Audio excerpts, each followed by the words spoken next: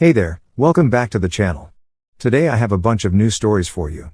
Let's start right away with the first one. It is titled, I Warned My Wife. If you invite your male boss to your birthday, I'm out. She did and gave him the my most special guest tag. When she got back, her boss stormed in screaming about the company. His lawyer just called me. What did you make him do? You'd think after 6 years of marriage, my wife Camille would know I don't bluff. I'm not one of those guys who throws around empty threats like confetti at a New Year's party. When I say something, I mean it with the full weight of my law degree and the emotional exhaustion of a man who's been watching his marriage circle the drain like bathwater that just won't quite disappear. So, when I looked her dead in the eyes over our overpriced artisanal coffee one Tuesday morning and said, if you invite your boss to your birthday party, I'm out. It wasn't a cute line delivered for dramatic effect. It wasn't me being jealous or insecure or whatever pop psychology term she'd probably Google later to justify ignoring me. It was a survival warning. The kind you give someone before they step on a landmine disguised as a LinkedIn connection. But of course, she laughed. Not a small polite chuckle either. No, this was a full-blown head-thrown backhand like I just told her the punchline to the world's funniest joke. Relax, Mason, she said, waving her hand dismissively while scrolling through her phone with the other, probably already adding Grant to the guest list in her head. He's just my mentor, she said the word mentor the way someone might say Gandhi or Oprah. Like this man was some kind of enlightened business guru who descended from the corporate heavens to bless her career with his infinite wisdom. Meanwhile, I'm sitting there thinking mentors don't typically text at midnight with messages like, don't forget the red dress. My favorite. But hey, what do I know? I'm just the husband, the guy who pays half the mortgage and apparently exists solely to nod along to whatever fantasy narrative she's spinning this week. Yeah, mentors, right? Because nothing says professional development quite like a married man reminding a married woman what color dress he wants to see her in.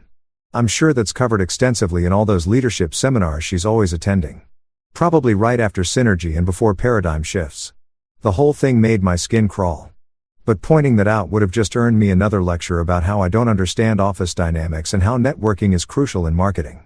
Sure, sweetheart. Network away. Just don't be surprised when your network starts looking suspiciously like an affair waiting to happen. I could already see the disaster forming in real time, like watching a loading bar fill up on the world's worst download. 1 dot, 2 dots, full signal, connection complete. Welcome to hell, population, your marriage. Camille had this irritating habit of mistaking attention for admiration. Like, she genuinely couldn't tell the difference between someone respecting her professional abilities and someone just wanting to get in her pants. To her, every compliment was genuine. Every lingering glance was appreciation for her innovative campaign strategies, and every late-night text was just her boss being really committed to the team's success. Meanwhile, I'm over here with a front-row seat to what's basically a slow-motion car crash. And I've got the habit of pretending to care about her office drama because that's what you do when you're married, right? You listen, you nod, you make supportive noises while internally calculating how much a good divorce attorney costs these days. That night, while Camille sat on our couch surrounded by laptop screens and notebook paper like some kind of party planning general orchestrating a military operation, ordering metallic balloons and a custom cake shaped like her initials because apparently in fondant is the peak of sophistication. I was ordering something else entirely, something she wouldn't see coming because she was too busy debating whether rose gold or champagne gold better matched her aesthetic. I pulled up my laptop, opened a secure browser, and started drafting an email to my firm's legal review department. Because here's the thing about being married to a marketing director who flirts for sport and treats professional boundaries like suggestions rather than rules. You keep receipts, you document, you prepare. Call it paranoid if you want, but I prefer the term strategically cautious. I've spent the last 6 years watching Camille navigate her career with the ethical flexibility of a yoga instructor, bending rules I didn't even know existed. She's charming. I'll give her that. She can walk into a room and have everyone eating out of her hand within 5 minutes. Laughing at her jokes, agreeing with her ideas, generally acting like she's the most fascinating person they've ever encountered. It's a gift really. A gift that served her well professionally and made my life a special kind of complicated personally. Because when you're that good at performing, at making people believe whatever version of reality you're selling, the lines start to blur. What's real? What's strategy? What's just Camille being Camille? And what's Camille actively making terrible decisions that'll blow up in both our faces? I didn't need to be Sherlock Holmes to figure out where this birthday party situation was heading. Grant Whitmore, her boss, the guy who signs her paychecks and apparently her self-esteem, was going to show up. He was going to bring some expensive, thoughtful gift that proved he really knows her. He was going to make some toast or speech that walked right up to the line of inappropriate without quite crossing it. Because guys like Grant are masters at plausible deniability. And Camille was going to glow under all that attention like she'd been plugged into an outlet completely oblivious or maybe just willfully ignorant to how the whole thing looked, how it made me feel, how it made us look as a couple. But fine, she wanted to throw her party. She wanted Grant there. Who was I to stand in the way of her special day? I'm not a monster. I'm not going to ruin her birthday by throwing a tantrum or issuing ultimatums. She'd just ignore anyway. No, I'd do something much smarter. I prepare because Grant Whitmore wasn't just her boss. Grant Whitmore was the CEO of Whitmore & Associates, a mid-sized marketing firm that had recently landed on my company's radar for some questionable financial practices. Nothing concrete yet, just whispers, red flags, the kind of thing that makes compliance attorneys like me start digging. And wouldn't you know it, I'd just been assigned to the preliminary review. Conflict of interest. Absolutely. The kind that could tank someone's career if not properly disclosed and managed. The kind that made a wife posting Instagram photos tagged with most special guests look really, really bad for everyone involved. Did Camille know this? Of course not. She never asked about my work, never cared beyond vague questions about whether I had a good day or a stressful day. She had no idea I was currently kneed in files that could potentially send her precious mentor straight to corporate hell. So, while she hummed along to whatever pop song was playing through her earbuds, addressing invitation envelopes in her perfectly looped handwriting, I was opening secure documents, and making notes just in case, just because I'm the kind of guy who likes having options, who likes being 10 steps ahead, who refuses to be the idiot husband who didn't see it coming. Call it petty, call it calculating, call it whatever you want. I call it insurance. Camille's birthday party looked like what would happen if a corporate mixer and an Instagram influencer's dream wedding had a baby. And that baby had unlimited access to her father's credit card. I'm talking champagne fountains, plural, because apparently one wasn't enough to properly celebrate turning 32. There was a live band playing jazzy versions of pop songs. The kind of music that makes you feel like you're in a fancy hotel lobby waiting for someone important who's never going to show up. The lighting was so dramatically arranged with purple and gold uplights strategically placed around our backyard that even the cocktail shrimp on the appetizer table looked like they'd been professionally photographed for a food magazine. Everything had this glossy, overly polished sheen to it, like Camille had hired someone whose entire job description was make everything look expensive on social media, which knowing my wife, she probably did. This wasn't just a birthday party. This was content. This was her chance to prove to everyone following her perfectly curated Instagram account that she was living her best life, that she was successful and admired and surrounded by people who absolutely definitely weren't just there for the free premium alcohol. I stood near the bar because if I was going to watch this train wreck unfold, I was going to need something stronger than the cucumber water the catering staff kept trying to push on everyone and observe the guest list with the detached interest of an anthropologist studying a particularly bizarre tribe. There were her coworkers all dressed like they were attending a charity gala instead of a backyard barbecue that had gotten seriously out of hand. There were the neighbors looking uncomfortable and overdressed, probably wondering why they'd been invited to what was clearly not a neighborhood-friendly event. And there were the influencer friends, the ones who'd shown up with ring lights and phone tripods, already filming everything for their stories. I nursed my whiskey and watched Camille work the crowd like a politician on election night, touching arms, throwing her head back in exaggerated laughter, making everyone feel like they were the most important person she'd talked to all evening. It was impressive, really in a deeply exhausting sort of way. She was wearing the red dress. Of course, she was wearing the red dress. The one Grant had texted about. The one that probably cost more than our monthly utility bill. The one that hugged every curve and made sure nobody at this party could possibly forget whose birthday it was. Her hair was done in those perfectly imperfect waves that take 2 hours and a professional to achieve. And her makeup looked like it had been applied by someone who charged by the minute. She looked stunning. She always looked stunning. That was never the problem. The problem walked in at 8:15, fashionably late because men like Grant Whitmore think making an entrance is a personality trait. I saw him before Camille did. Watched him pause at the entrance to our backyard like he was waiting for a spotlight to find him. And I swear to God, I felt my blood pressure spike so hard my Apple Watch probably logged it as a workout. Grant Whitmore had the charisma of an expired credit card and the charm of a parking ticket you find on your windshield after you've already had a terrible day. He was one of those guys who thought confidence meant walking around like the world owed him something. Like everyone should be grateful he'd grace them with his presence. He strutted, and I do mean strutted, like a rooster who'd just won a cockfight, into the party, wearing sunglasses indoors because apparently his eyes were too important to be subjected to our tastefully arranged string lights. He was holding a gift bag, One of those oversized designer ones with rope handles and tissue paper exploding out the top. Like a particularly aggressive flower arrangement, carrying it like it contained the secrets of the universe, or maybe the Holy Grail, or at the very least something that cost more than my car payment. His suit probably cost $3,000, tailored to within an inch of its life, the kind of thing you wear when you need everyone to know you make more money than them. His hair was slicked back with what I assumed was some kind of premium hair product that cost $40 an ounce. And he had that perpetual smirk that guys develop when they've spent too long believing their own hype. I watched Camille's face light up when she spotted him, watched her excuse herself from whatever conversation she was pretending to care about, and practically float across the yard to greet him. They hugged too long, too familiar. The kind of hug that makes everyone watching feel like they're intruding on something private. He said something in her ear that made her laugh.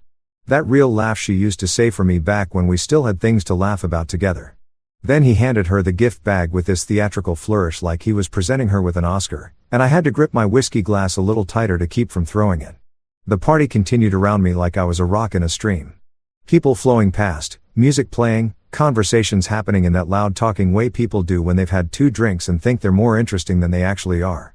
Camille's friend Monica came up to me at one point, already tipsy, and said something about how lucky Camille is to have such a supportive husband, and I smiled and nodded and wanted to ask her if she'd recently suffered a head injury. Supportive, right?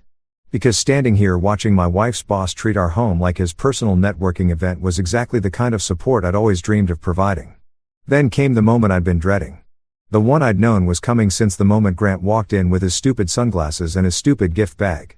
Camille climbed onto a chair, actually climbed onto a chair like she was running for office, and clinkied her champagne glass with one of those little forks they provide at fancy events for this exact purpose.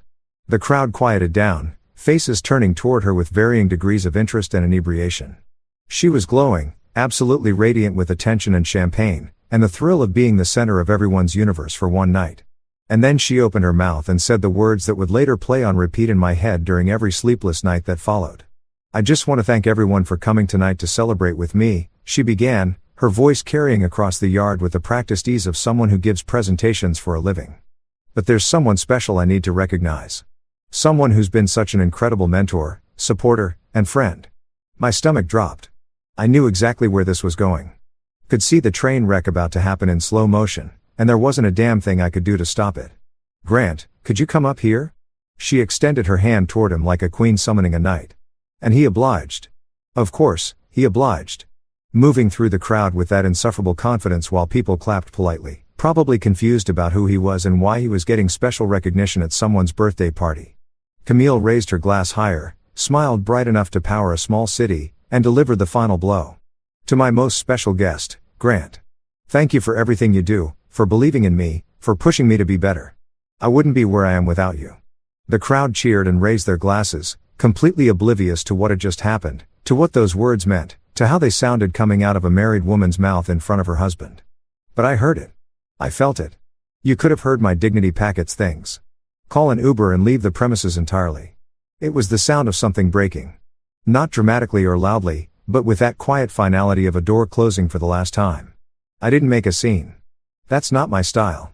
And besides, what would it accomplish? Screaming at my wife in front of 50 people while Grant stood there smirking. No, thanks. I had a better plan. One that required patience and precision rather than emotional outbursts. So, I smiled. The kind of smile that doesn't reach your eyes. The kind that feels like it might crack your face in half. I finished my whiskey in one long swallow, set the glass down on the nearest table with deliberate care, and walked over to where Camille was still standing on that chair. Still basking in her moment. I leaned in close enough that only she could hear me over the music and conversation that had resumed, and whispered 2 words, "Happy birthday." Then I walked out. Not dramatically, not with a door slam or a speech or any of the theatrical exits people expect when someone's had enough. Just efficiently, purposefully, like I was clocking out of a terrible job at the end of a shift I should have quit years ago. I grabbed my keys from the hook by the door, stepped through our house, past the catering staff cleaning in the kitchen, past the coats piled on our bed, past all the evidence of a party I'd never wanted, and got in my car. The music and laughter faded as I pulled out of the driveway. And for the first time in hours, possibly months, I felt like I could actually breathe. Camille didn't call that night. Not even a "where are you" text, not a "are you okay?" Not even one of those passive-aggressive question marks that wives send when they're annoyed but trying to pretend they're not. Nothing. Radio silence. Complete and total communication blackout. Like I'd driven off the edge of the earth and she hadn't even noticed the absence of gravity. I guess when you're the star of your own birthday movie, when you're the leading lady in the romantic comedy playing exclusively in your head, the director's husband doesn't really matter. I was what they call in the film industry background talent. The guy who's technically in the scene, but could be replaced by literally anyone and nobody would notice or care. Hell, I could have been played by a cardboard cutout and it would have had the same emotional impact on the evening's festivities. I drove around for a while after I left, not really going anywhere specific, just putting distance between myself and that backyard circus. I ended up at a 24-hour diner off the highway. The kind of place that smells like coffee and broken dreams, where the waitresses call you hon and don't ask questions when a guy in a button-down shirt shows up alone at 10:30 on a Saturday night looking like he's just witnessed his own funeral. I ordered coffee that tasted like it had been brewed sometime during the Clinton administration and sat in a corner booth watching my phone not light up with messages from my wife. It was almost fascinating in a morbid sort of way, watching the minutes tick by and realizing that she genuinely didn't care where I was or whether I was coming back. She was probably still at the party, still holding court, still laughing at Grant's jokes, and pretending that everything was absolutely perfect in her meticulously curated life. But while she was cutting cake, probably a vanilla bean situation with buttercream frosting and those little edible flowers that cost $8 each, I was cutting ties quietly, methodically with the cold precision of a surgeon removing something malignant. See, the thing about being a corporate attorney is that you learn pretty quickly how to protect yourself, how to move assets, how to build walls that look invisible until someone tries to climb over them. I pulled out my laptop right there in that sad little diner, connected to the VPN on my phone and got to work. First order of business, our joint credit card, the one we'd opened 3 years ago because Camille insisted that shared finances are healthy for a marriage, and I'd been stupid enough to believe that meant we were building something together instead of giving her unlimited access to my credit limit. I logged into the account, navigated to the card management section, and hit the freeze button with the kind of satisfaction most people reserve for popping bubble wrap. Frozen. Done. Every transaction she tried to make from this point forward would be declined, and she'd have to call the bank to figure out why, and they'd tell her that the primary account holder, that would be me, had restricted access. Then I moved on to my business account, the one with my consulting fees and my salary direct deposits, and rerouted everything to a new account I'd opened last month at a completely different bank. Call it paranoid, call it petty, call it whatever makes you feel better, but I call it smart. I'd watched too many guys get cleaned out by wives who suddenly decided that what's yours is mine applied to bank accounts, but not to loyalty or respect. The locks were next on my list. And yeah, I know that sounds dramatic, like something out of a daytime talk show where everyone's screaming and throwing chairs, but hear me out. Our house is in my name. I bought it 2 years before I met Camille back when I was a junior associate pulling ADR weeks and living on takeout and ambition. When we got married, I added her to the title because that's what you do when you love someone and trust them and think you're building a future together. But the mortgage, that's all me, buddy. Every payment, every repair, every time something breaks and needs fixing, that's my money, my credit, my problem. So, changing the locks on my own house wasn't some psychotic power play. It was a boundary. Remember boundaries? Camille loved talking about boundaries in therapy. Loved throwing that word around like it was a magic spell that would fix everything wrong with us. We need better boundaries, Mason. Well, sweetheart, a new deadbolt is about as clear a boundary as it gets. I made a call to a 24-hour locksmith because apparently everything in this city operates around the clock to accommodate people having emotional breakdowns and arranged for them to come out first thing in the morning. Cash payment, receipt under a different name, the works. They probably thought I was paranoid or having an affair or running from the mob, but they didn't ask questions and I didn't volunteer information. That's the beautiful thing about paying people well. They stop caring about why you need their services and just focus on providing them. But the real masterpiece, the piece to resistance of my late-night strategic planning session was the email. I sat there in that diner booth with my terrible coffee and my laptop and composed what I can only describe as a work of art disguised as professional correspondence.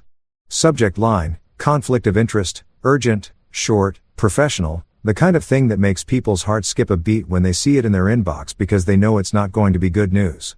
In the body of the email, I kept it brief and devastating.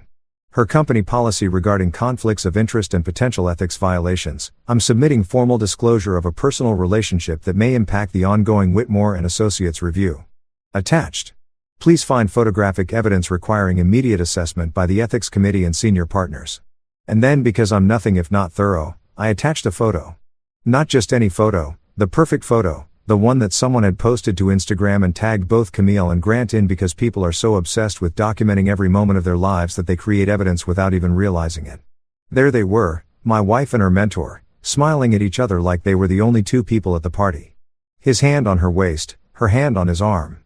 Both of them holding champagne glasses and looking for all the world, like a couple celebrating their anniversary instead of a boss and his employee at a birthday party that happened to include her husband somewhere in the background, probably looking miserable.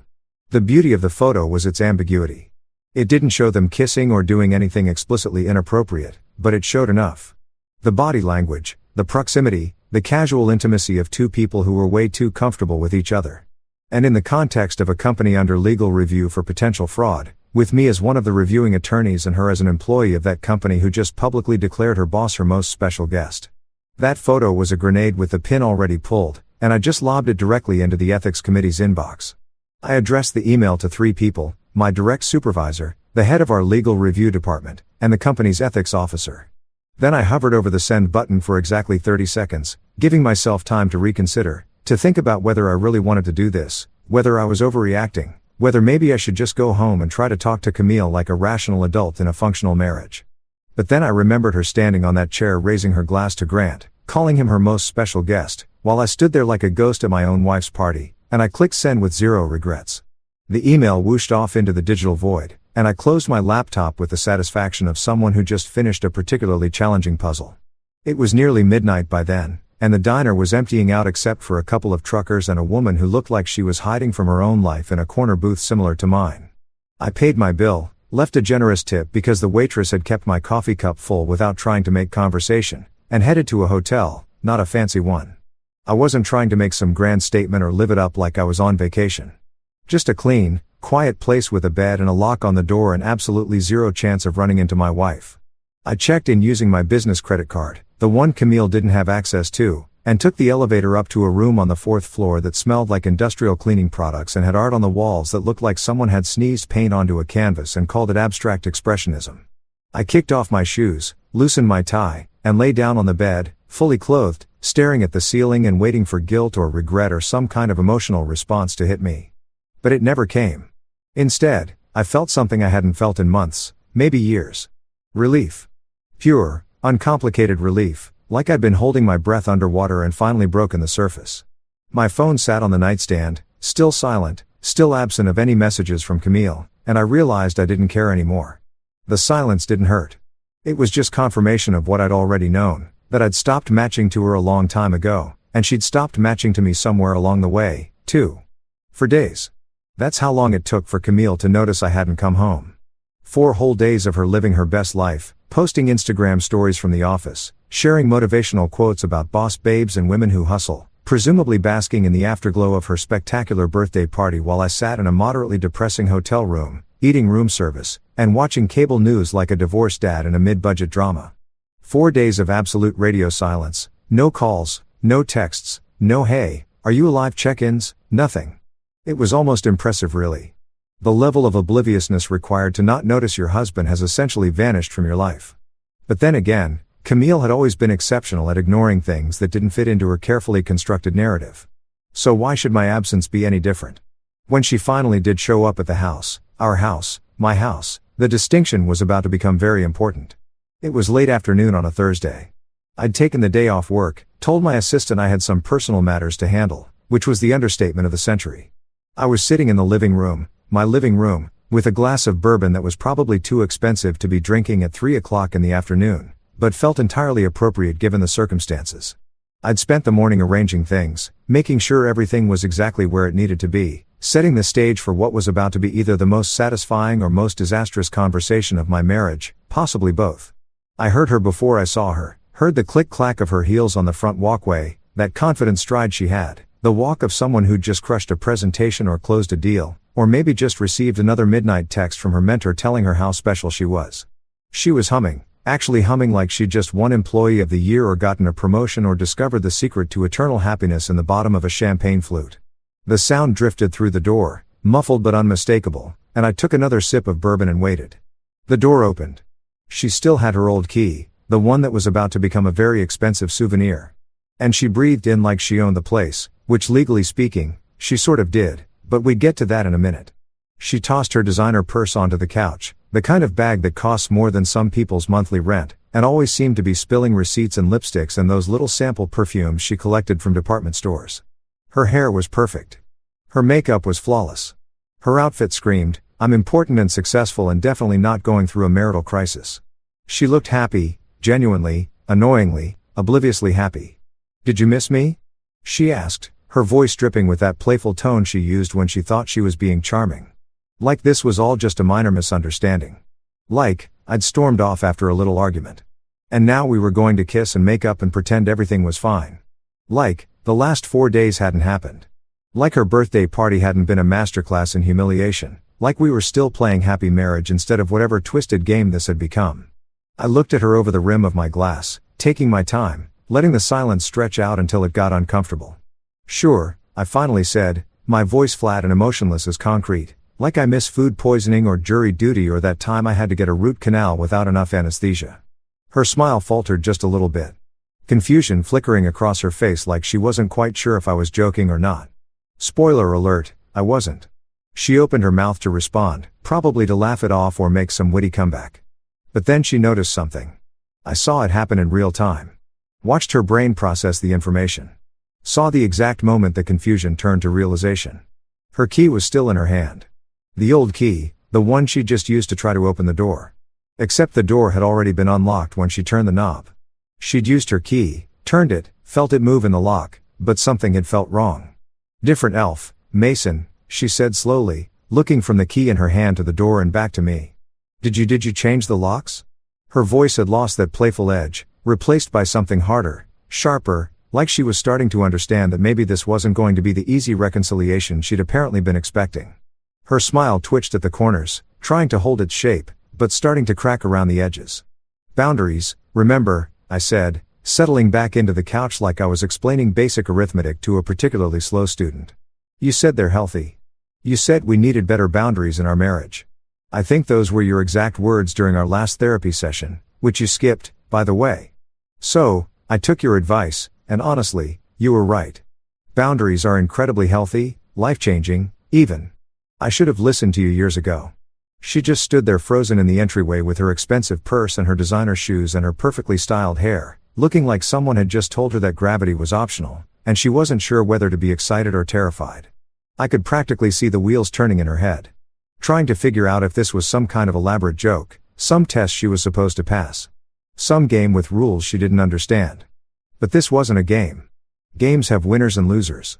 And at this point, we'd both already lost. I was just making sure the final score was accurately recorded. "I don't understand," she said. And for the first time and maybe ever, she sounded genuinely uncertain. Camille was never uncertain. She was confident, assured, always ready with an answer or an excuse or a perfectly crafted explanation for whatever situation she found herself in. But right now, standing in the doorway of a house she could no longer access without my permission, she looked lost. "Let me help you with that," I said, gesturing to the coffee table where a thick brown envelope sat, her name written across the front in my handwriting. It had been sitting there for an hour, positioned perfectly so she couldn't miss it, couldn't pretend she hadn't seen it, couldn't make excuses later about how she didn't know or didn't understand. "There's some reading material for you. Consider it a belated birthday gift since I apparently didn't get you anything memorable at your party. Well, except for the gift of my absence, but that doesn't really come with a card." She moved toward the table like she was approaching a bomb that might detonate if she breathed wrong. Picked up the envelope with hands that I noticed were shaking slightly. Good. She should be nervous. She opened it carefully, pulled out the papers inside, and I watched her eyes scan the first page, then the second, then back to the first. Like maybe she'd misread something. Like maybe this was all some terrible mistake that would clear itself up if she just looked at it from a different angle. This is our prenup," she said, her voice barely above a whisper. "But it's different. These terms." She looked up at me, her face gone pale under her foundation, all that confidence and swagger evaporating like water on hot pavement. "Mason, what is this?" "That's the updated version," I explained, taking another leisurely sip of my bourbon. "The one we signed a year ago when we refinanced the house. Remember you were so busy with that big campaign launch and I told you we needed to sign some paperwork for the ROFI and you said, and I quote, 'I trust you with anything babe, just tell me where to sign.' So I did. I told you where to sign and you signed right there at the bottom of page 6 and again on page 12 and once more on page 18.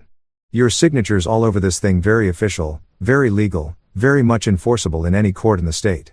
She flipped through the pages frantically now, not really reading anymore, just looking for something that would make this make sense. Some loophole or escape hatch or evidence that this was all some elaborate misunderstanding. But this says, Mason, this says I'm not entitled to anything. The house, your retirement accounts, your business assets, everything's protected. This isn't what we agreed to when we got married. This isn't. You're absolutely right. I interrupted, standing up and walking over to where she stood, close enough to see the panic starting to bloom in her eyes. This isn't what we agreed to when we got married. When we got married, we agreed to be faithful. We agreed to be partners. We agreed to respect each other and prioritize our relationship over our careers and not invite our bosses to birthday parties and call them our most special guests while our husbands stand in the corner like decorative plants. But then things changed, didn't they? Circumstances evolved. Situations developed and I adapted accordingly. You tricked me, she whispered, clutching the papers like they might transform into something else if she held them tight enough. You lied to me. You told me this was for the refinance. I told you we needed to sign paperwork for the refinance. I corrected, which was true. We didn't need to sign refinance paperwork. We also needed to sign an updated prenup, which I mentioned was included in the documents. You just didn't bother to read what you were signing because you were too busy, too distracted, too confident that I'd never do anything that wasn't completely in your best interest. You said you trusted me with anything, Camille. So, I trusted that you wouldn't read the fine print. Turns out we were both right. Camille tried pretending nothing happened for approximately 18 hours, which was actually longer than I'd expected given her usual inability to confront reality when it didn't align with her preferred narrative. She spent that night in the guest room, which was generous of me to allow, considering she technically had no legal right to be in my house anymore, but I'm not a complete monster, and emerged the next morning acting like we just had a minor disagreement about where to go for dinner rather than a nuclear detonation of our marriage. She made coffee, did her makeup, got dressed in one of those power suits she wore when she needed to feel in control, and headed off to work like everything was absolutely fine, and we definitely weren't 2 signatures away from divorce proceedings. I, meanwhile, worked from home that day because I had a feeling things were about to get interesting and I wanted a front row seat to the implosion. I set myself up in the home office with my laptop, a fresh pot of coffee, and the kind of anticipation you get right before a really good plot twist in a movie you've been waiting months to see. I'd sent that email 4 days ago, for days for it to circulate through the proper channels, for the ethics committee to convene, for people way above my pay grade to start asking uncomfortable questions about conflicts of interest and professional boundaries, and why exactly one of their reviewing attorneys had a wife who was publicly celebrating her boss while said boss was under investigation for financial misconduct. These things take time, bureaucracy being what it is, but I knew the clock was ticking. It was just a matter of when, not if. The call came at 10:47 in the morning. I know the exact time because I was watching the clock like a kid on Christmas Eve, except instead of waiting for Santa, I was waiting for karma to show up with receipts and a really bad attitude. I heard Camille's phone ring from where I sat in my office. Heard her answer it in that professional voice she used for work calls, all crisp and efficient and ready to solve whatever problem had come up. Camille Harper speaking, she said like she was auditioning for the role of successful marketing executive in a corporate training video. Then I heard the screaming, not her screaming, Grant screaming. I couldn't make out the exact words from where I sat, but I didn't need to. The tone was unmistakable. That specific pitch of panic mixed with rage that people hit when their entire world is crumbling and they need someone to blame. It was beautiful. Honestly, like listening to a symphony composed entirely of consequences. I took a sip of my coffee, perfectly brewed, strong enough to wake the dead, exactly the way I liked it, and waited. What? Grant, slow down. I can't. Camille's voice cut through the house, confusion turning to alarm. What do you mean the company? What lawyer? Grant, you're not making any sense. More screaming from his end, loud enough that I could hear it even though I wasn't on the call. Could hear him absolutely losing his mind in real time. What did you do? The company, his lawyer, just called me. Perfect timing. Absolutely perfect. I couldn't have choreographed it better if I tried. I imagine Grant in his corner office probably pacing back and forth in his $3,000 suit. His hair no longer perfectly slicked back, his composure completely shattered as he realized that his company was under serious legal scrutiny. And it was all connected to a stupid birthday party where he'd gotten too comfortable, too cocky, too careless about boundaries and optics and the basic professional standards that exist for exactly this reason. See, here's what had happened. While Camille was busy pretending everything was fine and Grant was probably busy sending inappropriate midnight texts to other employees, My email had made its way through the proper channels. The ethics committee had reviewed the photo, cross-referenced it with the ongoing investigation into Whitmore and Associates and realized they had a major problem. One of their attorneys, me, was married to an employee of a company under review. And that employee had publicly and enthusiastically demonstrated a personal relationship with the CEO of said company. That's not just a conflict of interest. That's an ethics violation so obvious you could see it from space. So, they'd done what any responsible legal department would do. They'd escalate.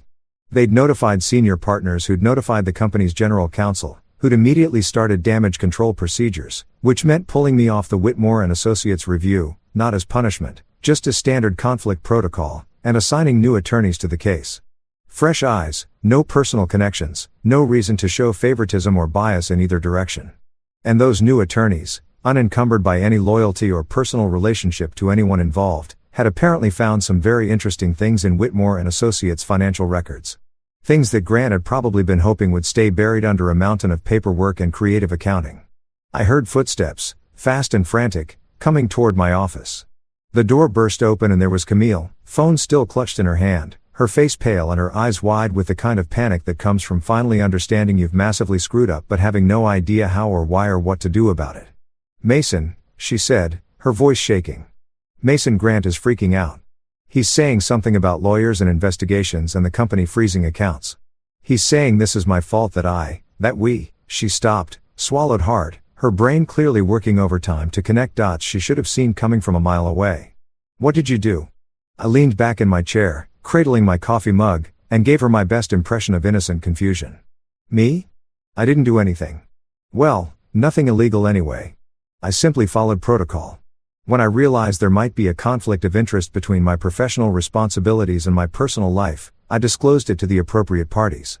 That's literally in my job description, Camille. It's what ethical attorneys do when they discover potential conflicts. I'm honestly surprised you're surprised. You're the one who's always talking about integrity and professional standards and doing the right thing, even when it's hard. You reported us." Her voice cracked on the last word, like the full weight of what was happening was finally sinking in. "You told them about Grant and me. I reported a potential conflict of interest. I corrected, enjoying this way more than I probably should have. I submitted photographic evidence of a personal relationship between an employee of a company under review and that company's CEO. The fact that the employee happens to be my wife is unfortunate but irrelevant. The fact that you chose to make that relationship very public, very obvious, and very questionable in terms of professional boundaries, well, that's on you, sweetheart. I just provided the documentation." She stared at me like I'd grown a second head, like the man she'd married had been replaced by a stranger who spoke the same language but operated according to completely different rules. "But you're ruining everything. Grant's company, my job, my career. Mason, they're going to think I'm involved in whatever they're investigating. They're going to think I knew something, that I was part of it." "Were you?" I asked, genuinely curious. "Part of it? I mean, did you know Grant was cooking the books or fudging numbers or whatever creative financial gymnastics he was doing that attracted legal attention in the first place? Because if you did, you should probably lawyer up. Not with me, obviously, since I have that whole conflict of interest thing now. But maybe someone from another firm, someone who specializes in white-collar defense." "I didn't know anything," she practically shouted. Frustration and fear mixing into something close to hysteria. "I'm in marketing, Mason. I don't have anything to do with the financial side of the business. I just create campaigns and manage clients." And she stopped. Realization dawning. "This is revenge. You're doing this because of the party. Because I invited Grant because you're jealous and petty and jealous." I interrupted, setting my coffee down and standing up, walking toward her until we were face to face. "Camille, I'm not jealous. Jealousy requires caring about something enough to want to keep it. What I am is done. Done with being an afterthought in my own marriage. Done with watching you prioritize your boss over your husband. Done with being the guy who stands in the corner at parties while his wife toasts to someone else being her most special guest. This isn't revenge. This is consequences. There's a difference." Her phone rang again. Grant's name flashing on the screen and she looked at it like it was a live grenade. She didn't answer. Couldn't answer probably because what was she going to say? How is she going to explain that her husband had just professionally nuked both of them using nothing but proper legal protocol and a well-timed disclosure? The phone kept ringing, insistent and angry, and I could almost hear Grant on the other end screaming into the void, watching his company implode in real time because he'd been too arrogant to maintain appropriate boundaries with his employees. "You need to fix this," Camille whispered, her voice small and desperate. "Please, Mason, call them back. Tell them it was a mistake. Tell them there's no conflict. Tell them." "No," I said simply, returning to my chair and picking up my coffee. "I'm not fixing anything. This is the bed you made, Camille. Time to lie in it. Although, probably not in this house since legally speaking, you don't live here anymore. You might want to start looking at apartments. I hear there are some nice studios downtown, very affordable for someone who's about to be unemployed." Camille's office life crumbled faster than her gluten-free cake and with roughly the same level of dignity, which is to say none at all. It was actually impressive how quickly everything fell apart once the dominoes started tipping. Like watching a carefully constructed house of cards collapse in real time, except the cards were made of bad decisions and professional misconduct. Within 48 hours of Grant's panic call, her entire career was in free fall and I had the best seat in the house to watch it all go down. Not because I was actively involved. I'd already played my part by following proper legal protocol, but because Camille, in her infinite wisdom, kept coming back to the house to tell me about every new catastrophe like I was her therapist instead of the husband she'd publicly humiliated. The first major blow came when their biggest client, some tech startup that sold overpriced smart home devices nobody needed, pulled their account, just completely ghosted the agency, sent a tour email about reevaluating their marketing partnerships in light of recent developments, and took their 6-figure annual contract somewhere else. Apparently, when you're a startup trying to convince investors you're legitimate and professional, you don't want to be associated with a marketing firm whose CEO is under investigation for financial fraud and whose marketing director is splashed all over social media calling that CEO her most special guest. Bad optics, as Camille would say. Really, really bad optics. Then another client left, then another. It was like rats abandoning a sinking ship, except the rats were Fortune 500 companies and wellness brands and boutique hotels. All of them suddenly very concerned about their reputation and very eager to distance themselves from Whitmore and Associates before the stink of scandal stuck to them too. Camille tried to do damage control, sent emails assuring clients that she had nothing to do with the investigation, that her work was completely separate from any financial improprieties, that they could trust her to continue delivering exceptional results. But trust is a funny thing. Once it's broken, it's really hard to glue back together, especially when the person asking you to trust them has recently demonstrated spectacularly poor judgment in both their personal and professional life. HR got involved next because of course they did. When you work at a company that's under legal investigation and you're publicly connected to the CEO in ways that look decidedly unprofessional, HR tends to take an interest in your activities. They flagged her profile for review, which is corporate speak for we're building a file on you in case we need to fire you without getting sued. They started asking questions about her relationship with Grant, about whether any of her projects or promotions had been influenced by their personal connection, about whether she'd ever received preferential treatment or inappropriate communications. All very professional, all very by the book, all very much the beginning of the end. Camille insisted she had nothing to hide, which was hilarious coming from someone who'd been hiding midnight texts from her boss for months. She sat through meetings with HR representatives who smiled with their mouths but not their eyes, who took notes on everything she said and probably didn't believe a word of it. She came home, well, to my home since it definitely wasn't hers anymore, ranting about how unfair it all was, how she was being persecuted for something she didn't do, how this was all a massive overreaction to a simple birthday party. It was just a party, Mason. She'd scream at me while I made dinner and pretended to listen. People invite their bosses to parties all the time. It's called networking. Sure, I'd say, not looking up from the vegetables I was chopping. People also call their bosses most special guests all the time. Totally normal, completely professional. Nothing weird about that at all. The sarcasm was so thick you could spread it on toast. But Camille was apparently immune to subtext at this point. But the real nail in the coffin, the thing that transformed this from a professional disaster into a full-blown career extinction event, came courtesy of a blog called Corporate Confessions. If you've never heard of Corporate Confessions, congratulations. You probably have better things to do with your time than read anonymous workplace drama on the internet. It's basically a gossip site for office workers where people submit stories about their terrible bosses and incompetent coworkers and inappropriate office relationships all under the protective shield of anonymity. Think of it as therapy for people who can't afford actual therapy but can afford unlimited data plans. Someone, and I have my suspicions about who, though I'd never admit it in a court of law, submitted the story of Camille's birthday party to Corporate Confessions. And not just a bland summary either. This was a full expose complete with photos from Instagram, screenshots of Camille's toast to Grant, a detailed timeline of events, and some truly spectacular commentary about professional boundaries, and what happens when you mix personal ambition with terrible judgment.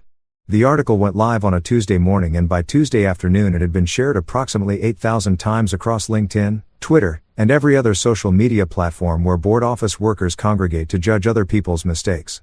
The headline alone was a masterpiece. When birthdays become evidence, a marketing director's guide to ending your career in one Instagram post. I actually laughed out loud when I first saw it. Sitting in my office with my morning coffee, scrolling through my phone, and discovering that my wife had become internet famous for all the wrong reasons.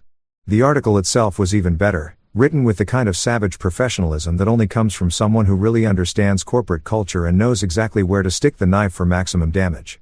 In what can only be described as a masterclass in career self-destruction, the article began, Marketing Director Camille Harper threw herself a birthday party that will likely be studied in business school ethics classes for years to come. The event, which featured champagne fountains and enough Instagram content to fill a small database, might have been just another excessive millennial celebration if not for one tiny detail. Harper decided to publicly toast her boss, Grant Whitmore, as her most special guest approximately 48 hours before Whitmore's company became the subject of a legal investigation into financial misconduct. Coincidence? Perhaps professional suicide? Absolutely. It got worse from there. The article dissected every aspect of the party, from the timing to the guest list to the truly unfortunate optics of a married woman usively praising her married boss while her husband stood in the background looking like he wanted to die. There were quotes from anonymous industry insiders talking about how everyone at Whitmore and Associates had known about the special relationship between Camille and Grant. How it had been an open secret that made everyone uncomfortable but nobody wanted to address because Grant signed the paychecks. There were breakdowns of professional ethics standards, citations of HR policies, even a helpful sidebar titled 5 Signs Your Work Relationship Has Crossed a Line with photos from the party illustrating each point. LinkedIn erupted. That was the only word for it. Erupted like a volcano of professional judgment and performative outrage. Marketing professionals Camille had never met were writing think pieces about boundary violations. HR representatives were sharing the article with commentary about what not to do if you value your career.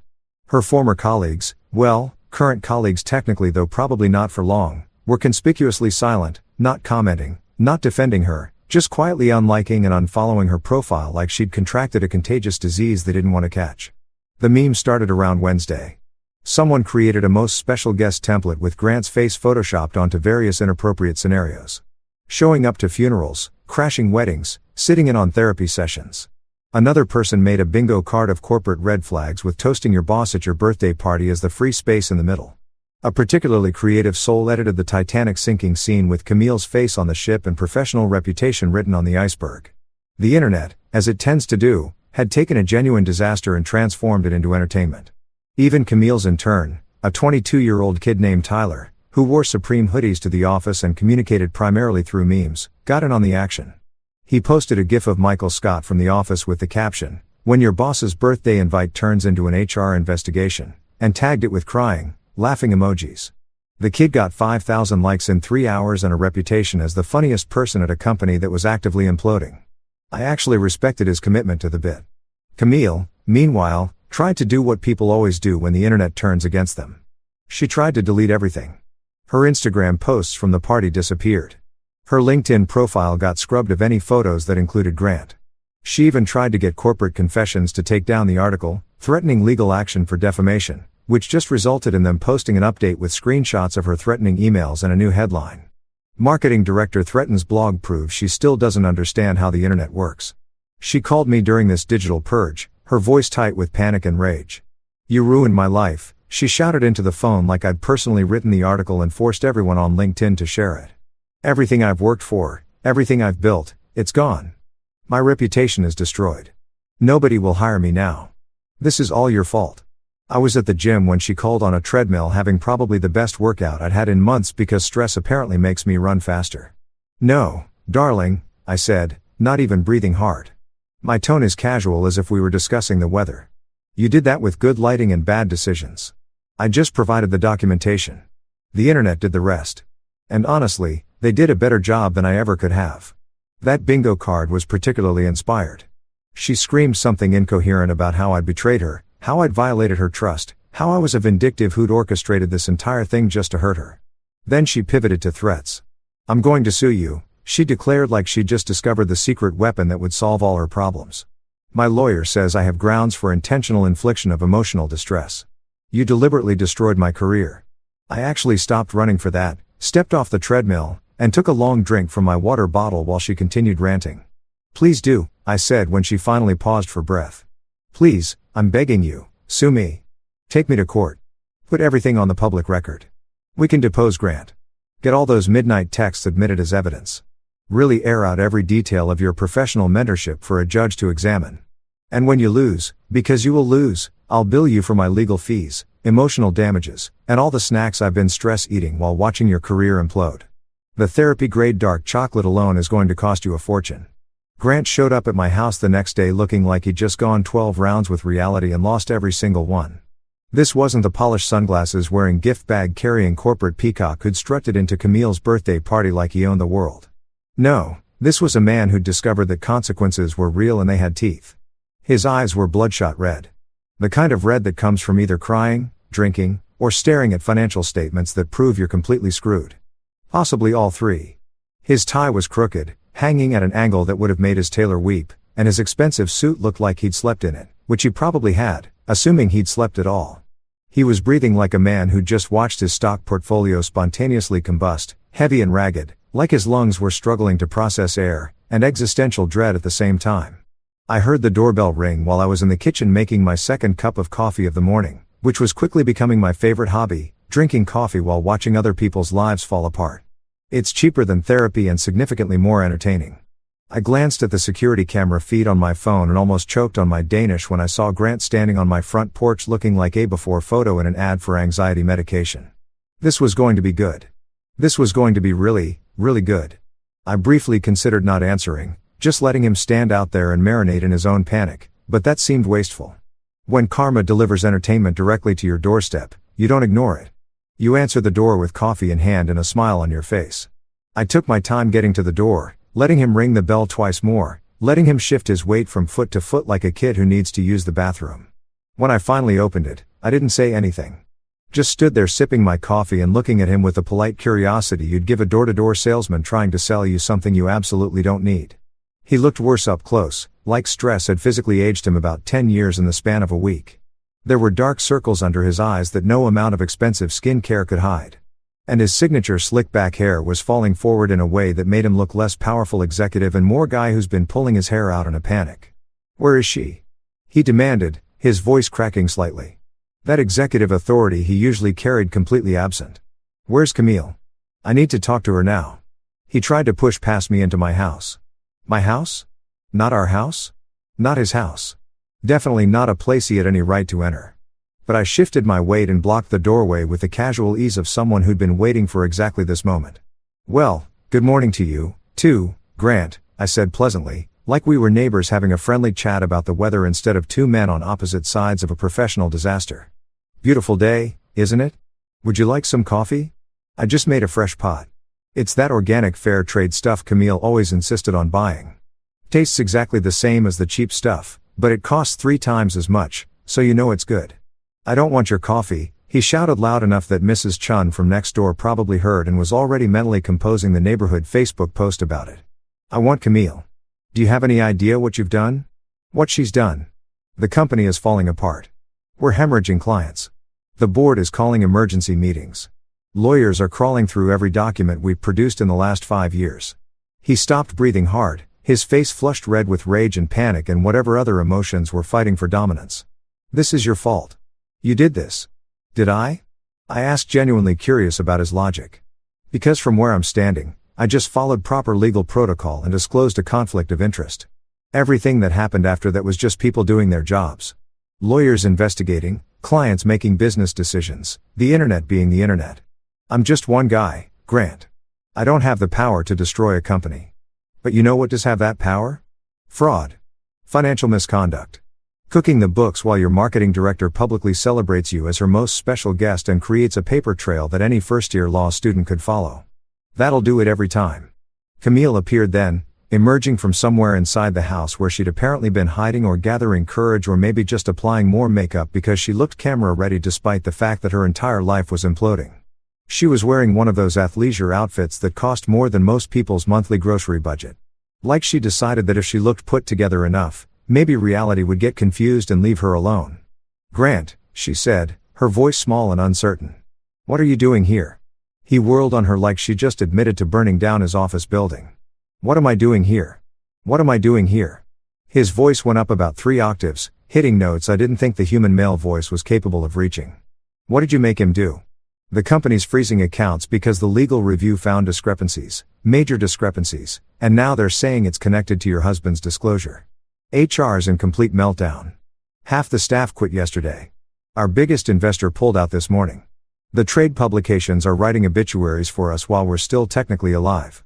I leaned against the doorframe, sipping my coffee, watching this unfold with the detached appreciation of someone watching a really good movie. This was better than Netflix. This was better than HBO. This was live-action karma. And I had the best seat in the house. Camille stepped out onto the porch, closing the door behind her like that would somehow contain this disaster. Or keep me from hearing every word. Spoiler alert, I could still hear everything and I wasn't planning on going anywhere. "Grant, I don't understand," she said, trying that placating tone she used when she was managing difficult clients. "Mason just filed a disclosure. That's standard procedure. It doesn't mean anything. It means everything." He was fully shouting now, hands gesturing wildly.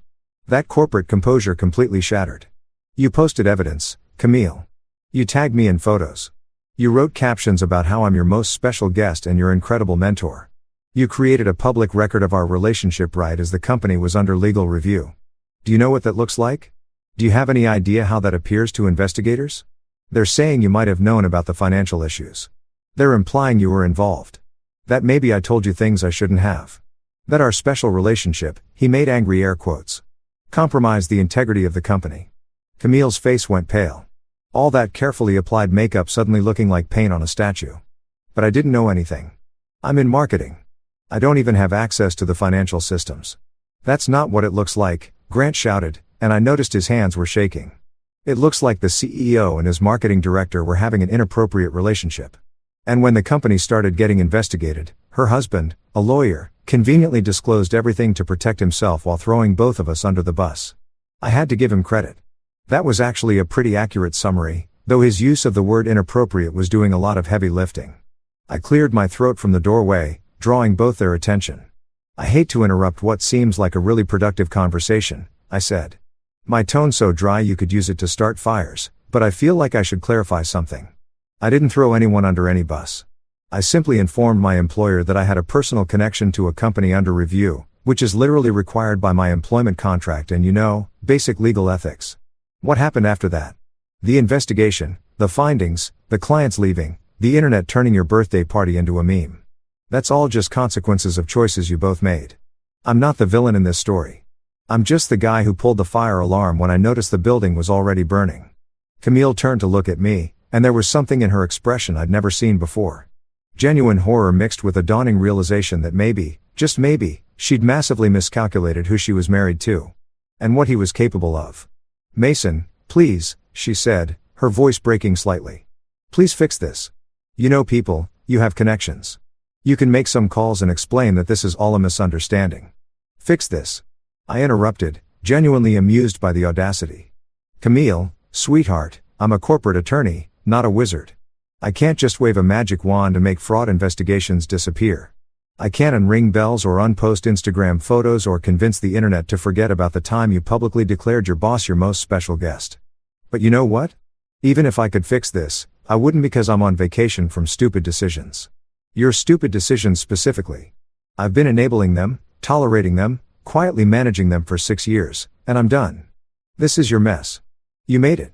You can figure out how to clean it up." Grant took a step toward me and for a second I thought he might actually try to hit me, which would have been hilarious given that he had 50 pounds on me but looked like a stiff breeze would knock him over at this point. "You self-righteous son of a," he hissed, his voice low and dangerous. "You destroyed everything. My company, my reputation, Camille's career. You destroyed all of it because of what? Jealousy? Revenge?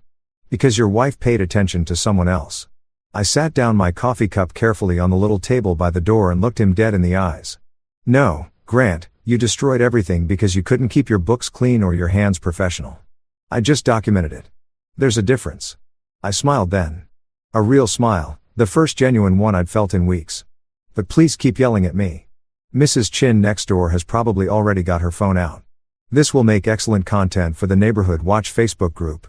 Grant stood there for another moment, breathing hard, his face cycling through about 15 different emotions before landing on defeat. "You've destroyed everything," he said finally, his voice hollow. "Everything I built, everything I worked for, it's gone. And for what? A birthday party? Some Instagram posts." He turned to Camille and I almost felt bad for her when I saw the look he gave her. "Almost. This is your fault. You and your need for attention, your need to broadcast everything, to make everything about you. I hope it was worth it." Then he left, stumbling down my porch steps like a drunk man, getting into his overpriced luxury sedan and driving away without looking back. I watched him go, then looked at Camille, who was standing there with tears running down her face, mascara starting to run, her carefully constructed appearance finally cracking. I wanted to clap. I wanted to give a standing ovation. 5 stars. Would watch again. Absolutely worth the price of admission. Camille thought things couldn't get worse after Grant's meltdown on my front porch, which just proves that optimism is basically a form of denial with better PR because things absolutely got worse. So much worse, like exponentially, catastrophically.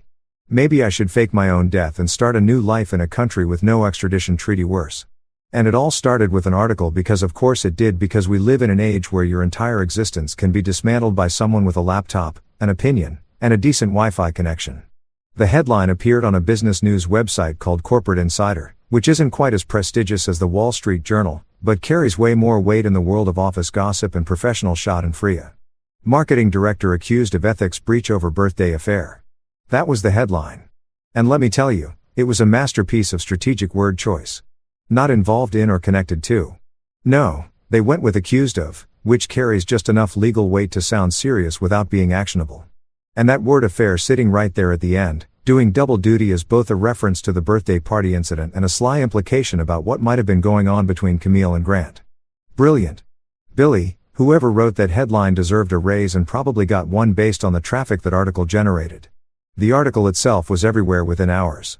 LinkedIn, Twitter, Facebook, even TikTok, where someone had made a dramatic reading of the key passages over footage of sinking ships and exploding buildings. Her photo was plastered across social media. That specific photo from the birthday party where she's raising her champagne glass toward Grant, her smile bright enough to power a small city, her hand extended toward him in what the article described as a gesture of intimate familiarity inappropriate for a professional relationship. The photo was cropped, zoomed, enhanced, and analyzed like it was the Zapruder film of corporate misconduct. People were counting the distance between her and Grant, measuring the angle of her smile, debating whether that was just professional admiration in her eyes or something significantly less appropriate. LinkedIn absolutely roasted her. And if you've never witnessed a LinkedIn roasting, let me tell you, it's a special kind of brutal. Because LinkedIn users don't just criticize, they criticize while simultaneously humble bragging about their own superior ethics and professional judgment. It's like getting kicked while you're down, except the person kicking you is also handing out their business card and asking if you've considered their leadership coaching services. The comment section under that article was basically a masterclass in professional passive aggression disguised as concern. One comment that got over 3,000 likes read, "Bold of her to mix work and wine like they're ingredients in a recipe for disaster. Must be networking 2.0. As someone who spent 15 years building authentic professional relationships based on mutual respect and clear boundaries, I find this deeply troubling. #leadership #ethics #professional development. The hashtags were the chef's kiss on that particular burn. Really driving home that this person wasn't just judging Camille. They were using her downfall as content for their personal brand. Another gem. I've always maintained that your reputation is your currency in this industry. This situation is a perfect case study in how quickly that currency can become worthless. In my upcoming webinar, Boundaries, the Key to Professional Success, we'll be discussing exactly these kinds of scenarios. Link in bio #career advice #professional boundaries #thoughtful leadership. I actually laughed at that one, sitting in my home office with my coffee, watching Camille's professional reputation get commodified into marketing material for someone's coaching business. The internet is a beautiful, terrible place. Even her in turn, that kid Tyler with the Supreme hoodies, got in on the action, and his post might have been my favorite of all. He posted a meme featuring Michael Scott from The Office looking confused with the caption, "When your boss's birthday invite turns into an HR investigation," accompanied by 3 crying laughing emojis, and a skull emoji for good measure. The kid got 5,000 likes in the first 3 hours, 1,500 comments ranging from "dead skull" to "this is why I love Gen Z," and a reputation boost that probably positioned him nicely for his next job interview.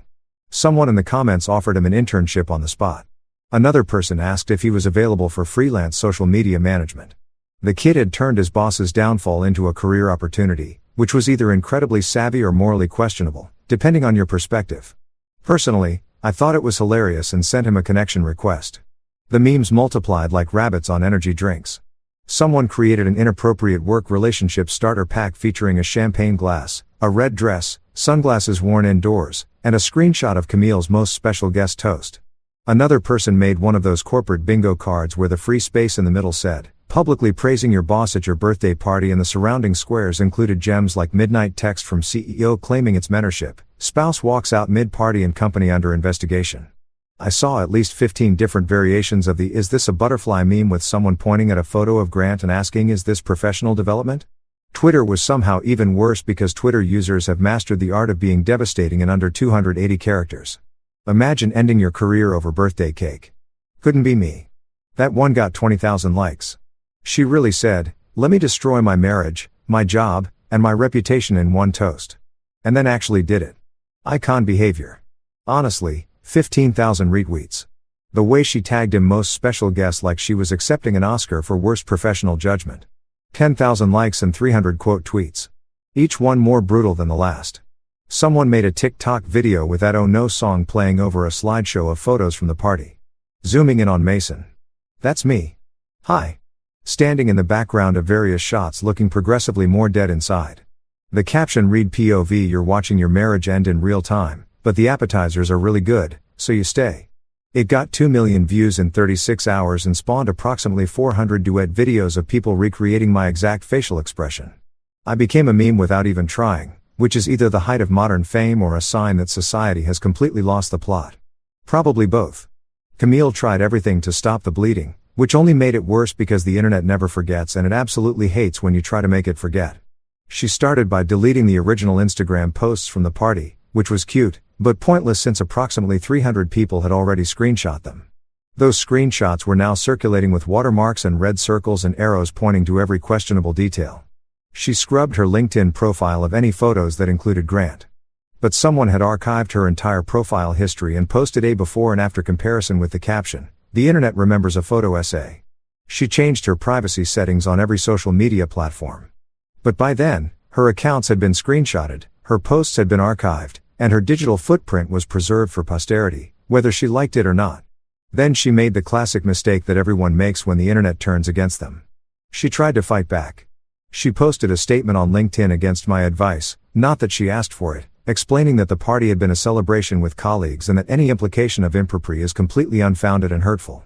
The post was professional, measured, carefully worded to avoid admitting anything while also attempting to sound reasonable and victimized. It might have worked in a different context, maybe even 5 years ago before social media turned everyone into an amateur prosecutor. But in 2025, posting a defensive statement when the internet has already decided you're guilty is like throwing gasoline on a fire and expecting it to help. The comments started immediately. "So, calling your boss your most special guest is just colleague things. Good to know. The impropriety isn't implied. It's explicitly documented in approximately 50 Instagram posts. Ma'am, this is a Wendy's." That last one didn't even make sense in context, but got 800 likes anyway because internet humor operates on its own logic. Her former colleagues maintained radio silence, which spoke volumes in that specifically corporate way where not saying anything says everything. Nobody defended her. Nobody vouched for her character. Nobody posted supportive comments or tried to contextualize the situation. They just quietly unliked her posts, disconnected from her on LinkedIn, and pretended they'd never known her well enough to comment. It was the professional equivalent of watching someone drown from the shore and deciding that getting wet wouldn't be a good career move. Brutal, but understandable. Nobody wanted to tie themselves to a sinking ship, especially not when that ship was actively being mead into oblivion. The trade publications picked up the story next because apparently Camille's downfall was newsworthy enough to merit actual journalism. Marketing Week ran a piece titled "When Personal Branding Goes Wrong, Lessons from the Whitmore Scandal." Adage did a feature on the blurred lines between mentorship and misconduct. Even Forbes got in on the action with an article about the hidden costs of workplace relationships that used Camille's situation as the lead example. She'd become a cautionary tale, a teaching moment, a case study in what not to do if you value your career or your sanity or your ability to show your face in professional settings ever again. I watched all of this unfold from the comfort of my home office, my sanctuary, my front row seat to Karma's greatest hits. Camille would come storming in periodically, her phone clutched in her hand like it was a weapon or a lifeline or maybe both, showing me the latest article or meme or comment thread like I was supposed to do something about it. "Look at this," she'd shout, shoving her phone in my face. "They're calling me birthday cake Barbie. There's a whole hashtag. Mason, you have to make this stop." But I couldn't make it stop. And honestly, I wouldn't have even if I could. This wasn't my doing anymore. This was the internet being the internet.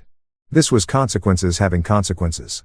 This was the natural result of making spectacularly bad decisions in an age where everything is documented, shared, and preserved forever. Sorry, sweetheart. I'd say not sorry at all. I'm fresh out of magic wands and the genie is not taking my calls. Maybe try apologizing to the internet. I hear that always works great and definitely never makes things worse. She tried that too, eventually posting a more comprehensive apology that acknowledged poor judgment and regrettable optics while stopping just short of admitting to anything actually actionable. It got ratioed, which means more people commented negatively than liked it within 20 minutes. And someone made a bingo card of corporate apology cliches with her post hitting basically every square. Camille showed up to work on Monday morning like she was about to fix the Titanic with duct tape and sheer determination.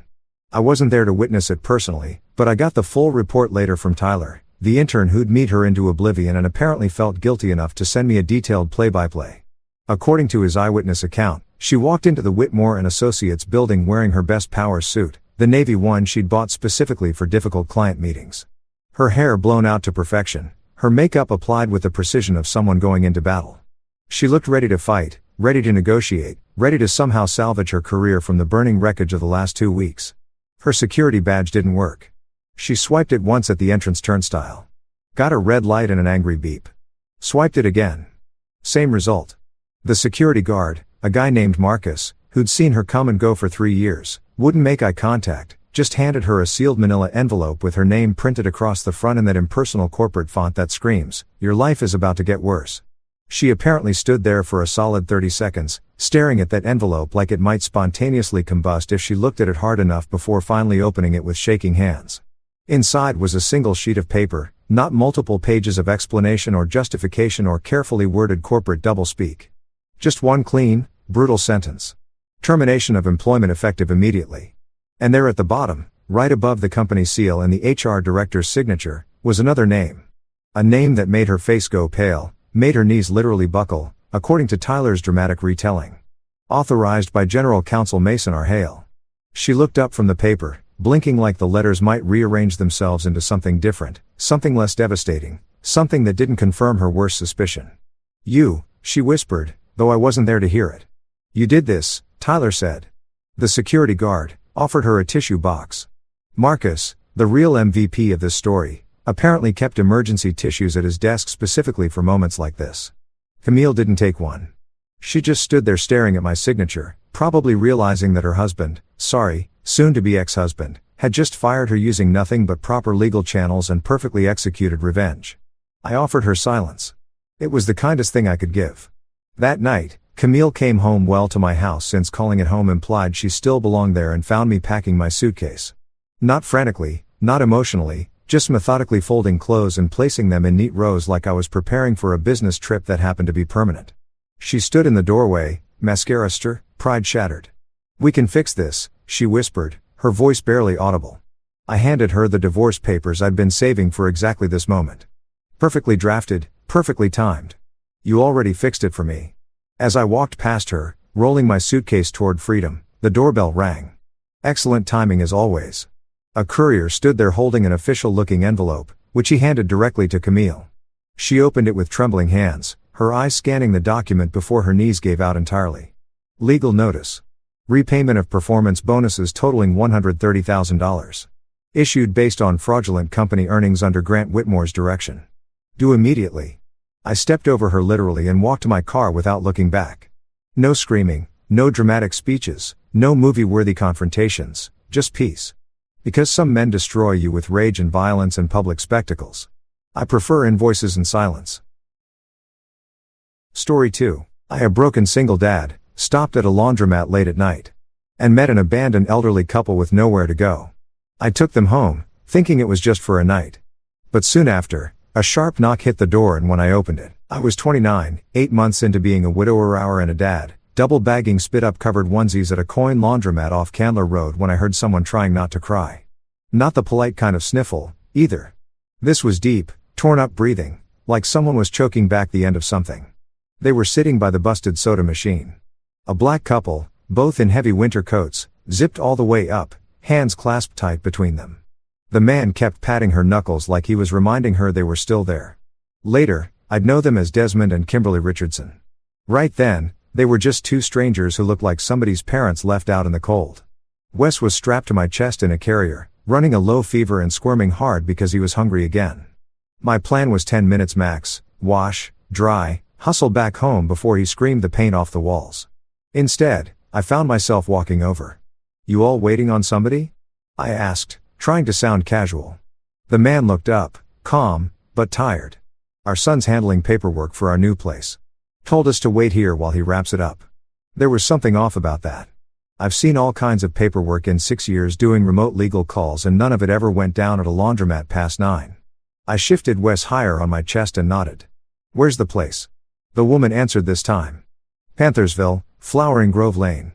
He showed us pictures. Yellow siding, white porch. "You sure y'all got away there tonight? Buses are done and it's bitterly cold out." She hesitated. He said he'd send someone, but it's been a while. I pulled out my phone and hit Terrence. He owed me one. When he picked up, I said, "I need a ride for some folks. Elderly, baby, and tow." It's one of those nights. 20 minutes later, Terrence rolled up in his Tahoe, windows rattling like loose teeth. He leaned over and shot me that look. "You sure?" I nodded. The address they had didn't exist. Terrence circled the neighborhood twice before stopping beside a weedy lot with a crooked sign. "Future Homes by Bexley." Kimberly pressed a crumpled printout against the window and whispered, "That's it." "That's where," he said. Desmond didn't say anything, just closed his eyes like he already knew. "Y'all got a phone?" Desmond pulled out a flip phone. Cracked, dead, useless. Only thing they remembered was the street name and that their son, Gregory, called himself a financial planner. That's when my stomach turned. I've heard every hustle with the word planner in it, and none of them ended with a porch and yellow siding. It was past 10 when I turned around and said, "You're not sleeping out here. Come with me." They paused like they wanted to argue. Then Wes started coughing, wet and raspy, and Kimberly stepped forward like it was instinct. She reached for him, laid her hand on his back, and he settled. That told me everything. We hauled up the narrow stairs to my one bedroom over the barber shop. I shoved 2 laundry baskets aside, cleared space on the couch, handed them bottled water from the fridge. The place smelled like old coffee and cheap detergent. Kimberly sat down and said, "It's more than enough." I believed her. 10 minutes later, my father-in-law, Holden, called right on schedule. "You home?" "I am." "You alone?" "I've got company." Pause. Then the voice got hard. "Strangers and Wes don't mix. You know that. I've got it under control." He hung up. No goodbye. Later that night, Desmond stared at the shelf where my wife's photo used to sit. Empty frame, still gathering dust. He didn't ask questions, just said, "I'm sorry for your loss." Like he knew exactly when to say it and what it meant. I nodded, walked to the kitchen, and put water on for tea. Morning hit with that busted scrape from my second-hand coffee maker, the one Lena bought before Wes was born because I kept falling asleep on calls. Kimberly was humming real low, just enough to keep Wes calm in his bouncer. I'm not ashamed to say it felt like oxygen.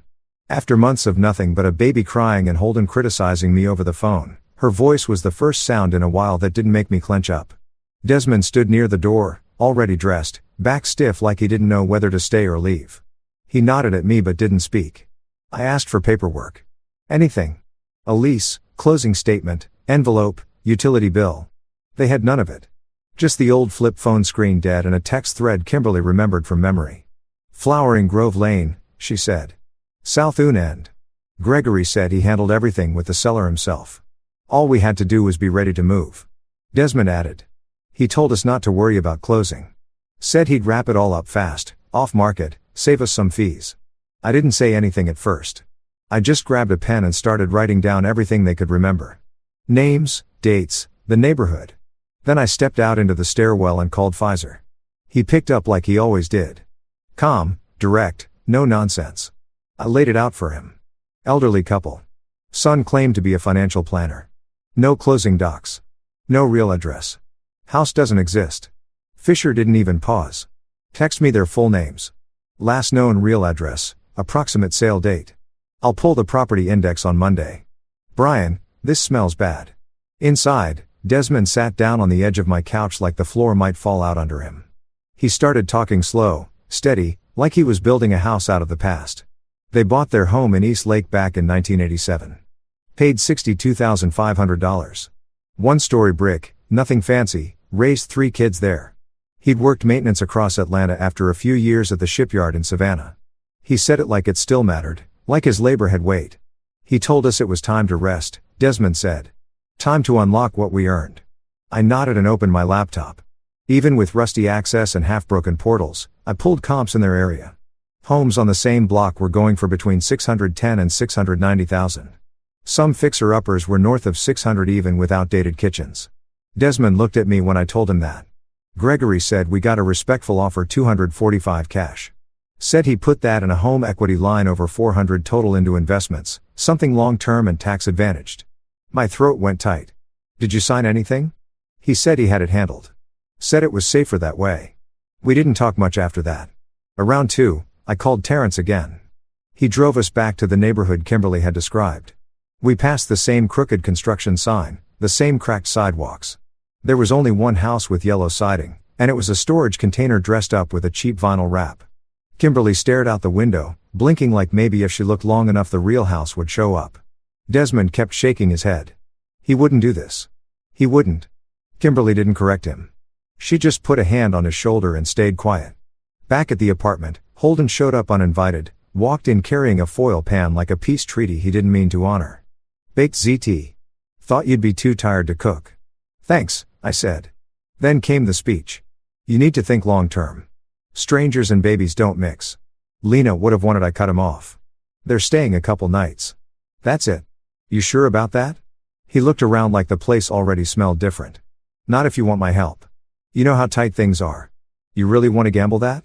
He left with the kind of finality that made my teeth grind. Later that evening, my landlord knocked. Mr. Ashford, Vietnamese guy in his 60s with a limp from some accident he never talked about. He handed me the lease, flipped to a paragraph and pointed, "Visitors okay. Tenants need approval. Keep it clean, quiet, no complaints. We're good. Got it." He nodded once and went back downstairs. Monday morning, Pfizer called. The house sold 3 months ago, $232,000. Buyer was a Wyoming LLC with a forwarding address in Buckhead. 2 weeks later, same parcel flipped for $645,000 to another shell. Chain runs through 3 states. One filing in Nevada lists a Gregory R as managing partner. My jaw locked. He told them $245,000. The deed says $232,000. So that's $13,000 off the top before the big flip. Brian, this is fraud. Elder abuse, wire fraud, recording fraud, possibly tax fraud if the IRS ever wakes up. I put him on speaker. Desmond listened, arms crossed, jaw tight. Fisher kept talking. Odds of getting money back, slim, but not zero. If they want to fight it, we need statements, timelines, bank info, and everything they remember. Desmond sat there a long time before saying anything. I worked overtime for 28 years for this. That night, I ordered dinner we couldn't afford. Didn't care. Kimberly sat across from me, talking about her grandkids, names, birthdays, silly stories, like she was trying to hang on to something solid. Wes started crying again, tight and pained like his belly was in knots. I was about to reach for him when Kimberly stood, lifted him like it was second nature, flipped him belly down across her knees, and rubbed his back in slow, expert circles. He was out cold in 5 minutes. She looked at me like she was offering something more than help, like she knew how close I was to breaking and didn't plan to let that happen on her watch. After I put Wes down, I lay on the carpet beside his crib, ceiling cracked above me, heart hammering. Gregory knew every door to close, but he didn't know how many of us were still willing to knock them open again. The next morning, my phone rang at exactly 7:12 in the morning. Holden's timing was always surgical. He liked to catch me off guard, still groggy, before the baby cried and before I had a chance to think. I sat down hard on the armrest because my knees had finally quit. I looked at her and she looked back like, "What? This is just life." I ran the numbers in my head again. Cheapest daycare within bus range was $1,180 a month. My remote legal gig expected me headset on from 9 to 6. Sounding professional while pretending I wasn't raising a baby in the same room. Without Holden's backup, his money, his babysitting. Because if the wrong person asks questions, even 3 people helping each other can look like a crime. That night, Holden knocked. I didn't even have to open the door all the way before he looked past me, saw Desmond standing at the stove, and stepped back. "This is the last time I come here if those people stay," he said. He set down a grocery bag, diapers, and formula, nothing else, and kept his hand on the doorknob. "I appreciate the help," I said flat. "You sure about this?" he asked, eyes darting over my shoulder like he was expecting to see a crack pipe or a gun. "We're fine." He didn't say goodbye. Didn't even look at Wes. At 2:30 in the morning, Wes woke up colicky again. I pulled him from the crib and started the usual routine. Walking, bouncing, shushing. Kimberly appeared within seconds, tying her robe, already humming like this was some kind of fire drill she'd run 100 times. We sat together on the couch, her rubbing his back in slow circles while headlights from passing cars sliced across the wall. At one point, Desmond came out, handed me a glass of water and said, "You're doing fine, son." That hit harder than it should have. Tuesday morning, I logged in and put on my headset. Back-to-back calls about probate law, transfer on death accounts, power of attorney forms. Between calls, I peeked down the hall. Kimberly had Wes on a tight routine by noon. Diaper changes, feedings, naps, tummy time. At 6:10, I walked out to the smell of garlic, greens, and cornbread. Desmond stood at the stove, apron on. Kimberly was setting plates. Wes was dozing in his bouncer. Desmond said grace before we ate. I didn't stop him. By Saturday, things had shifted. My hallway floor didn't creak anymore. Sink didn't drip. Freezer had labeled containers. I went through every drawer and cabinet, organizing what I could.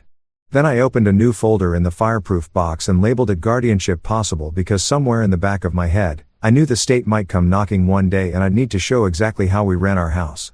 Sunday morning, I woke up to a kitchen that already smelled like coffee. Desmond was sitting with Wes on his lap, pointing to a paper about tomato planting. Kimberly was writing something on the grocery list and humming again. Nobody gave speeches. Nobody said anything about family or second chances. They just acted like people who'd lived together forever. And that's how it started. The next call from Pfizer came fast. His voice clipped like he was trying to hold a live wire with one hand and flip pages with the other. "Brian, I've filed formal complaints with the DA and the Financial Crimes Unit. Gregory Shell transferred the sale funds to another LLC out in Nevada. Then it jumped into a crypto exchange I'm not naming on a recorded line. This wasn't sloppy. This was deliberate." I braced the phone between my shoulder and ear while balancing Wes on one hip and stirring instant oatmeal with my free hand. "How bad is it?" "Bad. There are 3 other seniors 2 counties over. Same signature block. Same notary stamp floating around like a ghost. I'm trying to get subpoenas on that notary's logbook. If a judge hears me, we can start pulling real evidence. And me? You're going to be the point of contact." I didn't flinch. "Then I'm in." He paused. "You sure?" "Yeah. Let's get it done." Thursday morning. The knock on the door was sharp and official. I didn't need a badge to know this was real. Stella Hill from Adult Protective Services stepped inside wearing no nonsense. Black slacks, flat shoes, tablet under one arm. She walked with the kind of quiet that told me she'd seen worse than whatever she thought she'd find here. She started right in. Asked to see the bedrooms, the bathroom, the fridge. No chit-chat, no fake pleasantries, just business. She made notes on everything. Kimberly stood to the side and answered every question clearly, even the uncomfortable ones. "How often do you fall?" "Almost never." "What medications are you both on?" Desmond answered that one. "Blood pressure, cholesterol, vitamins. We take them at breakfast every day." "When was the last time you went to a doctor?" 2 weeks ago, I said. "Checkups. I keep all the visit records in a binder." "You want it?" She nodded. I didn't try to sell our situation. I just handed over the binder along with the printouts of our meal logs, repair logs, and the written agreement Desmond and Kimberly signed with me. I showed her the baby gate at the top of the stairs, the outlet covers, and the weekly calendar taped to the fridge. She didn't smile, didn't frown, just made more notes. She asked about the fire extinguisher. I pointed it out, mounted on the wall near the kitchen. She checked the tag. 3 years expired. "Noted," I said. "I'll replace it today." She didn't comment on the baby monitor on the shelf or the list of grocery prices stuck to the cabinet with magnets. But she saw them. Finally, she said, "We received an anonymous call claiming unsafe housing conditions and possible elder exploitation." My stomach didn't drop. I was already there. Did the call come from this area? Henry County. That was all I needed to hear. I didn't say Holden's name, but the area code alone said enough. My jaw locked. The way Lena used to say, gave me away every time I was about to argue with someone in public. Stella closed her tablet. "We'll be in touch." When she left, I poured coffee into the chipped blue mug I always used when I felt like I was treading water. My hand shook just enough to splash a few drops onto the counter. Desmond leaned against the wall, arms crossed. "It's not like we're hiding," he said. "No, but people confuse help with control, so we follow the rules. We make a record." That afternoon, Mr. Ashford tacked a laminated notice on the hallway corkboard. Reminder: occupancy limits and visitor restrictions are in effect under Section 7 of all leases. I didn't let it sit. I knocked on his apartment door and handed him Stella's card. "We're under APS review. Everything's documented. No noise, no drama. I'll keep you posted." Ashford looked at the card, then at me. "No parties, no problems. Landlord language for don't make me pick side." "Thank you." That was it. But it meant something. That night, I sat on the edge of my bed, staring at an empty text bubble I almost sent to Holden. I wanted to tell him everything about the report, the visit, how I wasn't stupid for trusting people he wouldn't even bother to learn the names of. Instead, I called Pfizer. Are anonymous call records discoverable? Maybe, if it's relevant in a criminal or civil matter, needs a protective order. You think this one will be? I looked at the open binder on my lap full of meal logs and receipts and said, "It will." We kept pushing forward. I handled my calls. Kimberly handled Wes. Desmond fixed a leaking pipe under the sink with nothing but a bucket and 3 zip ties. The place ran like a tight little ship. One night after Wes went down, I stood in front of the dry erase board and started writing. I listed my work hours, call blocks, and grocery runs. I drew lines for naps, meal prep, and emergency contact info. Then at the bottom, I wrote in red, "We decide together." I circled it and put the marker down because if someone came asking again, I wanted it in plain sight. This wasn't chaos. It was order. It was family on purpose. Fisher laid it out over the phone like a contractor explaining a complicated roof job. "Temporary emergency limited guardianship by consent," he said. "Narrow scope, 9 months, time boxed, paired with a durable healthcare power of attorney and a supported decision-making agreement. It's the cleanest legal shield you're going to get without a war." I was pacing in the kitchen, phone to my ear, stirring powdered formula with one hand while Wes grunted in his bouncer. "That's a lot of responsibility." "It is," he said. "It also makes you more exposed to a challenge if anyone decides to contest it, but it gives you standing. Right now, you're just the guy with the couch. You need to be the guy with the paperwork." After Wes was down, I sat Desmond and Kimberly at the table. No warm-up, no preamble, just the question. "Do you want me to do this? Do you want legal protection so no one can come in here and take you out of this house unless it's your choice?" They looked at each other, same way they always did when it mattered. Desmond gave a little nod first. Kimberly followed. Desmond said, "We trust you." Kimberly added, "Make it official." That was all I needed. We filed at the DeKalb County Probate Court. I filled out the forms in triplicate, handed over our logs, and stapled every grocery receipt and printout like I was building armor out of documentation. My employer faxed a letter confirming my remote status and my current work metrics. Stella submitted a report. No abuse observed, stable home routine, minor hazards noted and addressed. The hearing was scheduled for a Thursday morning. The courtroom was small, quiet, smelled like old wood and coffee. Judge Lyle sat on the bench in a simple black robe, glasses low on her nose, no nonsense in her tone. She read through the petition, then looked straight at me. "Mr. Lewis, do you understand what you're asking to take on?" "Yes, Your Honor. This guardianship does not make you their child, their owner, or their savior. It makes you their legal point of responsibility. Are you prepared to carry that?" "Yes, ma'am." She turned to Desmond and Kimberly. "Where do you want to live?" Desmond didn't even hesitate with Brian and Wes. Kimberly smiled like she was holding back tears. "I take care of the boy. He takes care of us." That was all it took. Judge Lyle signed the order. 9-month emergency limited guardianship by consent with quarterly written updates and home visits every other month. The concurrent health care power of attorney and supported decision-making agreement were acknowledged and entered into record. Stella didn't raise any objections. She nodded once like she already knew how this would go and just wanted to see if we could stick the landing. Outside the courthouse, I saw Holden standing on the sidewalk. He didn't come in, but he made absolutely sure I saw him. "You're in over your head," he said. I didn't answer. There was nothing left to explain to a man who thought giving me a bag of diapers made him a co-parent. Fisher leaned over as we walked toward the car. "By the way," he said, "I got the phone records under seal. If we need it, we'll use it." He didn't say Holden's name, but I saw it in his eyes. I filed that knowledge away like a spare key. Not something to use, something to keep. That night, Kimberly made a pot of stew like we'd won the lottery. Desmond fixed the bathroom fan that had been whining since March, like it was a celebration project. Wes slept 6 hours straight for the first time since he was born. I wrote it on the dry erase board like it mattered as much as a court order, because in this house, it did. Next morning, my supervisor pinged me with a vague message about metrics. "Thanks for the update. Please be mindful of client response times. HR speak for don't let your personal life bleed into the call queue."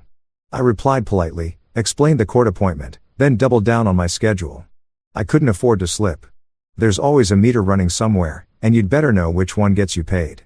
We printed the court order, slid it into a plastic frame, and stuck it on the bookshelf under the photo of Lena holding Wes in the hospital, just in case anyone official ever walked in asking who was in charge and what our arrangement looked like on paper. Underneath the frame, I stuck a yellow sticky note that said, "We choose each other." Because that's the only reason any of this held. Kimberly said it best when she poured coffee the next morning. "Same old chipped mug from my bottom cabinet. I don't know what people think a family is, but this is one. Paper or no paper." Desmond clinkied his spoon in his bowl and added, "They'll see that if they're looking with the right eyes." Wes babbled from the playpen and slapped his hands together like he was making a point, too. Later that week, we went through the apartment with a checklist. I replaced the fire extinguisher, put fresh batteries in the smoke detectors, labeled the pill organizer in big letters. We added a grab bar near the shower and moved the cleaning supplies out of reach just in case APS popped back in early. We kept every receipt. It became a rhythm. Me logging calls, Desmond keeping the place humming. Kimberly managing meals and diapers with a grace I couldn't match. Every Sunday night, we sat at the table and reviewed the budget, the calendar, and the grocery list. Sometimes we argued over brand names. Sometimes we laughed about it, but we stayed on the same page. I added one more tab to the binder and labeled it compliance because I knew the day would come when someone would ask how we were managing 3 generations under one roof, and I wanted the answer to be better than most. 2 weeks after the guardianship papers got signed and framed, my phone lit up with a Manhattan number I didn't recognize. I answered halfway through folding bath towels. "Mr. Lewis, this is Kayla Richardson, Desmond and Kimberly's daughter. I've heard some story. I want to see my parents." Her tone had that clipped rhythm people use when they're used to being in control. She sounded expensive. I told her I'd ask Desmond and Kimberly first. That didn't go over well. I think it's important they hear from their actual family, not someone who stepped in. I didn't engage. "They'll decide," I said, and hung up. That evening, I told them. Desmond looked calm. "Invite her," he said, like it was nothing more than letting someone in for dinner. Kimberly stared down at the grocery list in her lap.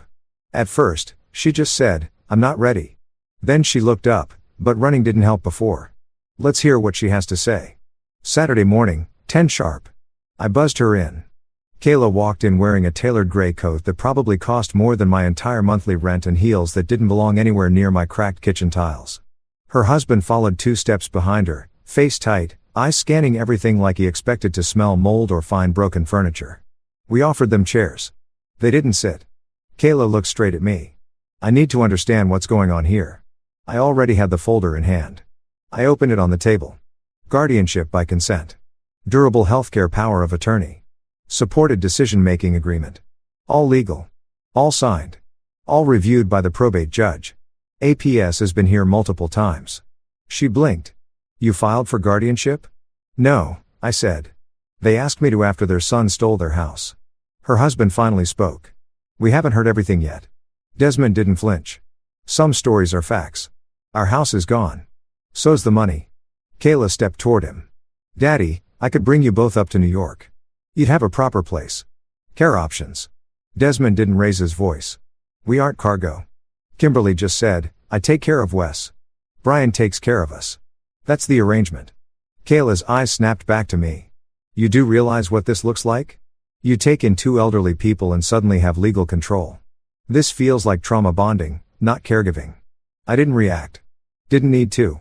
They left not long after. I walked them out without saying much. And the moment the door closed, I felt it. That gut sense that this wasn't over. 4 days later, Fisher called. His tone was surgical. She filed. Where? Wake County.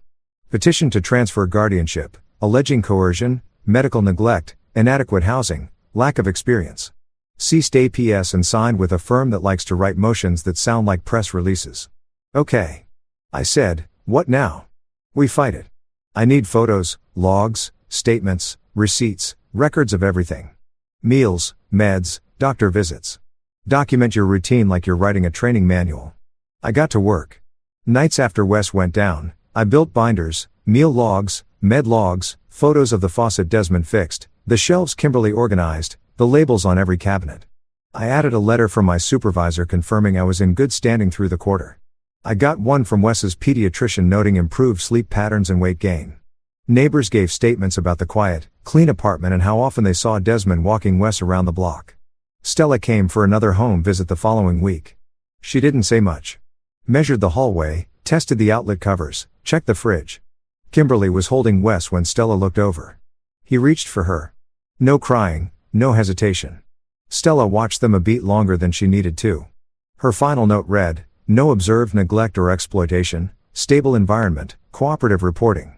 Typed like a spreadsheet entry, but I read between the lines. The courtroom was colder than I expected.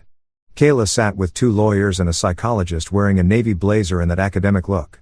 That means he's about to say a lot without saying anything useful.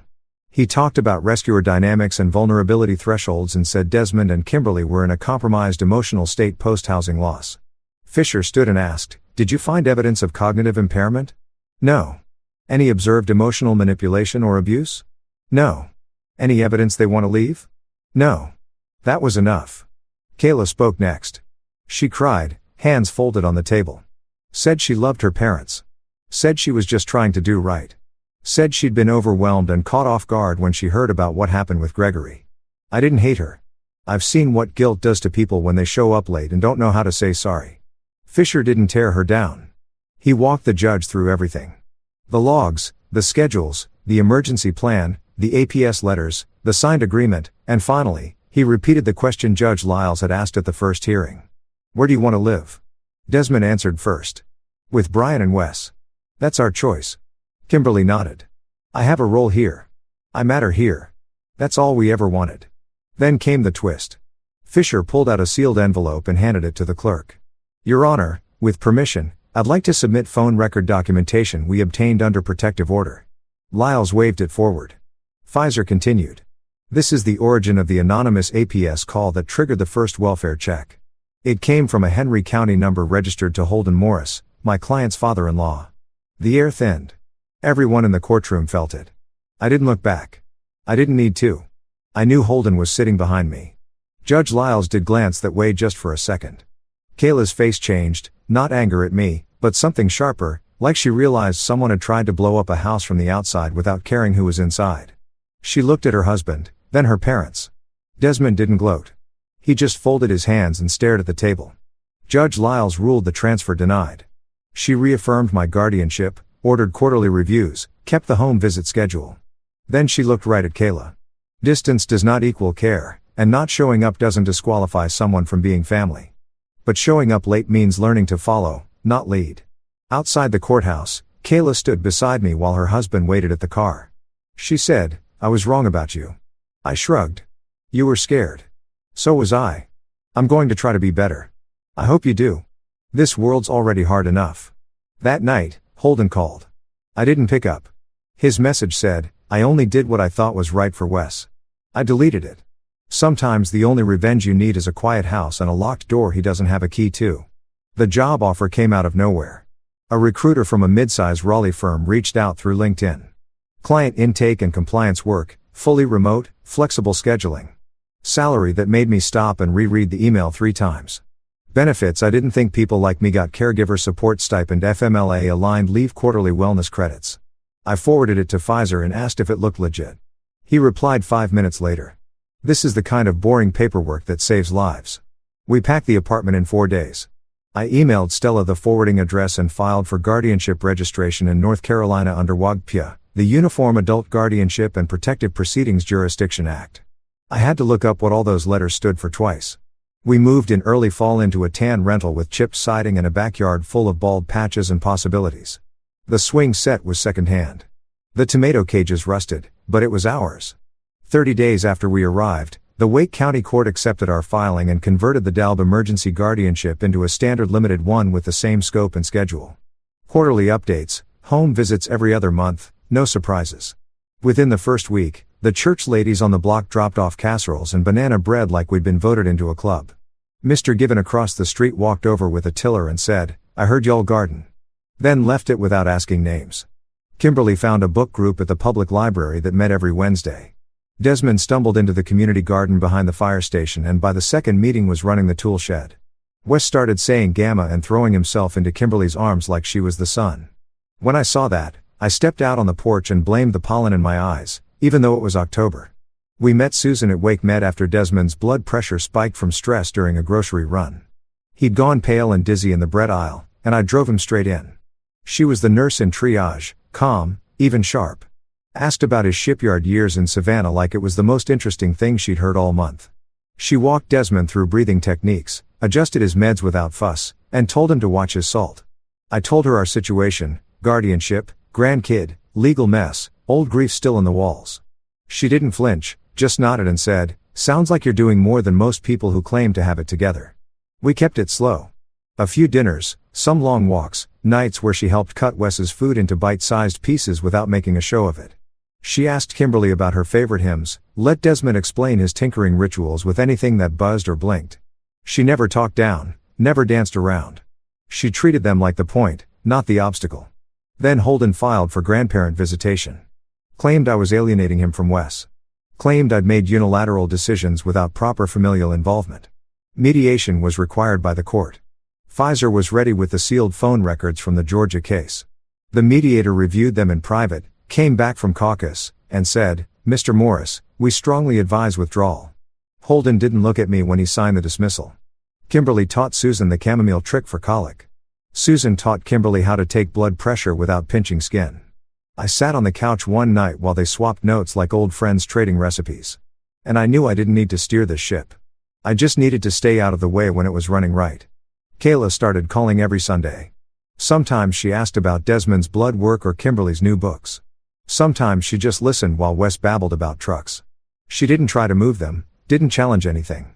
One time she sent a box of thick winter coats and a handwritten card that said, "Stay warm. Love you," they said. "Thank you," she said she'd call next week. And she did. Fisher emailed one morning with a subject line that just said, "When kind of."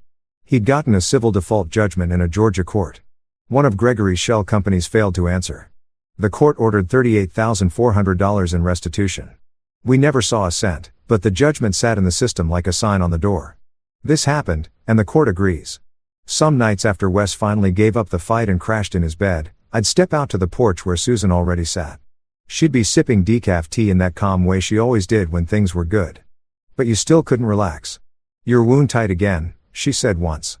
I nodded, still waiting for the next shoe. She looked at me over the rim of her cup. "We'll tie the laces together." Corny, but it worked. I exhaled and let it be quiet for once. We wrote a new family agreement on better paper with firmer language. Same core deal, housing, and legal help in exchange for child care, meals, and home maintenance. But we added Susan as a witness and added clauses about medical emergencies and short-term absences. Everyone signed. Kimberly stuck it on the fridge under a carrot-shaped magnet. If you walked into our kitchen, you knew exactly how our house ran.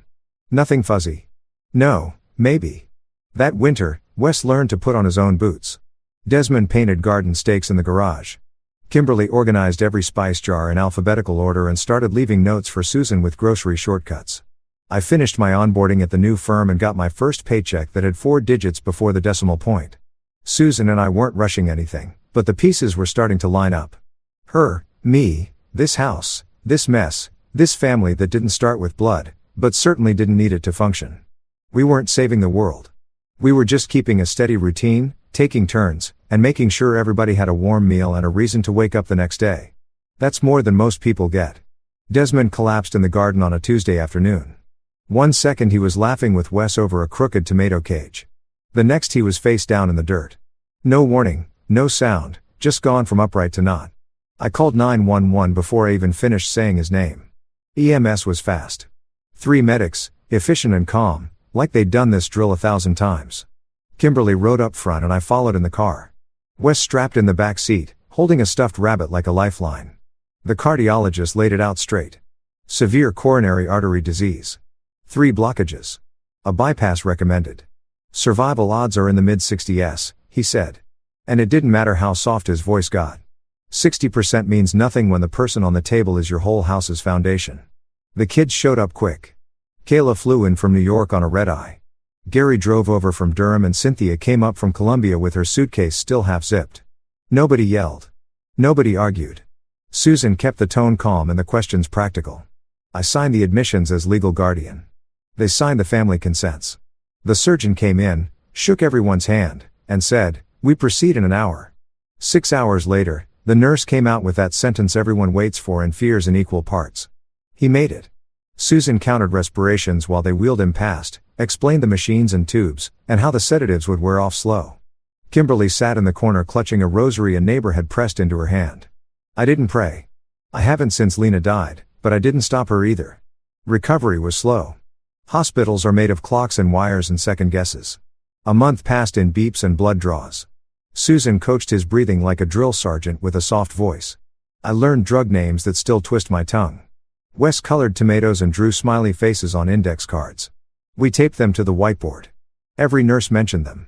When Desmond finally made it to a chair in the backyard, face thinner but eyes sharp, I asked Susan to marry me. No kneeling, no ring, just my voice and her hand and the truth. I'm not trying to make something pretty. I just want to name what already is. You belong here in the mess. If you'll have us, say yes. She said yes like she'd already decided days ago. Then she hugged Kimberly first like she knew who needed the anchor. We held the wedding 2 weeks later right there in the yard. Nothing big. Desmond sat in a folding chair near the tomatoes. Kimberly wore lavender and held a bouquet the grandkids and Susan picked from the garden. Gary grilled. Kayla made playlists. Cynthia wrangled the toddlers. Nobody said anything about blood or obligation. People just showed up and that was enough. I mailed Holden an announcement. Photo of Wes and a little bow tie tucked inside. He texted back one word, "Congratulations." That was the end of it, and that was fine.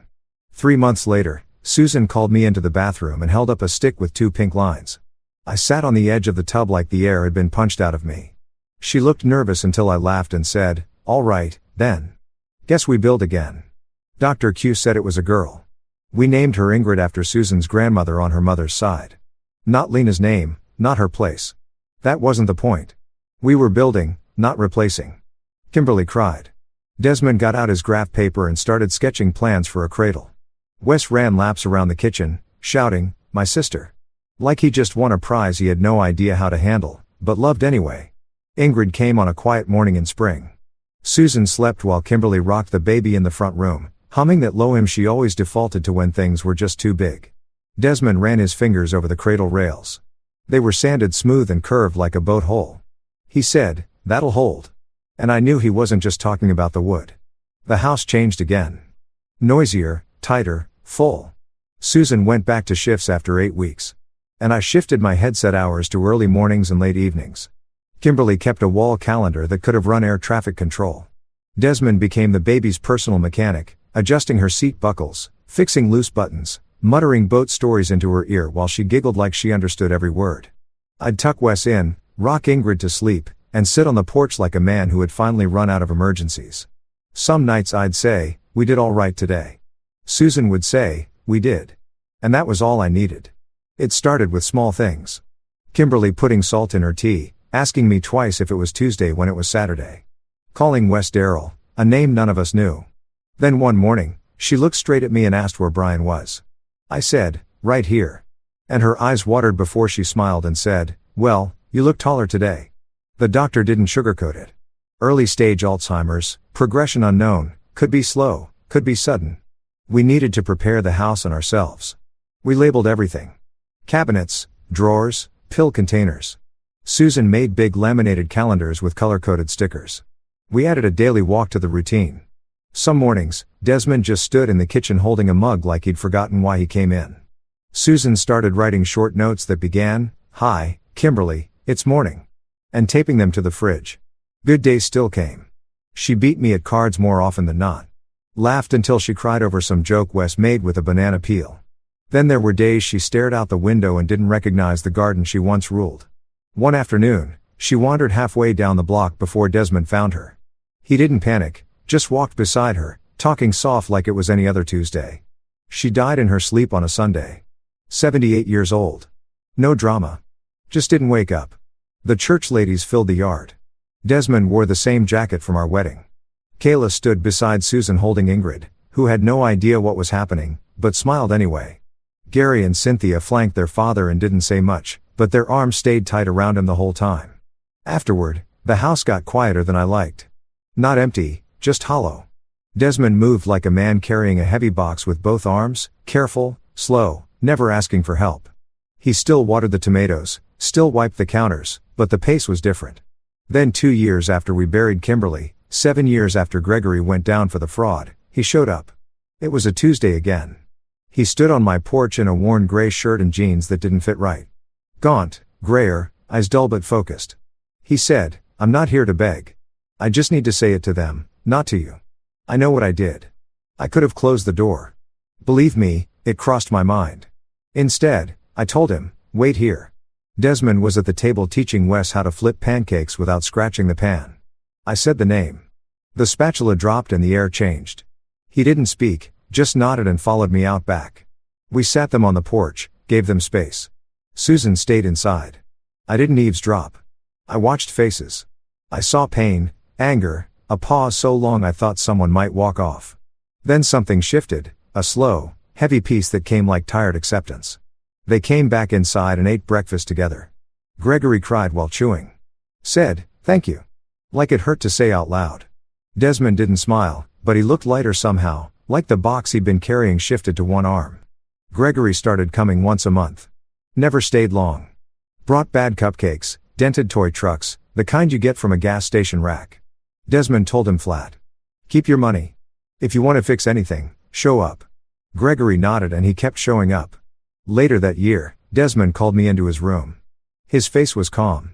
"Still," he said, "Doctor used the phrase palliative goals today. Said we're past tuning up the engine." I didn't say anything. He added, "When I go, I want you to keep Gregory close. Not like a son. Just don't let him vanish again." "He doesn't need a second hole to fall into," I said. "I'd try," he said, "promise." And I did.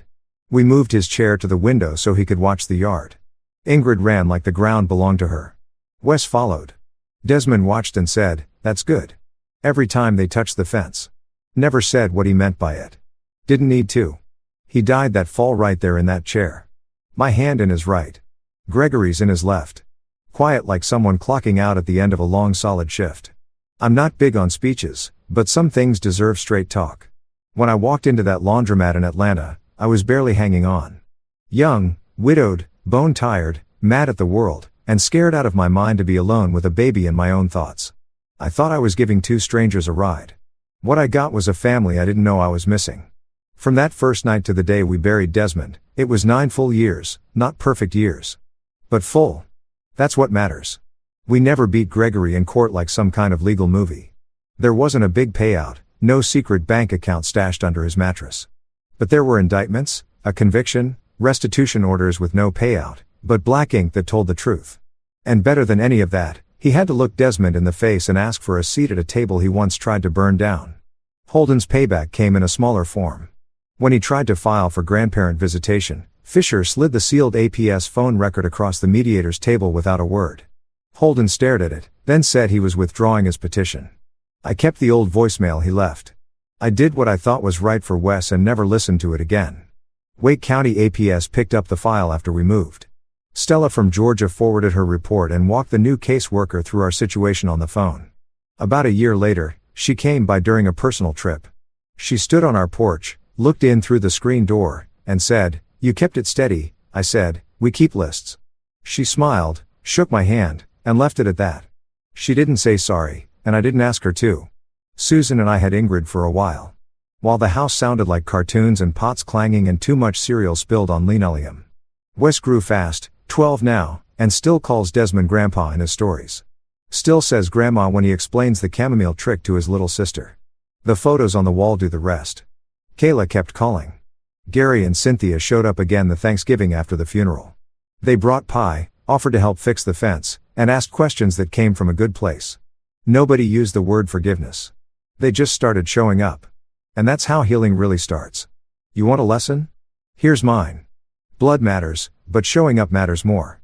Legal papers matter, but soup at 6 o'clock matters more. Revenge feels big at first, but restoration is the thing that lets you breathe again. I can still smell that stew Kimberly made the day we got the guardianship signed.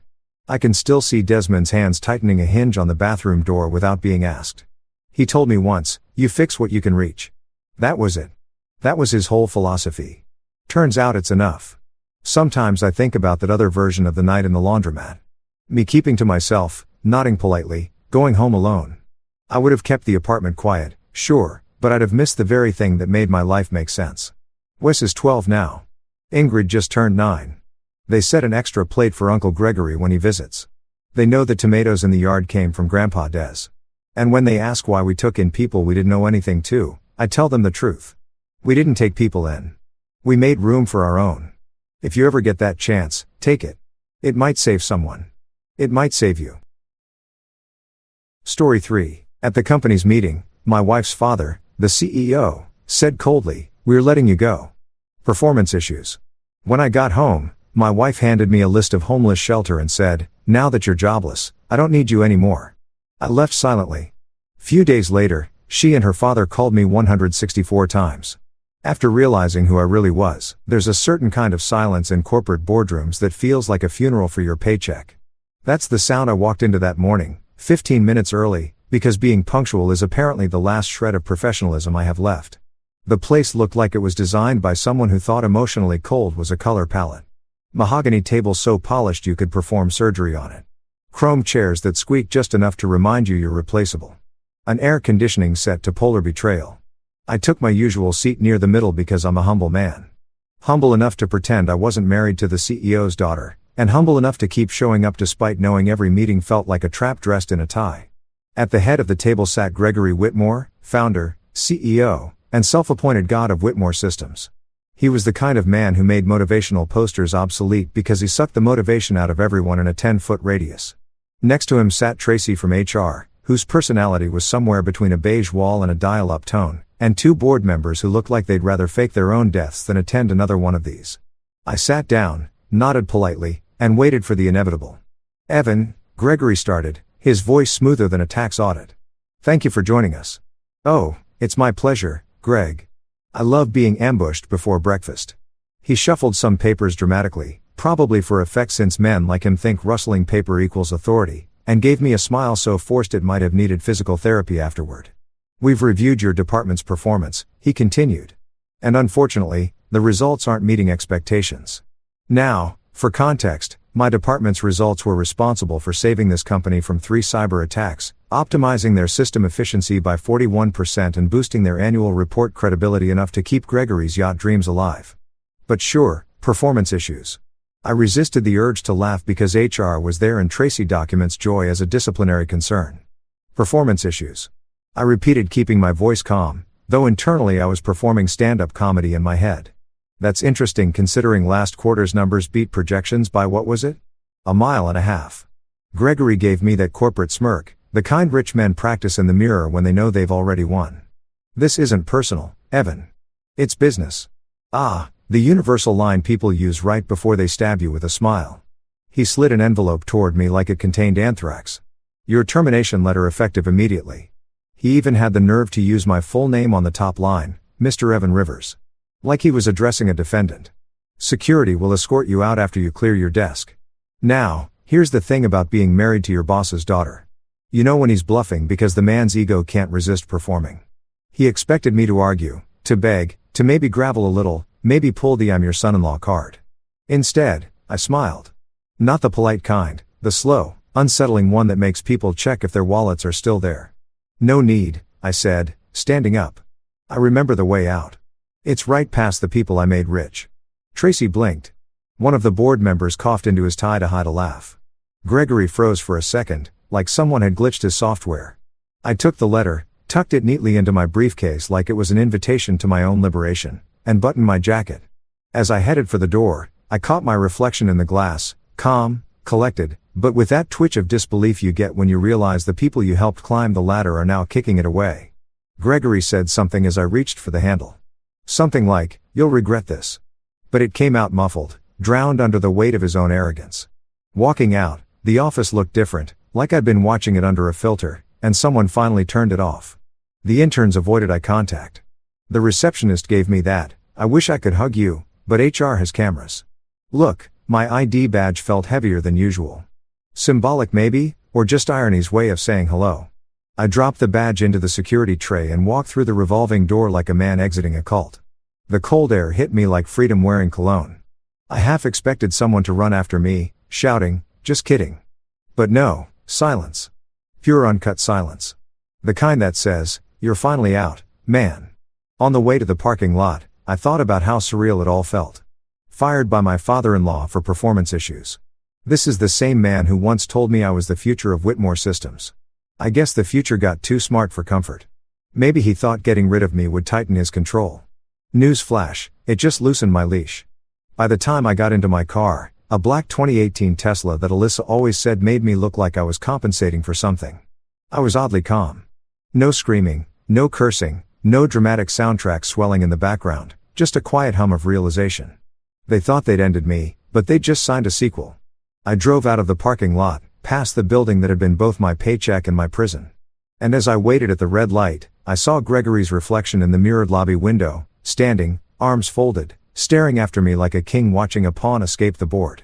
I gave a little wave, the kind that says, "You'll miss me when your servers crash," and pulled away. Traffic was light. The radio played some upbeat song that didn't match my mood. And for the first time in years, I didn't feel like I was on someone else's schedule. My phone buzzed twice. "Alyssa." I didn't answer. I wasn't ready to explain to my wife that Daddy Dearest had just fired me. Knowing her, she'd probably asked if it meant she had to cancel her spa appointment. Halfway home, I stopped for coffee at this hole-in-the-wall diner where the waitress called everyone Han. And the coffee tasted like ambition and regret. I sat by the window, took a sip, and finally laughed. Not a bitter laugh, more like the kind that bubbles up when you realize the joke's on them. They thought they'd thrown me out. They'd actually set me free. Still, I replayed the meeting in my head. Every detail, every micro-expression, because I knew Gregory's type, men who confused control with competence. He'd built an empire on fear, on intimidation, on the idea that everyone was replaceable. Everyone except him. And that, my friend, is the Achilles heel of every self-made tyrant. They think they're invincible right up until the moment they trip over their own ego. I finished my coffee, left a tip big enough to make the waitress smile, and walked out with one clear thought. They had no idea who they just fired. They thought they'd taken my job, but they'd forgotten. I built the damn foundation they were standing on. Literally. As I got back into my car, the sun broke through the clouds in that dramatic movie way like the universe was throwing me a bone. I turned the ignition, grinned, and said to myself, "Congratulations, Evan. You just attended your own freedom party. Dress code fired. You expect sympathy. Maybe a shoulder squeeze or at least a 'we'll get through this' speech." What I got was my wife Alyssa sitting at the kitchen island in silk pajamas that probably cost more than my first car. Swirling wine like she was auditioning for a commercial called Divorce the Prequel. She barely looked up from her phone. "You're home early," she said in that tone people use when the pizza arrives before they're ready to tip. "Yeah," I said, setting my briefcase down. The company decided to go in a different direction. Apparently, that direction doesn't include me. Her head snapped up and I swear her eyes lit up like it was Christmas morning and she just unwrapped a new personality disorder. "Wait, you got fired?" she asked, leaning forward, smile creeping across her face like she'd been waiting for this exact headline. If love is patient and kind, whatever this was belonged in a horror movie. She reached into her designer tote, her emotional support purse, and slid a folded piece of paper across the marble countertop. It had that crisp, deliberate fold of something pre-planned. I unfolded it and found a list of homeless shelters. I blinked, looked at her, looked back at the list. Each shelter was neatly highlighted in pink with one circled and a note scribbled beside it. "Free Wi-Fi." She sipped her wine like a Bond villain. "Now that you're jobless," she said. "I don't need you anymore." There's a moment in every man's life when he realizes he's not part of a marriage. He's part of someone's brand. This was mine. I stared at her, trying to process how a woman who once cried because I forgot to buy oat milk now looked like she was about to write an eviction notice on my forehead. "You had this ready?" I said, not really asking. She shrugged. "Greg told me last week that things weren't going well at work. I figured this was coming." Yes, Greg, father of the year, destroyer of careers, and apparently the family grapevine. "So," I said, trying not to laugh. "You had time to make a list. That's considerate. You even picked one with free Wi-Fi. Thoughtful." She didn't even blink. "You're not funny, Evan. You've been dragging me down for years. My friends are moving forward in life, getting sponsorships, launching brands, marrying up, and here you are still playing tech boy." I almost wanted to applaud. The audacity was Olympic level. "Tech boy? You mean the guy who's been paying for your yoga retreats, your car, and the half of this house your brand deals haven't touched?" "Details," she said with a smirk, pouring herself another glass of wine. "You should have aimed higher." I leaned against the counter, crossing my arms. "Funny thing, Alyssa, you said the same thing on our wedding night. That got a glare sharp enough to slice marble." She stood, the robe falling slightly off her shoulder like she practiced dramatic exits for sport. "You're not going to beg?" she asked, almost disappointed. "No," I said. "I don't do sequels." I grabbed my bag, just a duffel with some essentials, and started walking toward the door. She followed, laughing. "Where are you even going? You don't have a job. You don't have a place. What? You think you're just going to wander off into the sunset like some movie hero?" I looked back at her, smiling. "No, Alyssa. I'm going to go find peace. You should try it sometime." Her face twisted. "You'll come crawling back." "Probably not. But hey," I said, patting the counter where her wine glass sat. "Cheers to wishful thinking." I left before she could reply. The door clicked shut behind me, and I exhaled like I'd been holding my breath for years. The night air hit different, sharp, honest, almost friendly. I tossed my bag in the trunk and sat there for a moment, staring at the steering wheel. My reflection in the rear-view mirror looked like someone halfway between heartbroken and free. Maybe both. I laughed quietly to myself, fired by my father-in-law, dumped by my wife, and gifted a list of homeless shelters. You couldn't script irony better if you tried. I started the car and drove aimlessly for a while, the radio humming low. My phone buzzed with notifications, emails from Whitmore Systems HR. Exit procedure nonsense. The kind of digital paperwork that officially turns you into a ghost in their system. I ignored it. I was done being their punchline. I pulled into a 24-hour diner somewhere off the highway, the kind of place where the lights flicker like they're haunted and the menu hasn't been updated since Y2K. I ordered a black coffee and a slice of pie. I didn't really want because apparently that's what unemployed guys do when their lives implode. They develop a sudden appreciation for diner desserts. As I stirred the coffee, I thought about Alyssa's face when she handed me that brochure. She wasn't angry or hurt. She was pleased. Like firing me was her glow-up moment. The influencer wife finally free from her boring IT husband. The same woman who couldn't reset her Wi-Fi password without texting me in tears. I almost felt bad for her. Almost. The waitress came by refilling my cup. "You okay, huh? You look like you just lost your job and your wife in the same day." I chuckled. "You psychic or just observant?" "Observant," she said. "Men who order pie at 10 p.m. usually got stories?" "Yeah," I said, smirking.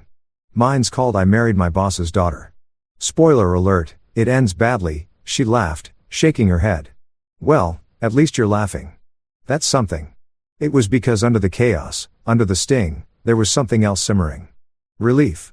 A strange liberating kind of peace that comes when you realize the worst has already happened and you're still breathing. I finished the pie, paid, and headed back to my car. The dashboard clock read 11:32 p.m. I sat there for a second, staring at my phone.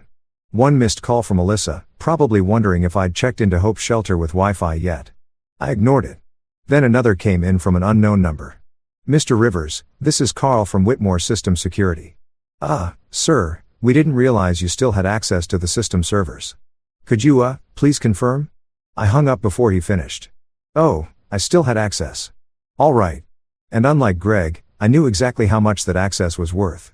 As I leaned back in my seat, the first real smile of the night spread across my face. They thought they'd buried me. They just handed me a shovel, and I was about to start digging in the other direction. I started the car again, this time with purpose.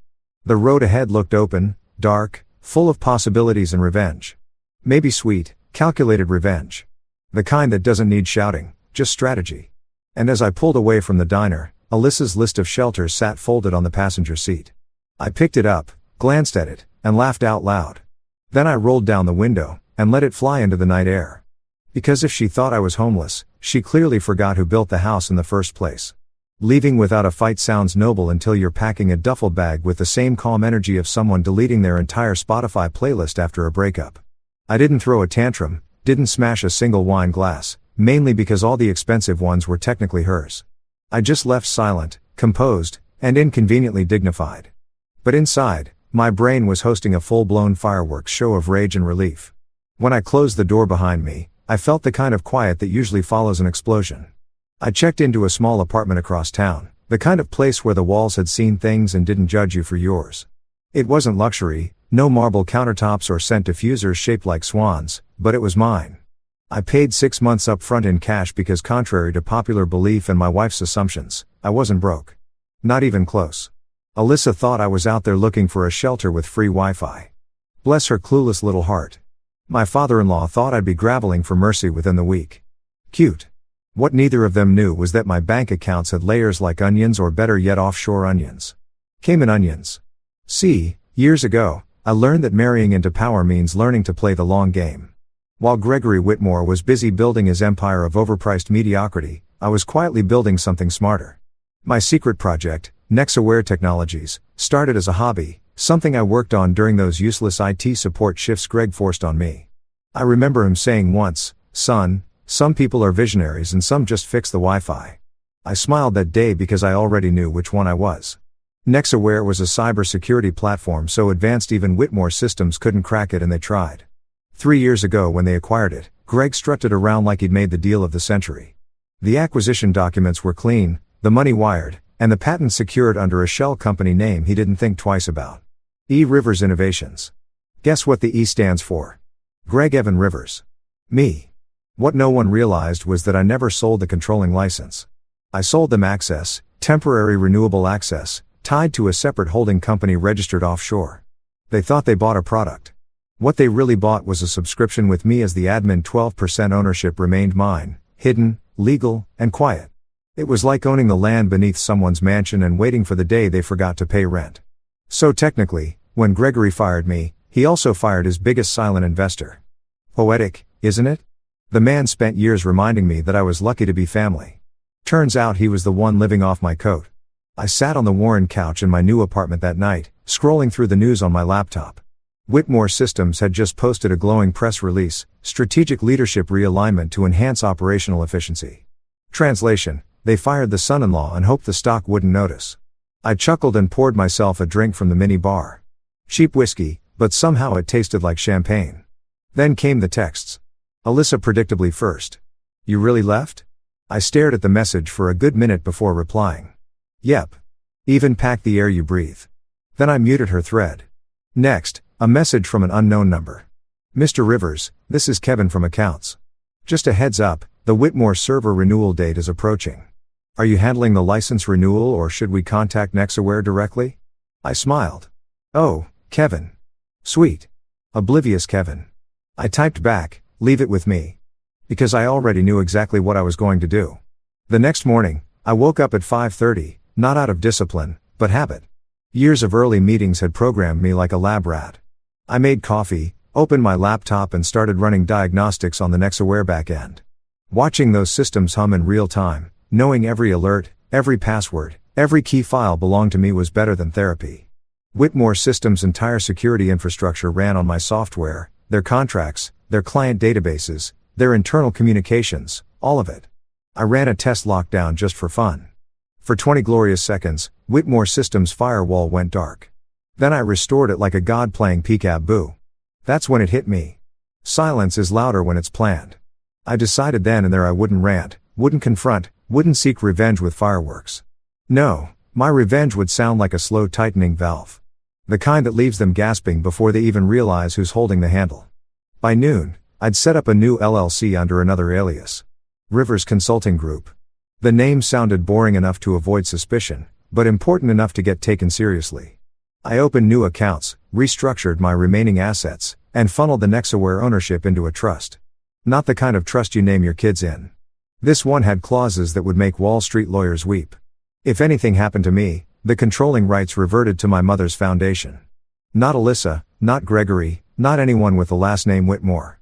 At 2 p.m. I got a call from Marcus, my oldest friend and the only person who knew half of my plan. "Heard the news," he said. "You alive or plotting a Netflix special?" "Both," I replied, sipping my coffee. Marcus laughed. "So, what's next? You going to torch their servers or meditate your way to forgiveness?" "Neither," I said. "I'm going quiet." "Quiet?" He repeated skeptical. "You don't do quiet." "Exactly," I said. "That's why it'll work."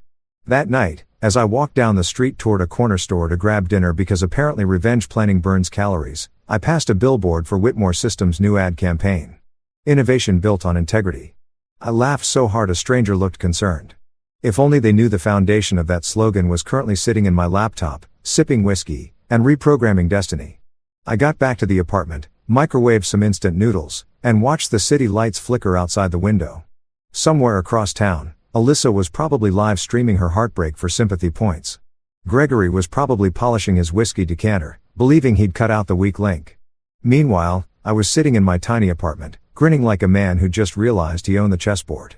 There's a power in walking away without slamming doors.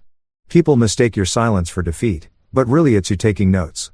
Every insult, every dismissal, every smug smirk, they all become data points in a blueprint for payback.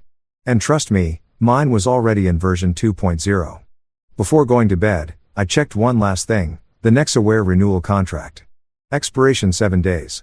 7 days before Whitmore Systems would realize just how much of their kingdom rested on borrowed ground.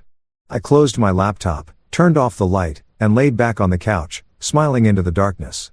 They thought I'd walked away empty-handed. But here's the truth. When you're the architect of the system, even the wreckage belongs to you. 3 years before that boardroom firing squad, before Alyssa perfected her, I married down routine.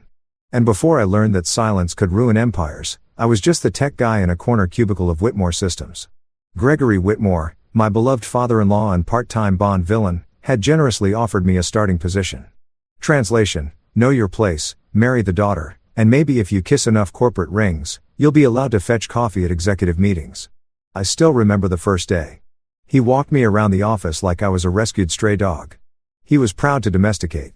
"Everyone, this is Evan," he said, clapping my back with the kind of enthusiasm that hurts your kidneys. "He's Alyssa's husband and our new IT support specialist." The crowd gave polite smiles, the kind people say for toddlers, showing off finger paintings. "Work your way up. Earn your stripes," Gregory said, handing me a laptop that looked like it survived the Cold War. That was his mantra. What he meant was, "I own you now, son." But here's the thing. When someone treats me like I'm beneath them, my brain goes into what I call hidden genius mode. It's that mental gear where you pretend to follow orders while secretly rewriting the universe behind their back. So, while Greg thought he had me buried in help desk tickets, resetting passwords, removing viruses caused by interns watching sketchy anime, I was quietly building the skeleton of something that would one day make him sweat through his imported suits. Let's talk about those passwords for a second. The CEO of a multi-million-dollar tech company used Gregory 123. No, I'm not kidding. When the man who lectures others about cybersecurity protects his empire with the enthusiasm of a MySpace user, you know you're in for a ride. Every time he forgot his password, he'd summon me to his office like a tech priest. I'd stand there watching him type the same wrong thing over and over while muttering, "I don't know what's wrong. It worked yesterday." "Yeah, Greg. And so did your metabolism." Anyway, during one of those emergency IT sessions, I realized how much access I actually had. The man gave me full admin privileges across half the company's systems, thinking I'd only use them to fix printers. Bless his arrogance. I started using my downtime to write lines of code, snippets, algorithms, entire frameworks that would one day become Nexaware's foundation. I'd run simulations after hours, encrypt everything under my alias E-Rivers, and store the data in a cloud server he didn't even know existed. Meanwhile, Alyssa was too busy curating her online life to notice. Every night, she'd sit on the couch with her laptop, rehearsing her influencer voice. "Hey guys, it's Alyssa here. Remember to subscribe for my self-care secrets." Meanwhile, I was in the home office writing security architecture that would make the NSA blush. Our marriage was basically two people living in parallel universes. Hers made of filters and hashtags.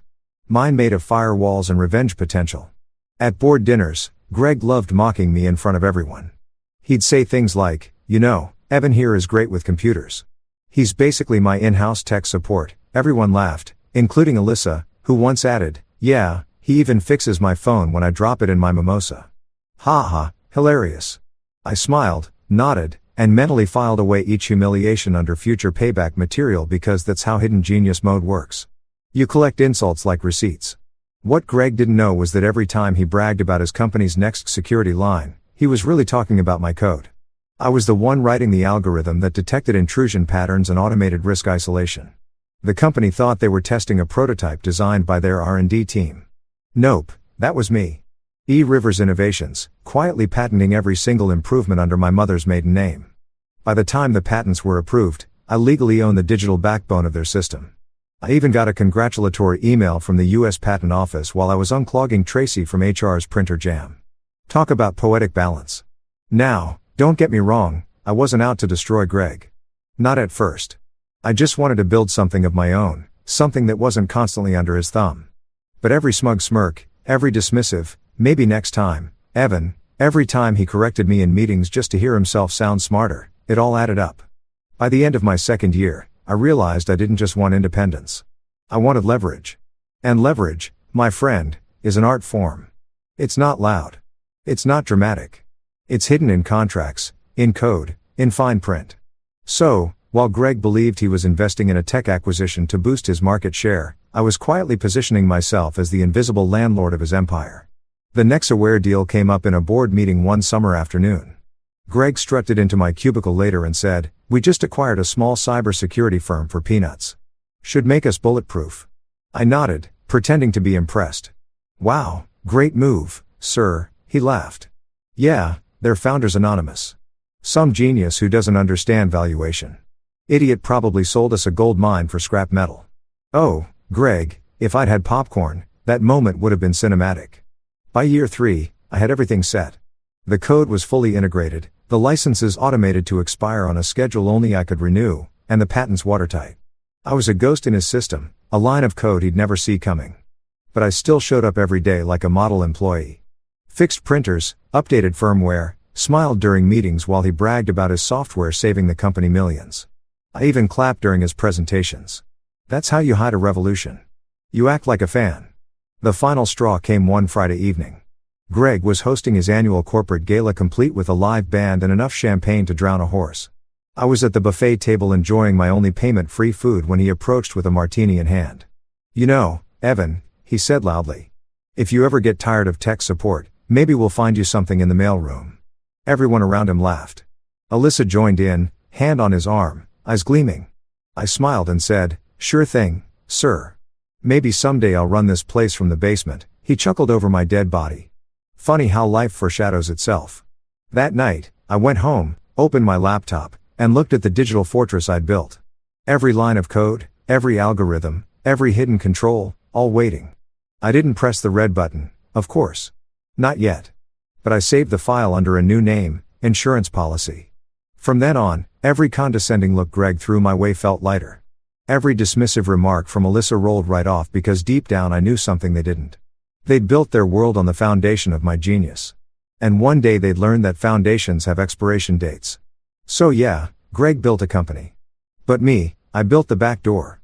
When you've spent years being underestimated, revenge doesn't arrive like thunder. It arrives like an email notification. Quiet, polite, devastating. The day after my silent relocation, I woke up to sunlight bouncing off my laptop and the sweet aroma of justice brewing in my coffee maker. My plan was simple. Cut the oxygen supply. Not metaphorically, financially, emotionally, digitally.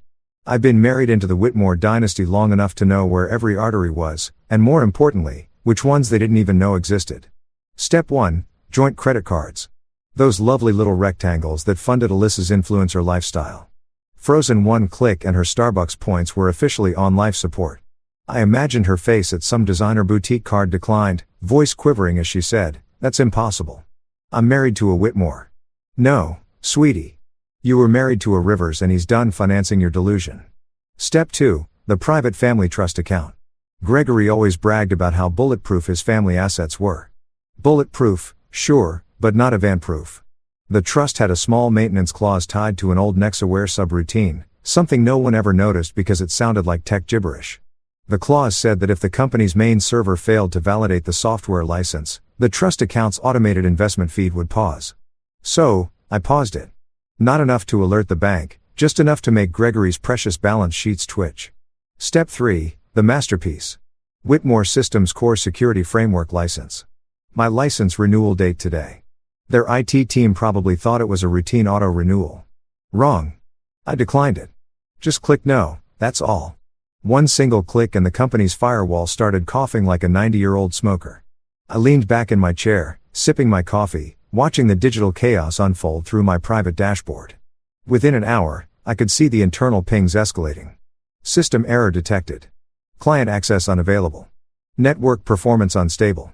A music Gregory's company was glitching harder than a reality show reunion. By day 2, I got a text from Marcus. Dude, you're on fire. Literally every tech forum is roasting Whitmore Systems. I chuckled and replied, oh, must be a sunspot problem. By day 3, Gregory's secretary accidentally called me by mistake. Right. Her tone had that mix of panic and politeness usually reserved for people talking to kidnappers. Mr. Rivers. Hi. Hi. I think there's been a misunderstanding. Some of our systems are experiencing downtime, and Mr. Whitmore was wondering if you could take a look. Oh, sure. I said cheerfully. Just have him submit a support ticket through the employee portal. She hesitated. That portal seems to be down, too. I smiled into the phone. Well, that's inconvenient. By day 5, I woke up to 164 missed calls, most from numbers I recognized. A few from Gregory's lawyer, one from Alyssa, which I ignored because peace and stupidity don't mix. The news headlines were starting to catch wind of the unexplained disruptions at Whitmore Systems. Stock dropped 7%. I made pancakes. Later that day, I went grocery shopping. I was halfway down the cereal aisle when a familiar voice called out, Evan. It was Brent, one of the junior developers from Whitmore. The kid looked frazzled, like someone who hadn't slept since dial-up. Man, it's chaos in there, he said, grabbing his head. Everything's failing. The backup servers are looping and Greg's in full meltdown mode. Rumor is they're calling in an external consultant. Oh, I said casually, tossing a box of Frosted Flakes into my basket. Hope they find someone qualified, he laughed nervously. You always said they didn't pay attention to infrastructure risks. Guess you were right. Guess so, I said, smiling. Take care, Brent. And hydrate. When I got home, I checked my phone again. Another message from Alyssa. Dad wants to talk. Just pick up already, please. I didn't reply. Instead, I sent a polite email to Gregory's assistant. Dear Miss Sanders, I appreciate your outreach regarding the recent system instability. Unfortunately, I'm unavailable for consulting at this time. However, I can refer you to a capable IT firm once I finish my pancake. Then, I signed it with warm regards Evan Rivers, founder, Nexaware Technologies. By day 7, the full meltdown hit.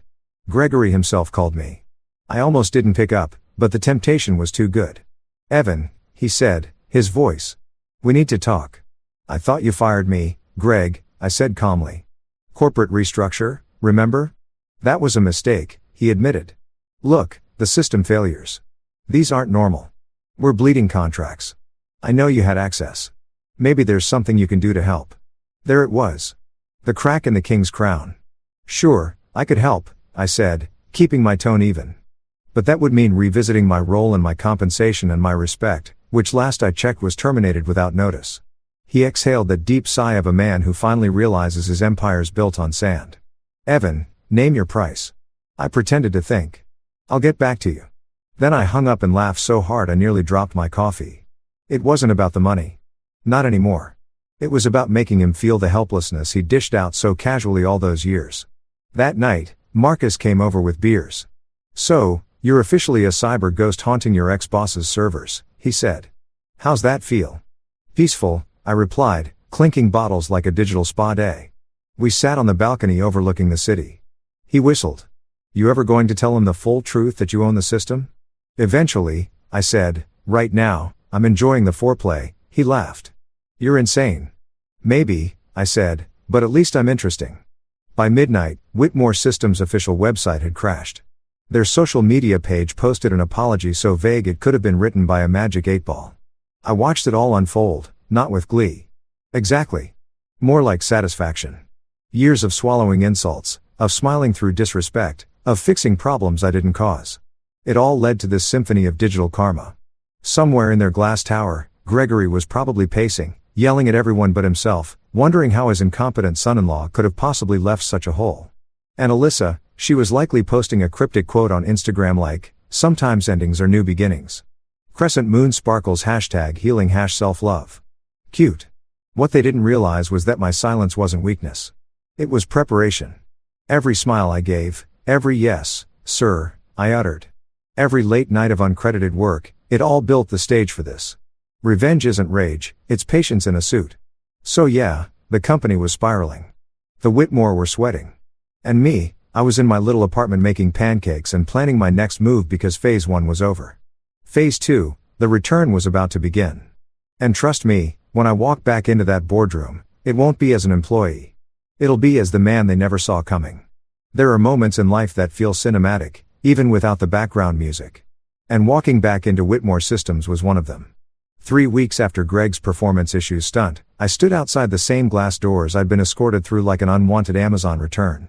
Only this time, I wasn't coming as the IT guy or the obedient son-in-law. I was walking in as the man holding 70% of their digital oxygen supply. The building looked the same, sleek, sterile, humming with self-importance, but it smelled different. Panic has a scent, and this place reeked of it.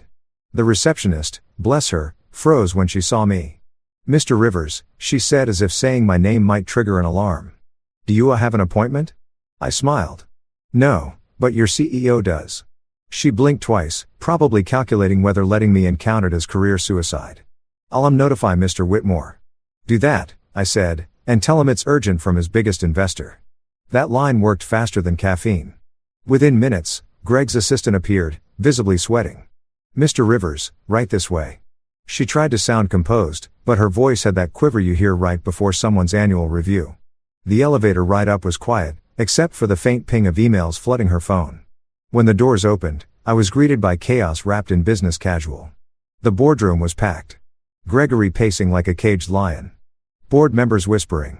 HR pretending to take notes like anyone cared. Tracy from HR shot me a look that said, "Oh God, he's back." Which only made me smile wider.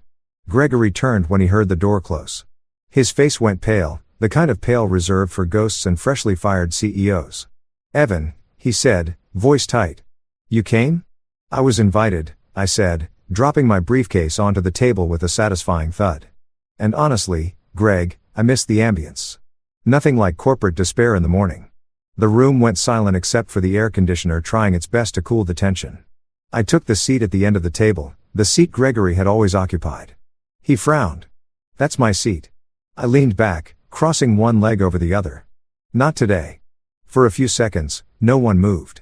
The board members shifted uncomfortably, unsure who technically outranked who at this point. I opened my folder, neatly printed financials, legal notices, and one thick envelope labeled license agreement. Nexaware Technologies. "Let's make this simple." I said 70% of your company's infrastructure runs on software owned by Nexaware Technologies. As of last week, that license expired, which means legally every major client contract tied to that software is in breach. Tracy blinked, her pen hovering uselessly over her notepad. One of the board members, a tall guy named Richard, who always smelled like expensive regret, cleared his throat. "You mean to say the company doesn't own its primary framework?" I smiled. "Oh, they thought they did. They paid for access, not ownership. There's a difference. You'd be amazed how many executives don't read the fine print." Greg's jaw tightened. "You deceived us." "No," I said. "I did my job. You just assumed that meant you owe me too." He slammed a hand on the table, his voice rising. "You sabotaged my company." "Correction," I said calmly. "Our company? You just didn't realize I was on the ownership side." The room murmured. Someone whispered, "Is this legal?" Another replied, "It's brilliant." I continued, sliding a few printed pages across the table. "Here's the fun part. While your team's been trying to fix your technical issues, I've been running an audit. Turns out your daughter's little consulting firm has been receiving quarterly transfers from Whitmore Systems, amounting to roughly $1.2 million. No invoices, no contracts, No deliverables. Greg blinked. That's impossible. Oh, I agree, I said. That's why I printed the receipts. Literally, I flipped open a binder and turned it toward him. Neat columns of wire transfers, all linked to Alyssa's company. A Whitmore Creative Partnerships LLC. Tracy's jaw dropped. That violates corporate ethics policy section. Save it, Tracy. I interrupted. We all know HR's ethics policy is mostly for decoration. Greg looked like someone had unplugged him. You had access to all this. Greg, I build all this. You gave me full back-end admin access when you made me your IT guy, remember? Said you trusted family. That was your first mistake. A long silence followed. You could hear the fluorescent lights buzzing. One board member finally spoke. So, what do you want, Mr. Rivers? I looked around the room, taking my time, letting them stew in the discomfort. I want this company to run honestly, which as of now means Gregory Whitmore is suspended pending investigation into financial misconduct. Effective immediately, the board exchanged nervous glances. Richard cleared his throat again. You can't just I can, I said, pulling out another document. For the bylaws of Whitmore Systems, any shareholder holding more than 10% of the company's intellectual property rights can call for an emergency board vote in the event of compromised leadership. Richard looked at the document, then at Greg, then at me. He's right, Greg's face turned crimson. You can't be serious. You're taking the word of him. Yes, Richard said, because he's the only one keeping us from bankruptcy right now. Gregory's lips parted like he wanted to argue, but all that came out was a choked laugh. You planned this? Of course I did, I said, closing the folder. You raised me in this shark tank and forgot I had teeth, too. Tracy, bless her nervous little heart, tried to regain order. Well, let's proceed with the formal vote. The vote took all of 10 minutes. 5 in favor of suspension, 1 abstaining, and Greg voting against himself. That part was awkward, but deeply satisfying. When it was done, Greg slumped back in his chair, staring at the table like it had personally betrayed him. You think you've won, Evan? He said quietly. You think this makes you powerful? I stood, gathering my documents. No, Greg. It makes me free. As I reached the door, he called after me. If you walk out that door, you'll regret it. I turned, met his glare, and smiled. I already did. That's why I'm not staying. I pushed open the boardroom door, and for a split second, I swear the universe slowed down just to let the poetic weight of it sink in. I'd entered that room years ago as the son-in-law, the lucky hire, the background tech guy. I was leaving as the man who'd quietly outplayed an entire corporation using nothing but patience and code. But before I could leave entirely, Alyssa appeared in the hallway. Of course, she did because irony loves timing. She looked perfect as usual. Hairstyled, phone in hand. The face of someone who just lost the Wi-Fi password to her own life. What did you do? She demanded. Fixed a bug, I said simply. Her eyes narrowed. You ruined my father. I tilted my head. No, Alyssa. Your father ruined himself. I just turned on the lights so everyone could see it. She stepped closer, eyes gleaming with that mix of rage and entitlement I'd once mistaken for passion. You're not getting away with this. I leaned in slightly, lowering my voice. Funny thing, you said the same thing on our wedding day. She flinched just barely. You're a monster. No, I said, adjusting my jacket. I'm efficient. Then I walked away down the hallway, past the framed photos of Whitmore excellence. Past the trembling interns, past every reminder of the empire that once looked untouchable. I took the elevator alone, watching my reflection in the mirrored walls. Calm, composed, slightly smug. By the time I reached the lobby, word had spread. The staff's whispers followed me like a ripple. He took down Greg, the son-in-law. Did you hear? He owns the software. I didn't look back. I didn't need to. Outside, the air was warm and alive. My phone buzzed. An email notification from the board. Offer of CEO position Whitmore Systems. I stared at it for a second, then laughed. The kind of deep honest laugh that comes from somewhere below the ribs. I typed my reply right there on the sidewalk. Appreciate the offer, but I'm allergic to hypocrisy. Try Ben from accounting. He's had management envy since 2019. Send. I slipped my phone into my pocket, loosened my tie, and kept walking.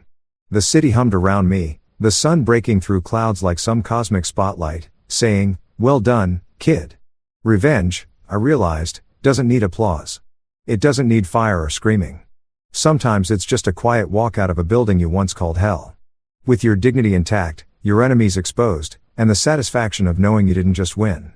You rewrote the whole damn game. News travels fast when rich people fail. It's like oxygen for gossip blogs and blood for business news anchors. The morning after my little boardroom intervention, Whitmore Systems made the front page of every financial paper. Whitmore Systems under investigation for fraud and misconduct. The subheading was my favorite. Insiders claim whistleblower acted within rights as silent shareholder. Whistleblower. That's cute. They made it sound noble. It wasn't noble. It was personal. I sat in my apartment still in pajama pants watching the chaos unfold on live TV while eating cereal straight from the box. On screen, Gregory was doing the billionaire damage control thing, standing outside his mansion in a tailored suit, pretending to be calm while lawyers hovered like vultures. "This is a temporary misunderstanding," he told reporters. "The truth will come out." "Yeah, Greg, it would. Unfortunately for you, I wrote it." By 10 a.m., Whitmore Systems stock had dropped 12%. By noon, it was trending on X, formerly Twitter, but still the same dumpster fire. The hashtags were merciless. Hashtag Witless Systems, #Greg8, and my personal favorite hashtag Father and Flaw. Someone even made a meme of Greg's face photoshopped onto the Titanic captioned "Unsinkable." Huh? I nearly choked on my cereal. Meanwhile, Alyssa's name started popping up, too. Her consulting firm became the internet's new obsession. Screenshots of the financial transfers leaked. Her influencer sponsors quietly pulled their deals. And one brand even posted a statement. "We at Radiance Cosmetics do not condone unethical business practices." Translation: "We loved you until you became bad PR." Alyssa's followers turned on her with lightning speed. The same people who used to comment Queen Energy nail polish on her posts were now writing, "Guess karma doesn't come with a filter."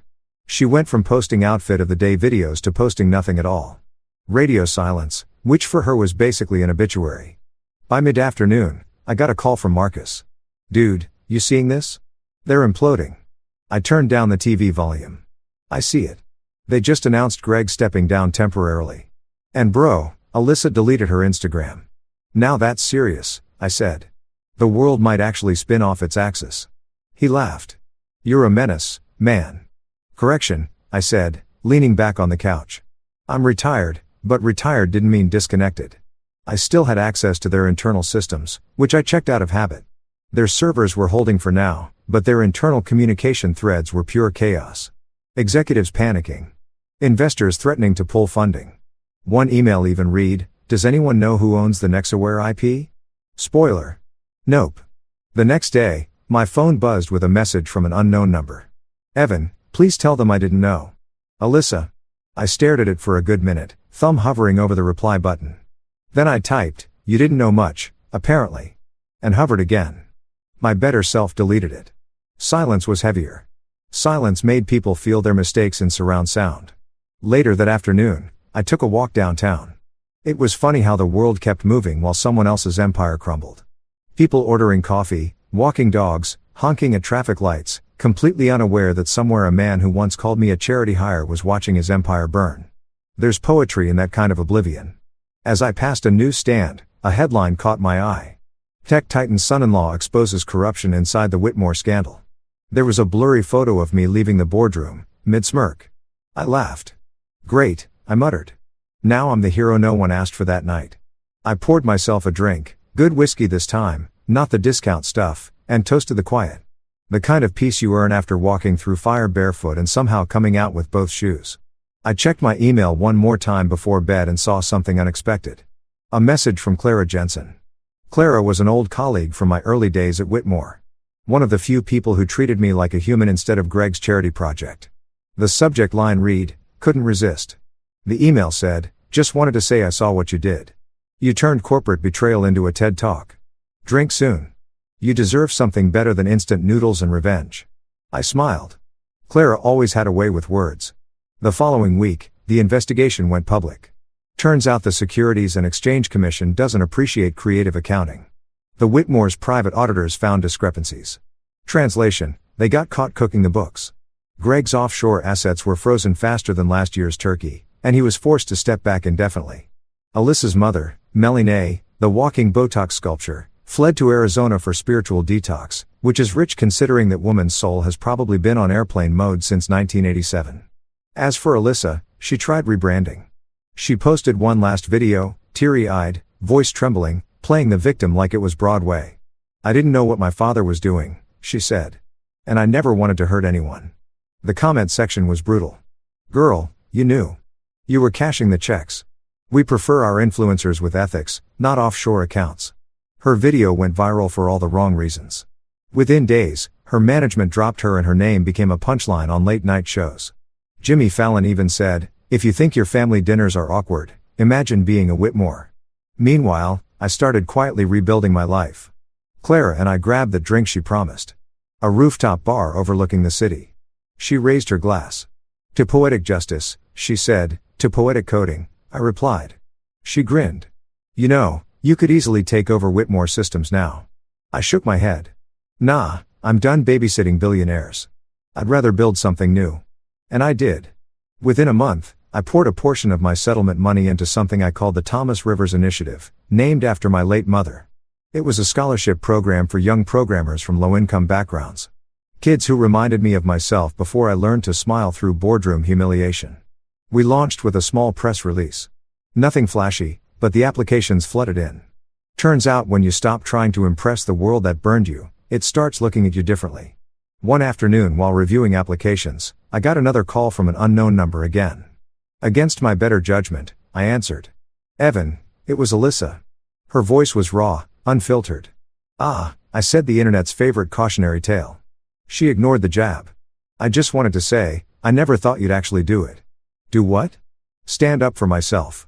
"I didn't mean it like that," she said quietly. "I just dad's destroyed. Mom's gone. And me? I can't even walk into a coffee shop without someone whispering. Sounds like karma's got good aim." Silence. Then she said, "Are you happy?" I hesitated. "Yeah, happier than I've been in a long time." "You're enjoying this?" she accused, voice cracking. "Not really," I said. "Enjoyment implies it was fun. This was necessary." She sniffed like she wanted to say something else, but instead she whispered, "Goodbye, Evan." "Goodbye, Alyssa." I hung up and sat there for a long time, staring out the window. The city lights blinked back like a Morse code message. I didn't need to decode. I wasn't angry anymore. I wasn't vindictive. I was just done. The world eventually moved on. The Whitmore scandal became old news, replaced by newer disasters and fresher memes. Greg's name still popped up occasionally in lawsuits, in think pieces about corporate accountability, and once in a charity gala brochure that hilariously listed him as former visionary. Alyssa resurfaced months later in a small town running a yoga studio called Renewal. I almost respected it almost. As for me, I kept building. Nexaware thrived, rebranded under my own name this time. No secrecy, no aliases. I even started mentoring young engineers, teaching them not just how to code, but how to read contracts, protect their ideas, and never let anyone treat them like disposable labor. One evening, Clara stopped by my office with takeout. "You ever think about forgiving them?" she asked between bites of noodles. I thought for a long second. "Forgiveness is overrated," I said. "Peace is better." She smiled. "You really turned your pain into profit," I laughed. "I call it emotional capitalism." Weeks later, I found myself back near the Whitmore building. The company had changed its name. Whitmore Systems was now Nexus Global because apparently slapping new on old sins makes investors feel better. I stood across the street watching employees come and go. Nobody recognized me. Good. I wasn't there to gloat. I was there to make sure the past really was behind me. The last time I'd walked out of that place, I was angry. This time, I just felt calm. There's something deeply satisfying about knowing you could destroy someone again, but choosing not to. That's real power. The kind that doesn't scream or demand attention. It just exists. As I turned to leave, my phone buzzed. An alert from one of the scholarship recipients. A kid named Malik had just landed an internship at a major cybersecurity firm. His message was simple. "Mr. Rivers, thank you for believing in me. One day, I'll build something that changes everything." I smiled. Maybe he would. Maybe that's what all of this was for. Not revenge, not ego, but legacy. Because sometimes the fall of one empire is just the beginning of another. And this time, the foundation was clean. They say success is the best revenge, but I prefer to think of it as clarity with a payroll. When you've been through humiliation, betrayal, and a corporate soap opera that could win an Emmy. Rebuilding isn't just about bouncing back. It's about redesigning the entire blueprint. After the Whitmore fallout, I could have retired. I had more money than I'd ever need. A library of incriminating emails and front row seats to watch my enemies' Google reputations rot. But I wasn't interested in Nexaware relaunches under original founder Evan Rivers to provide next-gen cybersecurity with integrity. The word integrity wasn't just PR. It was a punchline aimed directly at Greg's ghost. 2 days later, my inbox exploded. Former Whitmore employees, good ones, the real brains, started reaching out. "Hey, Evan, heard what happened? Any openings?" It was poetic justice watching Greg's old talent crawl out from under his crumbling kingdom, looking for leadership that didn't come with a side of condescension. I hired 6 of them immediately. We weren't just a company. We were the Survivors Club. Then there was Clara. She officially joined as COO, though we both knew titles didn't matter between us. She'd been the one person who saw through my polite "I'm fine" routine during my Whitmore years. "You're not fine," she used to say. "You're just patient." Now, she'd help me turn patience into profit. Our first week was chaos disguised as progress. Coffee spills, code crashes, and an overenthusiastic intern who mistook my vintage keyboard for that old thing taking up space. But it felt alive, real, messy, human. Every ping of a new client inquiry felt like proof the universe wasn't punishing me. It was redirecting me. One morning, Clara walked into my office holding 2 coffees, and that mischievous grin she always wore when she had news. "Guess who just called?" she said. "Please tell me it's not Greg," I replied. "I'm out of popcorn," she laughed. "Nope. Better. A Fortune 500 company wants to pilot our new security software. Said they saw your interview on CNBC. I blinked. "Interview?" She pulled up her phone. There I was on screen sitting in some studio looking calmer than a monk on sedatives. The segment was titled "The Man Who Outsmarted His Father-in-Law." I hadn't realized my quiet revenge had turned into a redemption arc. The anchor asked me what motivated my success, and my recorded self said underestimation. "It's the most renewable energy source on the planet." I almost spit my coffee. "Did I really say that?" Clara smirked. "You did, and it trended." The pilot deal went through. Suddenly, Nexaware wasn't just back. It was booming. We became the cybersecurity firm that companies actually trusted. Ironically, the Whitmore name still popped up, mostly in sentences like, "Please make sure we don't end up like them." That alone was worth another toast. Meanwhile, Gregory's life was unraveling faster than a cheap necktie. The federal audit had unearthed everything from shady vendor payments to falsified expense reports. Turns out borrowing against future revenue isn't just creative accounting. It's also illegal. His assets were frozen. His board voted him out permanently. And rumor had it he was now living in a smaller residence. Translation: the guest house of his former mansion. Alyssa, on the other hand, had gone quiet. Her yoga studio in Arizona was struggling, and every now and then she'd post vague motivational quotes like, "Growth hurts, but so does staying the same seedling." Duh. I scrolled past every time. Growth might hurt, but humility must have gone extinct in her zip code. Then came something unexpected, an invitation, not from Alyssa, thank God, but from the Chamber of Commerce. They wanted me to speak at a tech conference about ethical innovation. I nearly laughed out loud. A year ago, I was the guy fixing Wi-Fi for people who called me buddy. Now, I was a keynote speaker. Life really is a stand-up comedian. The conference was held in a swanky downtown hotel with chandeliers so bright they could cook breakfast. I walked onto that stage to polite applause, wearing the same calm smile that once unnerved Greg. My speech wasn't scripted.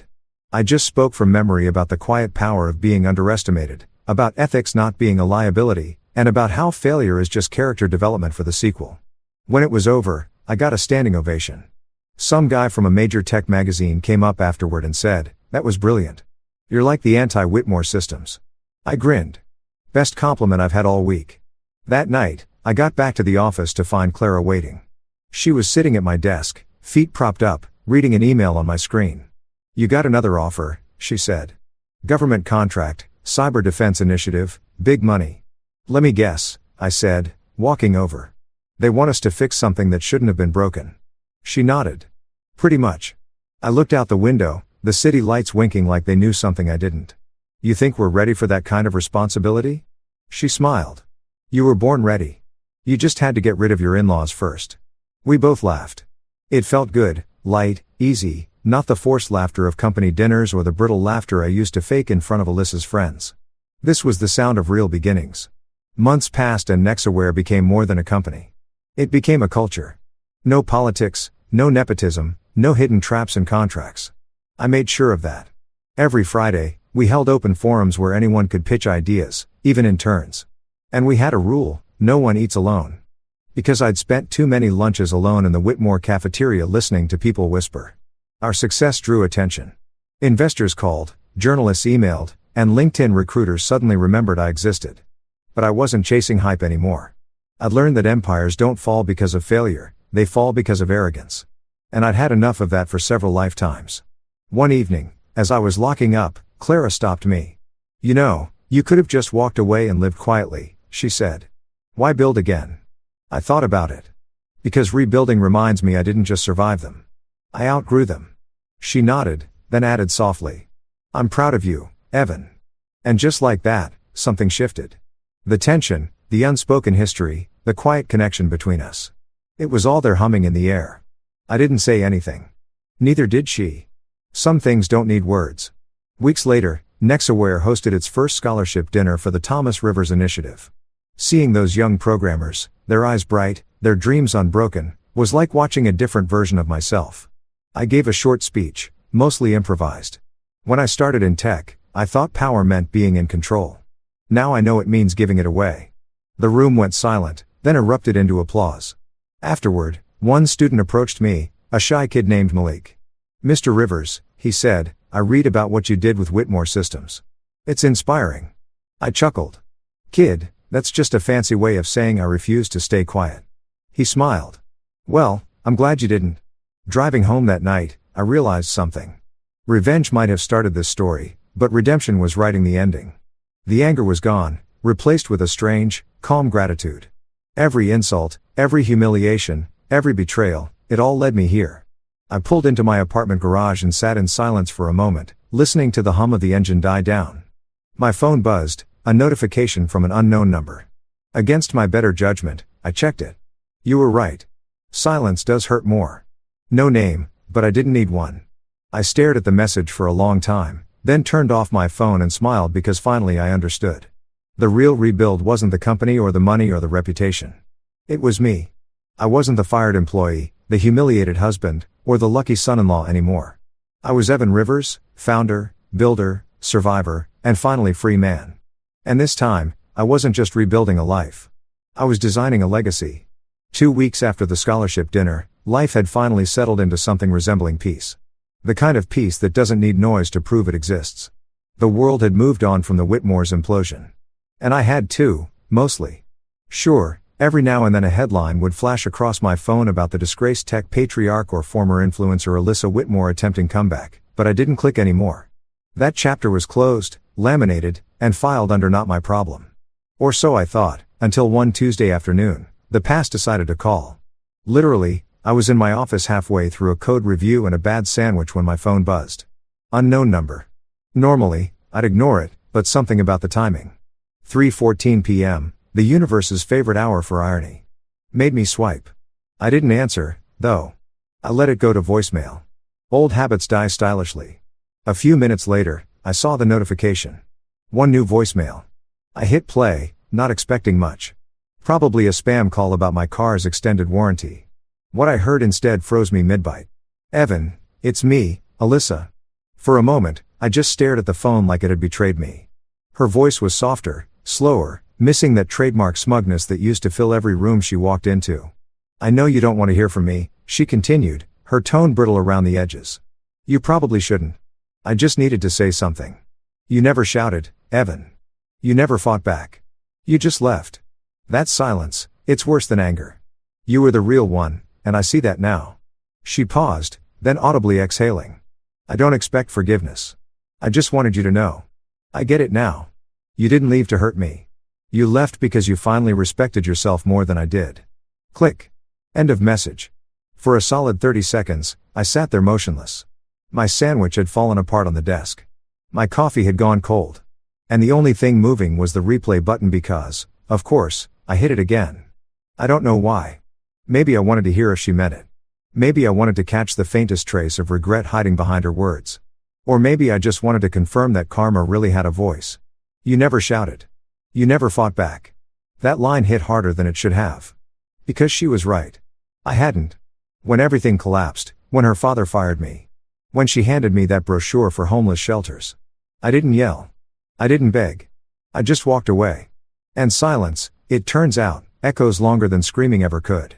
After the second replay, I laughed, not bitterly, just the kind of laugh that slips out when life circles back with perfect irony. The woman who once accused me of being too calm was now haunted by that calmness. Poetic doesn't even cover it. Clara poked her head into the office. "You good?" she asked, eyeing the untouched sandwich and the expression on my face. "Define good?" I said, leaning back in my chair. She frowned.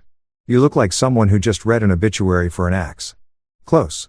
I said, "I just listened to one." She arched a brow. "Alyssa." "Yeah. She called you." Voicemail. No tears, no theatrics. Just a neatly packaged apology with guilt sprinkles on top. Clara stepped in, crossing her arms. "And how do you feel about that?" I shrugged. Somewhere between indifferent and oddly amused. Like watching a car you used to own finally get towed. She smirked. "That's disturbingly specific." "Yeah, well, closure is a weird thing. You wait for it for years, then it arrives uninvited during lunch hour." Clara studied me for a moment. "You're not going to respond, are you?" "No," I said. "I think silence deserves to finish what it started." She nodded slowly, approving. "Good. Because if you do, I'm confiscating your phone." "Understood, ma'am." She laughed, gave my shoulder a quick pat, and left me to my thoughts. I hit play one last time, not for her words, but for the closure buried between them. "You were the real one, Evan." That line lingered long after the message ended. I couldn't tell if she said it for me or for herself. Maybe both. That night, I didn't delete the voicemail. I just archived it like a relic, a digital tombstone for a version of me that used to need her validation. Then, because irony is my love language, I poured myself a drink, queued up a playlist titled Peace After Petty, and sat on my balcony, watching the city flicker below. The next morning, I got to the office early. Something about that voicemail had me wired in a strange productive way. I dove into work, tweaking a new Nexaware feature that used AI to predict cyber threats before they even hit. We called it the firewall that thinks ahead, kind of like me, really. Around noon, Clara popped her head in again. "You're in early. Did you finally find your purpose or did insomnia win again?" "Both," I said. "Apparently, heartbreak makes good caffeine." She laughed. "So, what's next for the great Evan Rivers? You've conquered your demons, rebuilt your empire, made half the tech world jealous, and got a voicemail apology. What's left?" I thought for a moment. "Peace. Maybe some quiet success. No drama, no revenge arcs, just building something that lasts." "Boring," she teased. "Yeah," I said smiling. "Beautifully boring." That afternoon, a journalist called asking for a follow-up interview. I said no. The last thing I needed was to become a soundbite again. They wanted to frame my story as from fired son-in-law to tech titan. I wasn't interested in the mythology. The truth was simpler. I got tired of letting other people narrate my story, so I wrote my own. Later that week, while reviewing scholarship applications, I noticed one essay that stood out. It started with, "Sometimes the smartest thing you can say is nothing at all." I read it twice, smiling to myself. The student talked about learning restraint, about choosing silence over reaction, and about how quiet strength often gets mistaken for weakness. I could have sworn fate was trolling me. I approved that application instantly. Life went on. The Whitmore name faded from the headlines, replaced by newer scandals. Greg was reportedly negotiating plea deals. Alyssa's yoga studio closed after 6 months. Her final Instagram post said, "Starting over again, this time for me." I didn't like it, but I didn't sneer either. Maybe she finally got it. Maybe not. Either way, I had work to do. One Friday evening, Clara and I closed up the office early and went for dinner. We ended up at a small Italian place where the lights were dim, the bread was free, and the wine didn't taste like disappointment. "You seem lighter," she said, swirling her glass. "Yeah, I admit it. It's weird. I thought I'd feel nothing after hearing that voicemail, but it feels peaceful, like finishing a book you hated, but still reading the last chapter." She smiled. Closure doesn't always come gift-wrapped. Sometimes it just shows up uninvited with bad timing. "Exactly," I said. "But I think I'm finally over it." "Good," she said. "Because you deserve someone who texts, not someone who leaves voicemails." I laughed. "You volunteering for the position?" She smirked. "Maybe, but only if there's health insurance." We clinkied glasses, and for the first time in a long time, I didn't feel haunted by the past. I didn't see Alyssa's face in every memory or hear Greg's voice in every doubt. It was just the present, messy, imperfect, and real. When I got home that night, I scrolled through my phone and hovered over the archived voicemail one last time. Then I pressed delete, not out of anger, not to make a statement, just because I didn't need it anymore. It had served its purpose. The silence had spoken louder than her apology ever could. I stood by the window, watching the city stretch beneath me. Somewhere out there, people were still chasing the validation I'd finally stopped needing. That's the thing about betrayal. It breaks you. But if you're lucky, it rebuilds you better. I whispered to myself, "You were the real one, Evan." And for the first time, I didn't need anyone else to say it. The next morning, I woke up early, grabbed coffee, and headed to the office. The sun was rising, casting gold over the skyline. And for once, it didn't feel like another day to fight. It felt like another day to live. The voicemail was gone, the ghosts were quiet, and my future had never been louder. Because sometimes the best apologies aren't heard. They're outgrown. There's a kind of revenge people expect. The cinematic kind, fire, shouting, lawsuits, headlines, maybe a dramatic, "I told you so" with thunder clapping behind you for effect. That's not the kind I went for. Mine was quieter, cleaner. The kind that doesn't need an audience because the victory plays out naturally, one consequence at a time, like dominoes politely collapsing in your favor. I used to think closure meant confrontation, but now I know it's peace with a side of profit. By the time fall rolled around, life had found a rhythm. Nexaware was expanding faster than I expected. We'd outgrown our first office and moved into a sleek downtown building with frosted glass doors and a panoramic view that screamed Executive Redemption, Arkansas. The same city skyline that once looked like a battlefield now looked like a playground. Every morning I'd walk in, greet the team, grab coffee, and sit down in an office that still smelled like new paint and second chances. Clara, my partner in chaos and reason, was now officially COO. The staff adored her because she had that rare mix of competence and empathy that made people want to follow her into a storm.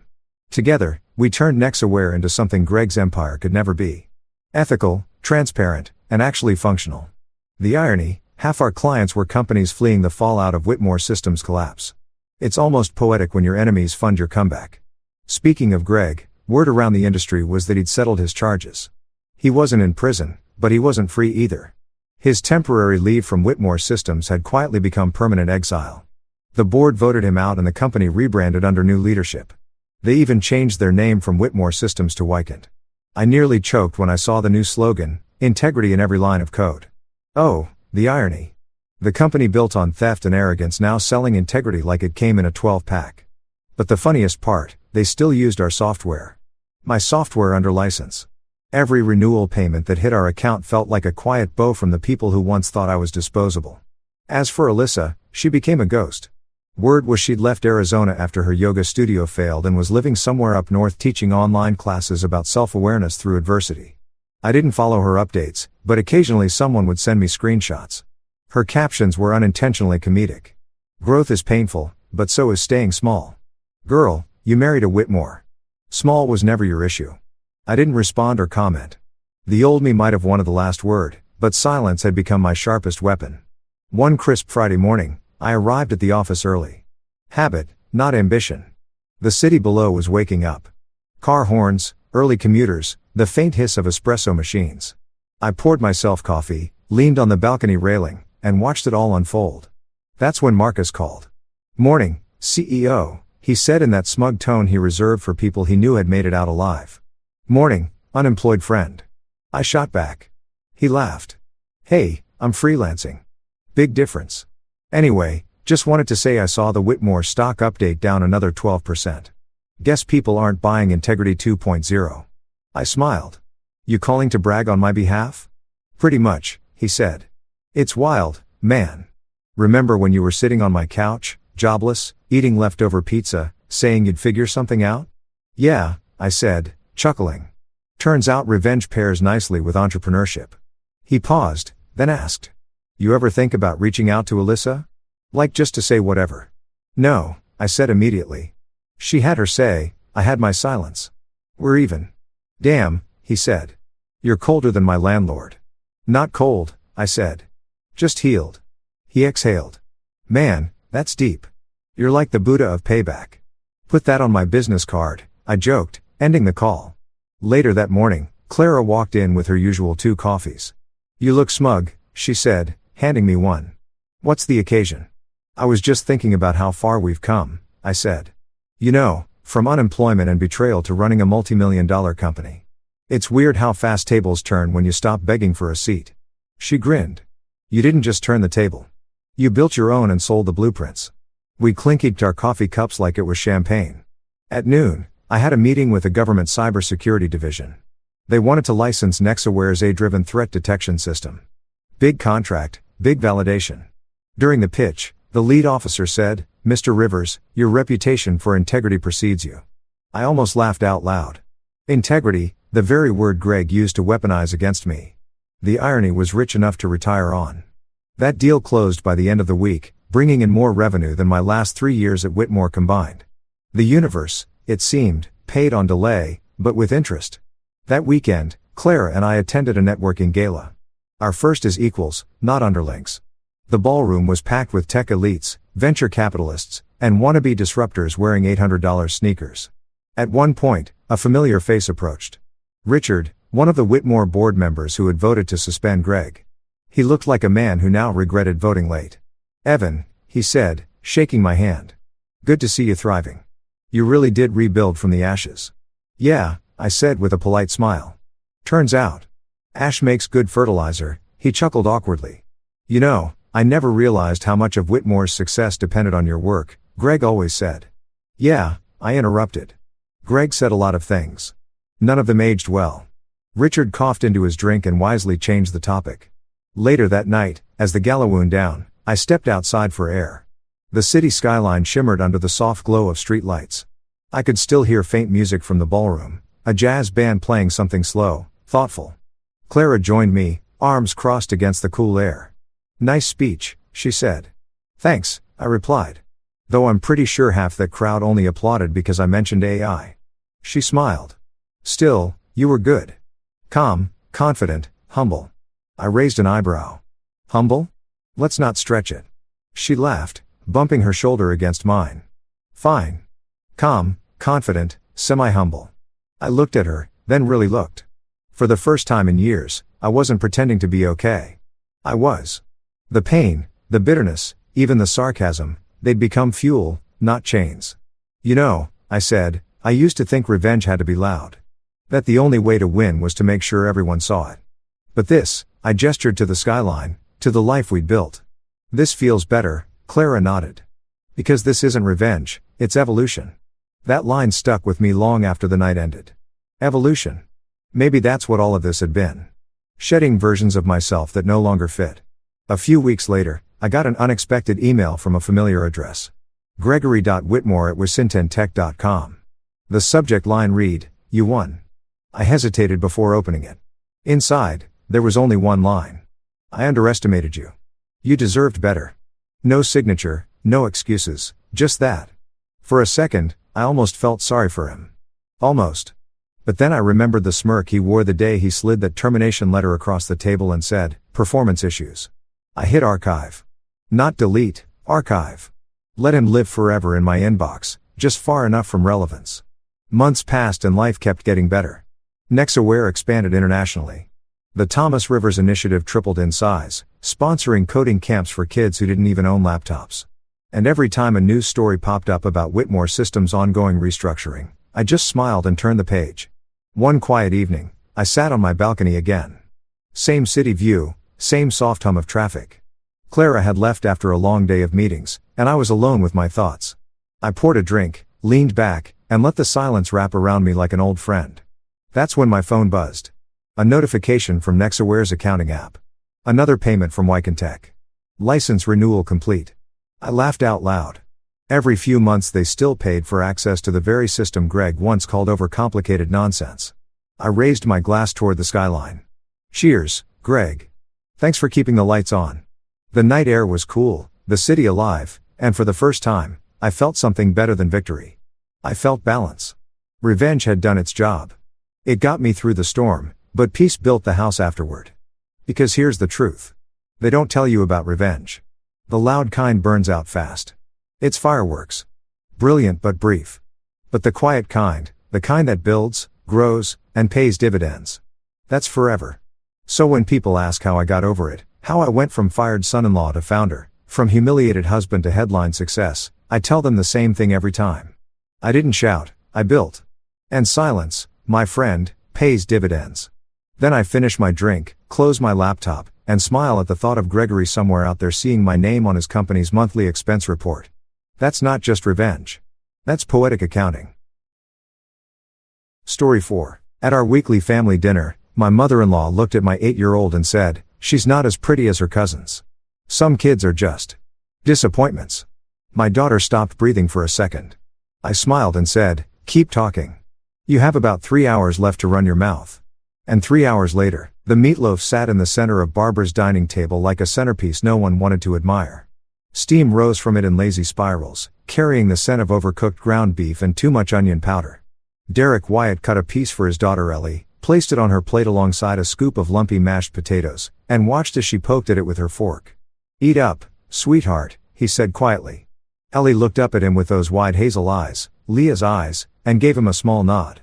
She was 8 years old, rail thin, with brown hair pulled into 2 neat braids that Derek had learned to do from a YouTube video 3 years ago.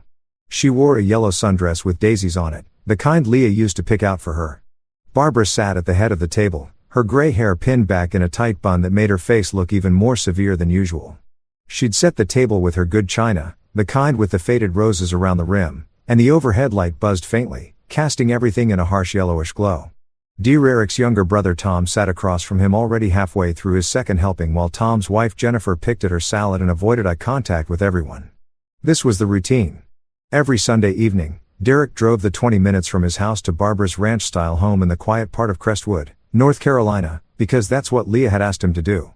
"Take care of my mother," she'd whispered in the hospital, her hand trembling in his.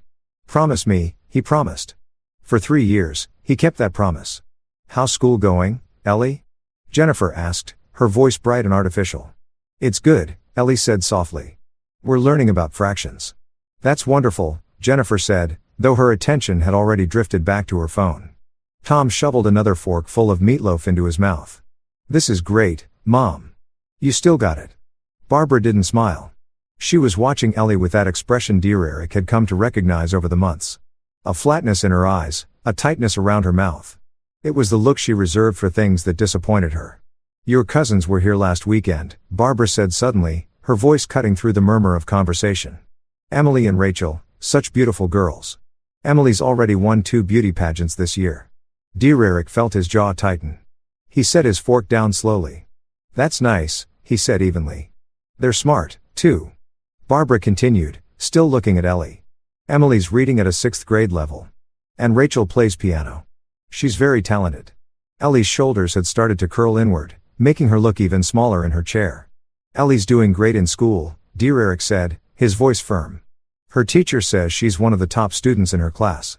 Barbara waved her hand dismissively. "Oh, I'm sure she tries." The room went quiet except for the buzz of that overhead light. Tom cleared his throat uncomfortably. Jennifer suddenly became very interested in her water glass. Derek watched his daughter's face. Ellie was staring down at her plate now, her hands folded in her lap, her body language screaming what she couldn't say out loud. "I want to disappear." "She's not as pretty as her cousins," Barbara said flatly, as if she were commenting on the weather. "Some kids are just disappointments." The word hung in the air like smoke. Derek felt something crack inside his chest. Not break. He broke in 3 years ago when Leah died. This was different. This was the sound of the last thread of patience snapping. He lifted his head slowly and looked at Barbara. Really looked at her, at this woman he'd paid for, supported, enabled, all because his wife had loved her and asked him to take care of her. This woman who had never once said, "Thank you," never once acknowledged what he'd sacrificed, never once showed an ounce of warmth to the granddaughter who'd lost her mother. Derek smiled. It was a careful smile, controlled and practiced. The kind he used in business meetings when someone was about to get fired and didn't know it yet. "Keep talking, Barbara," he said calmly. His voice was quiet, almost pleasant. "You've got about 3 hours left to run your mouth," Tom laughed nervously. "Derek, come on, man." 3 hours, Derek repeated, still smiling. He reached over and gently placed his hand on Ellie's shoulder. "Finish your dinner, sweetheart. We're leaving soon." Barbara's eyes narrowed. "What's that supposed to mean?" Derek didn't answer. He took another bite of meatloaf, chewed slowly, and let the silence stretch out. Jennifer had gone pale. Tom was looking between Derek and Barbara like he was watching a tennis match. "You can't seriously be upset," Barbara said. "I'm just being honest. The girl needs to know." "Her name," Derek interrupted, his voice dropping lower, "is Ellie. And you just called my daughter a disappointment to her face." "Oh, for heaven's sake." Derek stood up. The chair scraped against the linoleum floor loud in the sudden quiet. "Come on, I'll get your jacket." Ellie didn't need to be told twice. She slid out of her chair and hurried toward the coat rack by the door. "You're being ridiculous," Barbara said. But there was something uncertain in her voice now. "I was just 3 hours," Derek said again. He pulled his car keys from his pocket. "That's how long you have left to enjoy the life I've been paying for." He walked out without looking back. The drive home was quiet except for the hum of the engine and the occasional rush of air as other cars passed them on the highway. Street lights swept over the windshield in steady pulses. White, yellow, like a heartbeat. Derek kept his hands at 10 and 2, his breathing controlled, his mind already making calculations. In the rear view mirror, he could see Ellie curled up in her booster seat, her eyes closed. She wasn't asleep. He could tell by the way her eyelids fluttered, but she was pretending to be. And he let her have that. The anger hadn't faded. It sat in his chest like a hot coal, steady and constant. But Derek had learned a long time ago how to use anger, how to let it fuel him instead of control him. 3 years.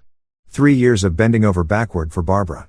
3 years of writing checks and making sacrifices and gritting his teeth through her casual cruelty. He paid her car note every month, $387 like clockwork. He'd covered her supplemental health insurance when Medicare wasn't enough, $240 a month.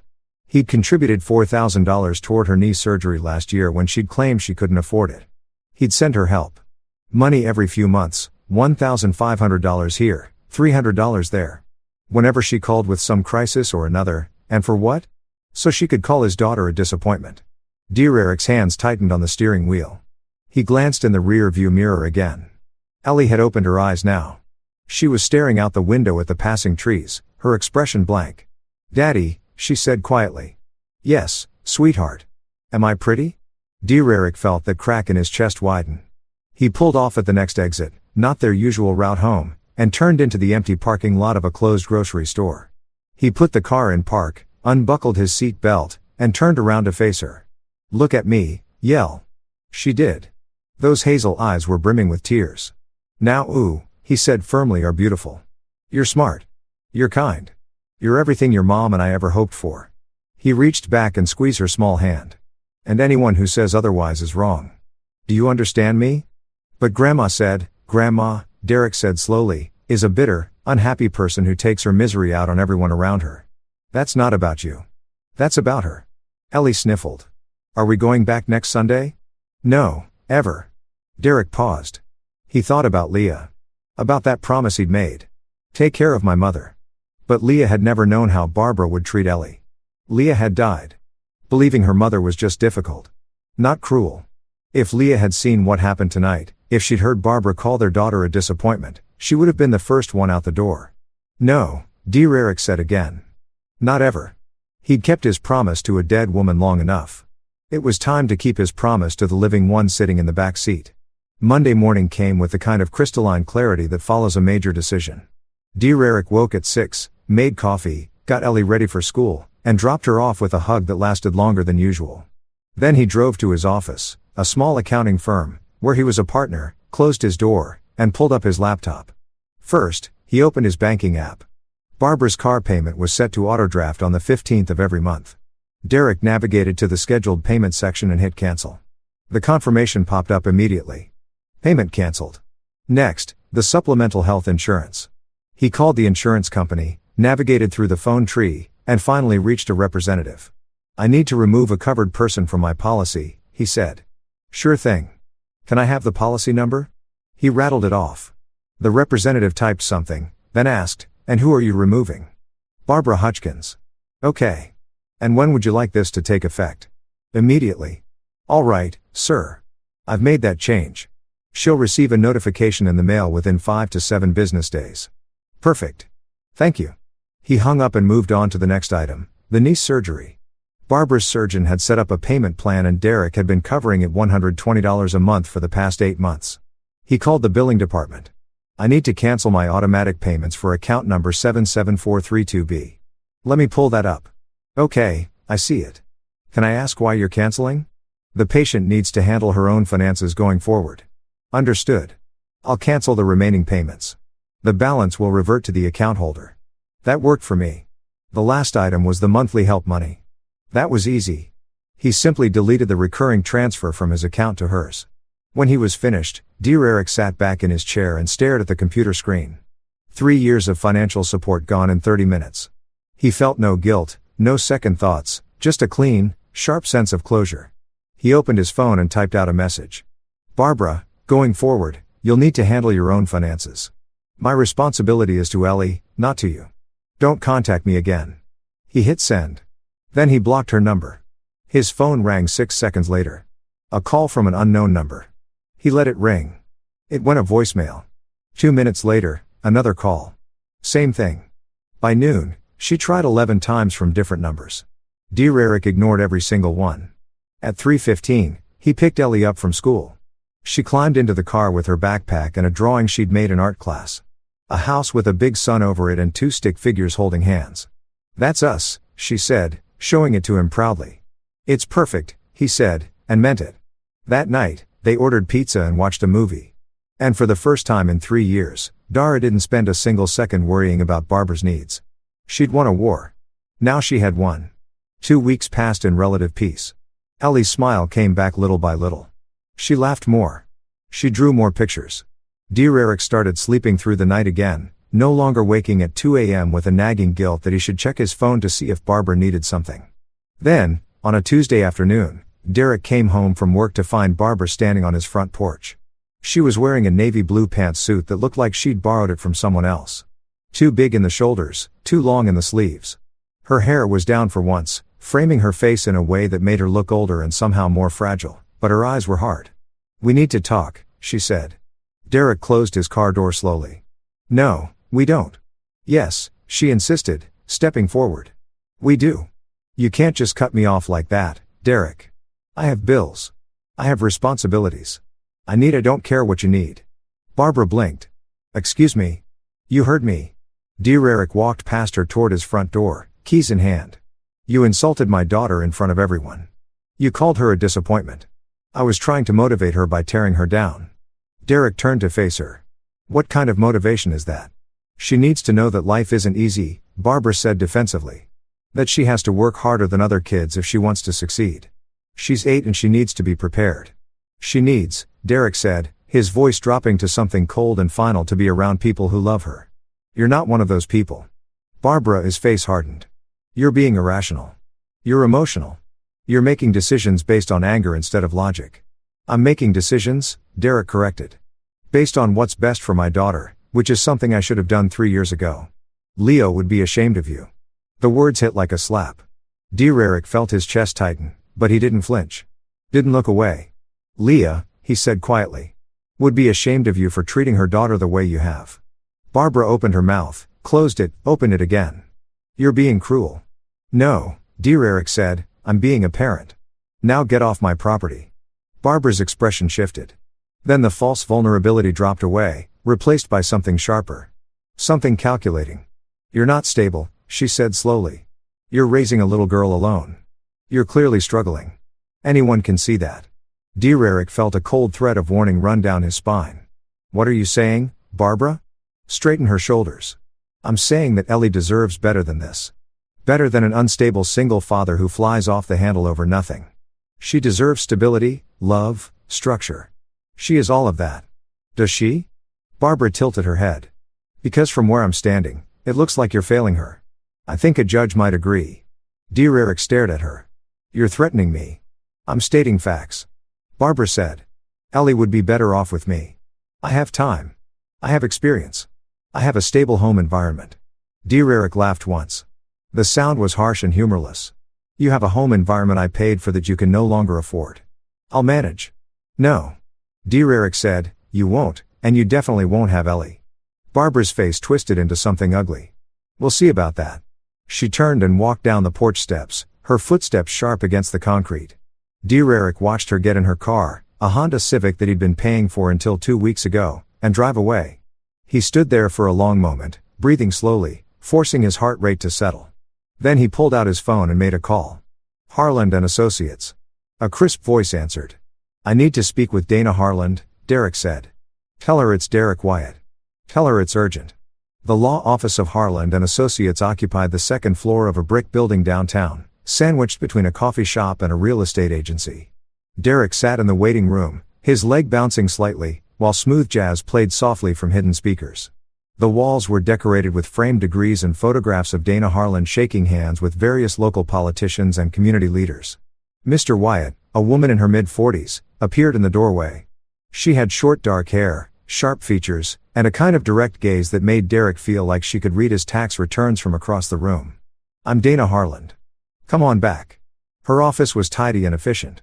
2 walls were lined with law books. The third had a large window overlooking Main Street, and the fourth displayed more framed credentials. She gestured to a chair across from her desk, and Derek sat. You sat on the phone. It was urgent, Dana said, pulling out a legal pad. Tell me what's going on. Derek told her everything, the dinner, the insult, the years of financial support, Barbara's visit to his house, and her threat about custody. Dana listened without interrupting, occasionally making notes. Her expression neutral. When he finished, she set down her pen and looked at him directly.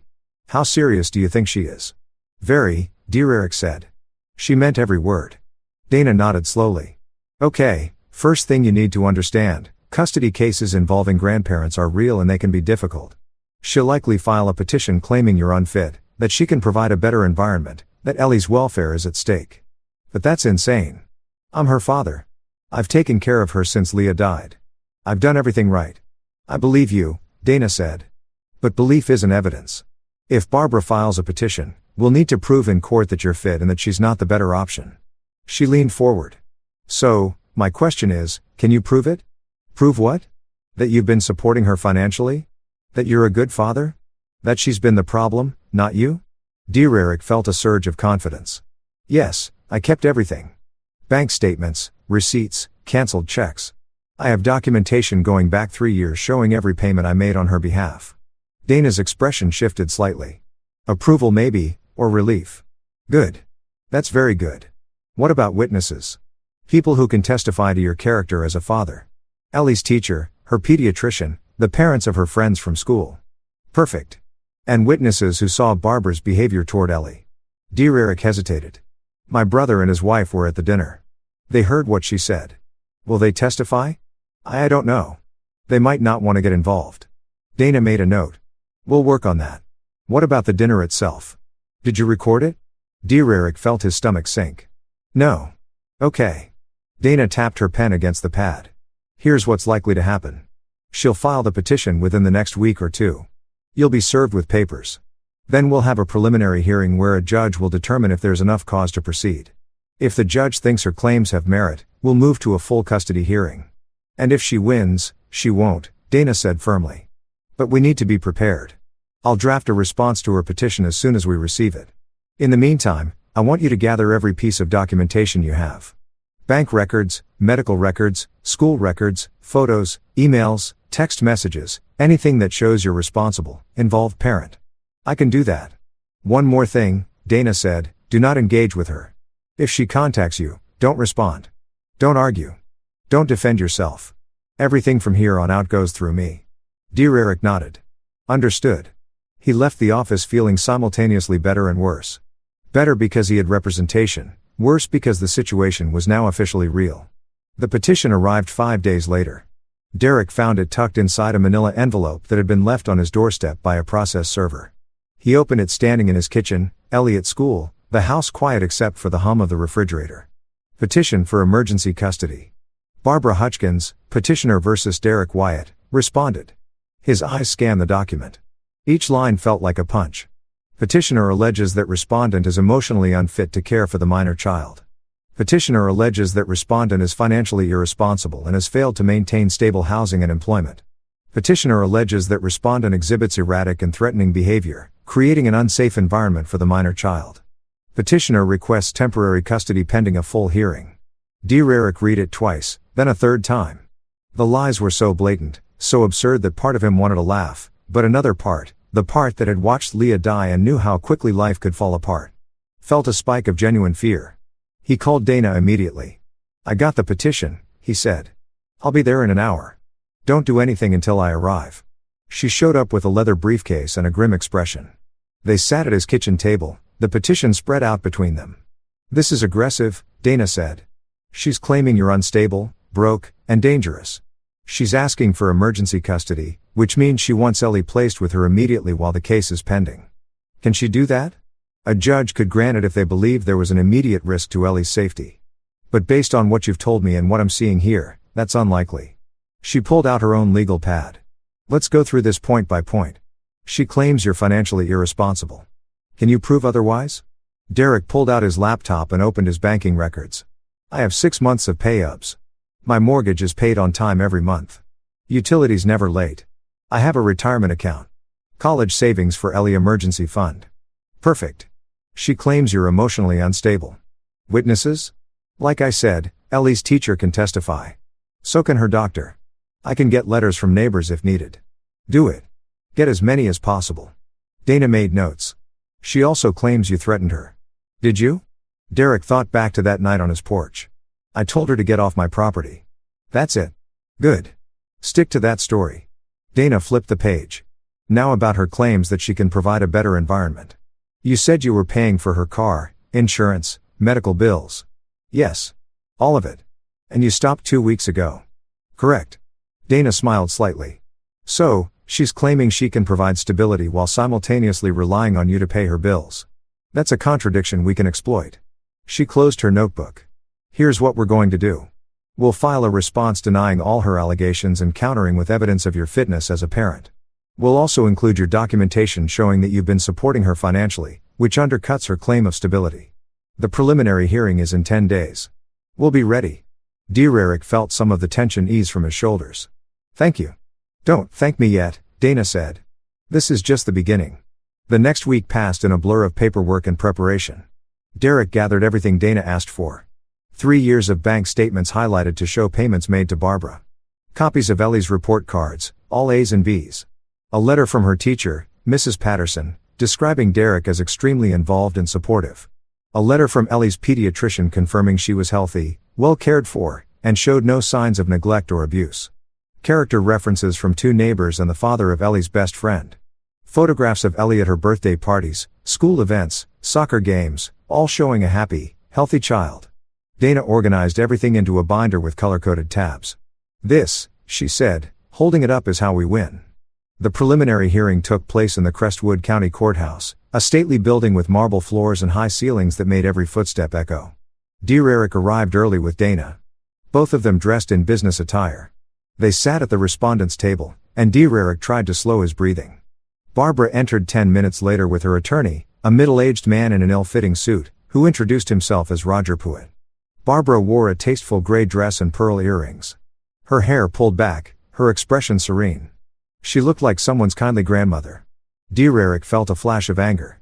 "All rise," the bailiff announced. The Honorable Judge Patricia Moreno presiding. Judge Moreno was a woman in her 60s with silver hair and reading glasses perched on her nose.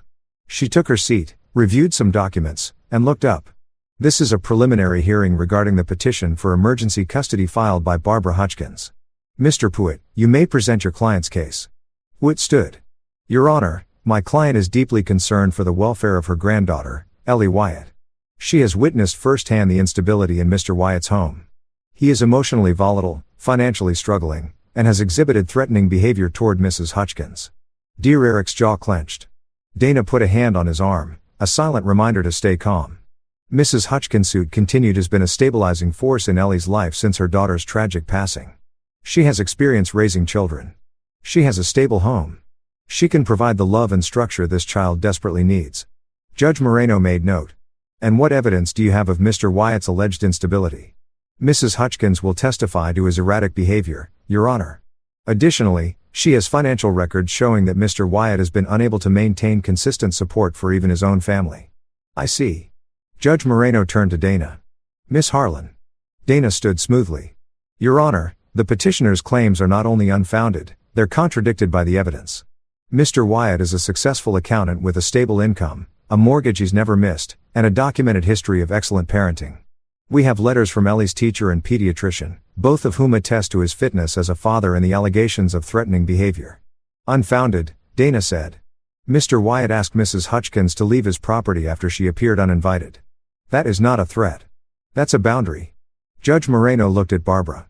Mrs. Hutchkins, can you provide specific examples of threatening behavior?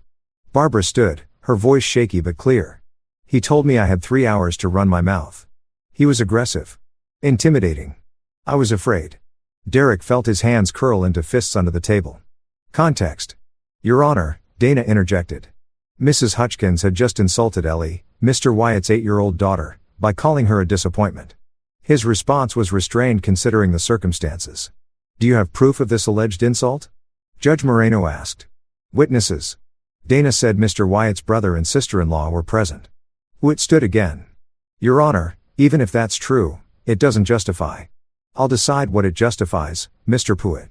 Judge Moreno looked down at her notes. Mrs. Hutchkins, you claim Mr. Wyatt is financially irresponsible. Can you provide documentation? Barbara glanced at Pruitt, who nodded. Your Honor, my client has been assisting Mr. Wyatt financially since his wife's death. She's been helping with bills, groceries. That's a lie, Derek said before he could stop himself. Dana shot him a warning look.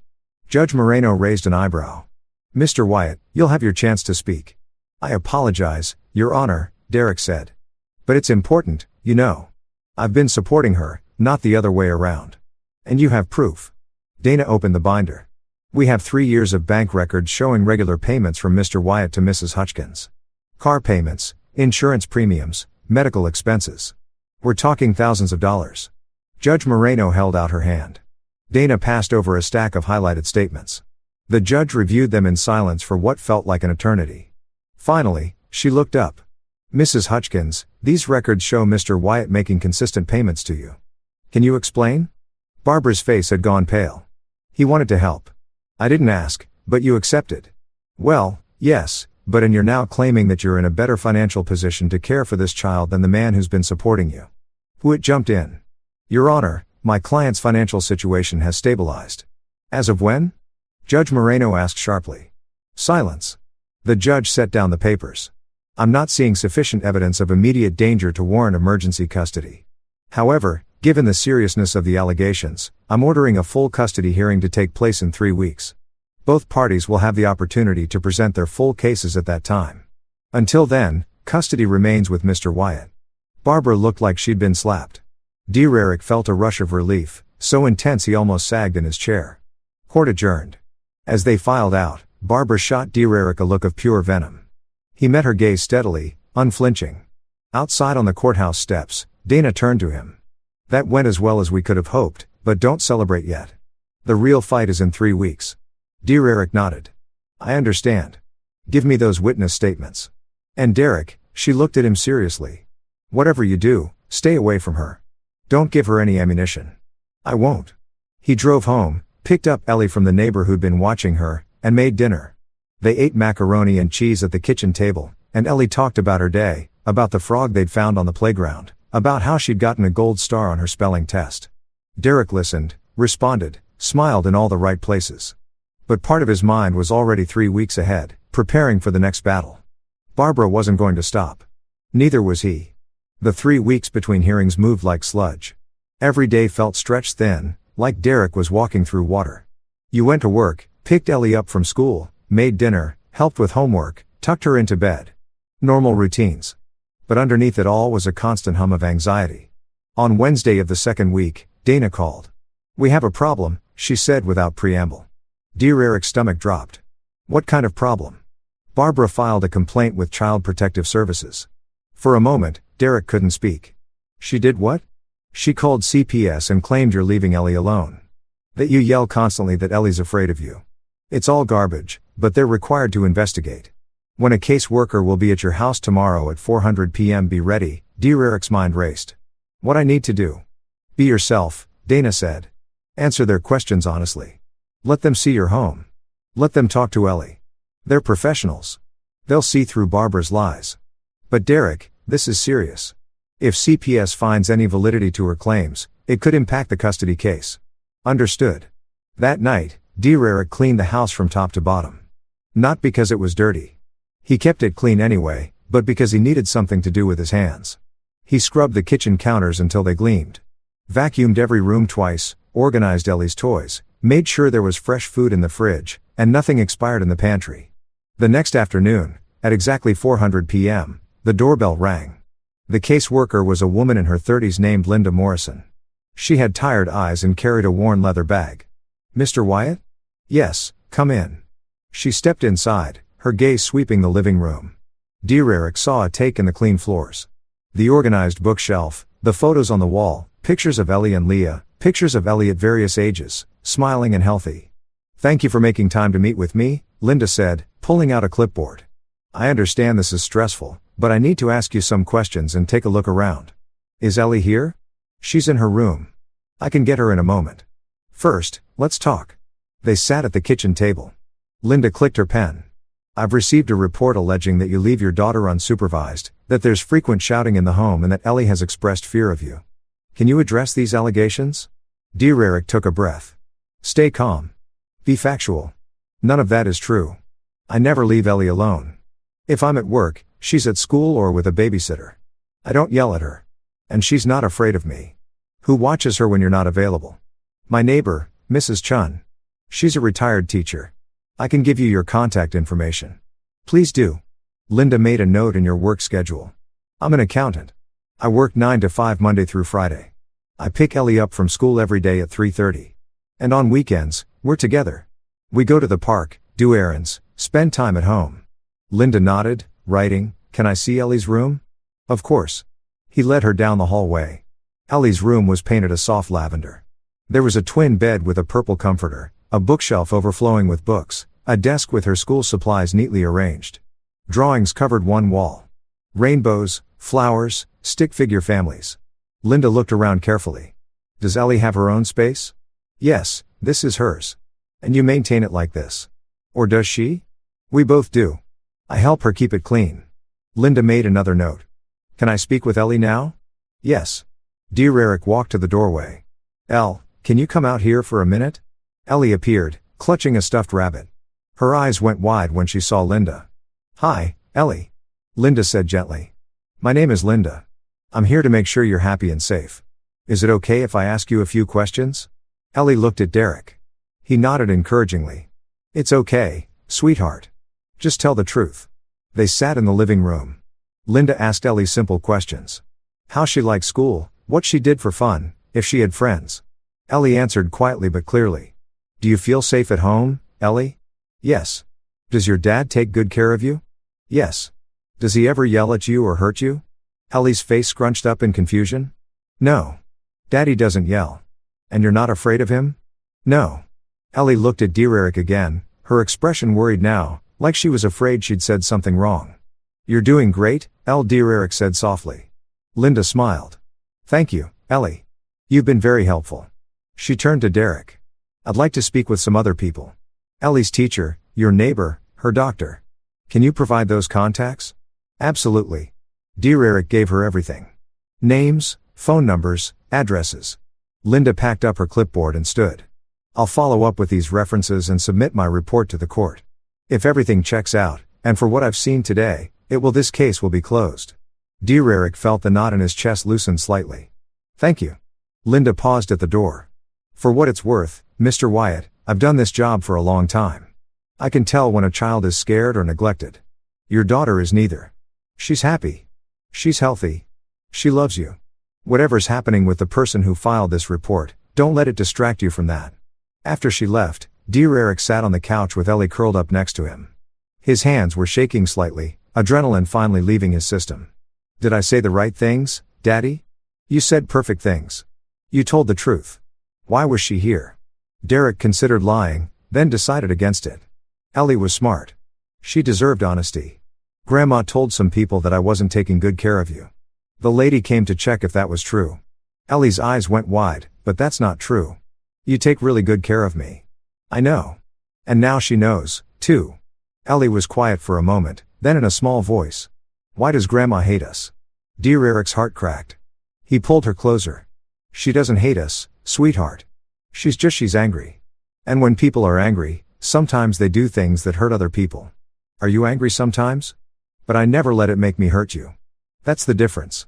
3 days later, Dana called with the update. CPS closed the case. Linda Morrison's report was glowing. She said you're an exemplary parent and that the allegations were baseless. Derek exhaled. Thank God. Better than that. This report will be submitted as evidence in the custody hearing. It's going to destroy Barbara's credibility. The full custody hearing was scheduled for Friday. Derek spent the days leading up to it in a state of controlled focus. He reviewed his testimony with Dana. He prepared himself mentally for seeing Barbara again. He made sure Ellie was settled with Mrs. Chan for the day. Friday morning arrived cold and bright. Derek put on his best suit, charcoal gray, crisp white shirt, navy tie. He looked at himself in the mirror and saw a man who'd been tested, pushed, and forced to fight for what mattered most. He was ready. The courtroom was fuller this time. Derek sat at the respondents' table with Dana. Barbara sat with across the aisle, her face set in grim determination. The gallery had a few spectators, some court watchers, a reporter from the local paper. Judge Moreno entered and they all rose. Please be seated. We're here for the full custody hearing in the matter of Hutchkins versus Wyatt. Mr. Pruitt, call your first witness. Pruitt stood. The petitioner calls Barbara Hutchkins. Barbara took the stand, was sworn in, and sat with her hands folded primly in her lap. Mrs. Hutchkins, Pruitt began, can you describe your relationship with your granddaughter? I love Ellie very much, Barbara said, her voice wavering slightly. I've tried to be a presence in her life since my daughter passed. It's been difficult, but I've done my best. And what are your concerns regarding Mr. Wyatt's care of Ellie? He's overwhelmed. He works long hours. He's angry and unpredictable. I worry that Ellie isn't getting the attention and stability she needs. Dana was already shaking her head slightly, making notes. Can you give an example? Pruitt prompted. At a family dinner, he became hostile toward me for no reason. He made threats. He stormed out with Ellie. And I haven't been allowed to see her since. And why do you believe you're better suited to care for Ellie? I have time. I have experience. I raised my own daughter successfully. I can give Ellie the love and structure she deserves. Pruitt nodded. No further questions. Judge Moreno looked at Dana. Cross-examination. Dana stood holding a folder. Mrs. Hutchins, you testified that you've tried to be a presence in Ellie's life. Is that accurate? Yes. And yet, over the past 3 years, how many times have you visited Ellie outside of those family dinners? Barbara hesitated. Well, it's difficult. I don't drive much. How many times? I am not sure. Let me help you. According to Mr. Wyatt's records, you visited Ellie's home exactly twice in 3 years. Does that sound right? Barbara's face tightened. I suppose. And during those weekly dinners, did you ever bring Ellie a gift? Take her out for ice cream. Ask about her interests. We talked. Did you? Silence. Dana flipped the page. Mrs. Hutchkins, at the dinner on November 10th, you made a comment about Ellie. Do you remember what you said? I don't recall exactly. You said, and I quote, she's not as pretty as her cousins.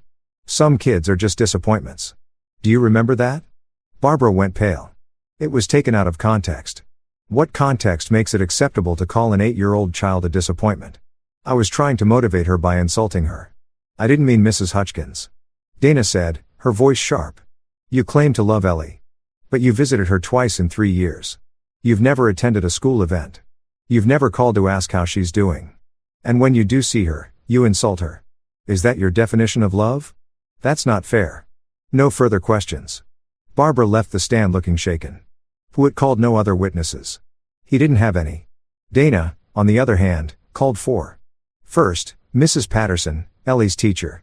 She testified that Derek was involved, attended every parent-teacher conference, volunteered for field trips, and that Ellie was thriving academically and socially. Second, Dr. Ramirez, Ellie's pediatrician. He testified that Ellie was healthy, up to date on all vaccinations, and showed no signs of neglect or abuse. Third, Mrs. Chun, the neighbor, she testified that Derek was attentive, that Ellie was well cared for, and that she never witnessed any concerning behavior. Fourth, Linda Morrison, the CPS caseworker. She testified that her investigation found no merit to Barbara's allegations and that Derek's home was safe and appropriate. When the witnesses were done, Judge Moreno looked at Barbara. Mrs. Hutchkins, do you have anything else to present? Pruitt stood. Your Honor, we'd like to call one more witness. Carol Jennings, Mrs. Hutchkins's neighbor. Dana frowned. This wasn't in the pre-trial disclosure. A woman in her 60s walked to the stand nervous and fidgeting. She was sworn in. Mrs. Jennings Pruitt said, "You live next door to Mrs. Hutchins, correct?" "Yes." "Have you had occasion to observe Mr. Wyatt's behavior?" "Well, I saw him once at his house. He was in the yard.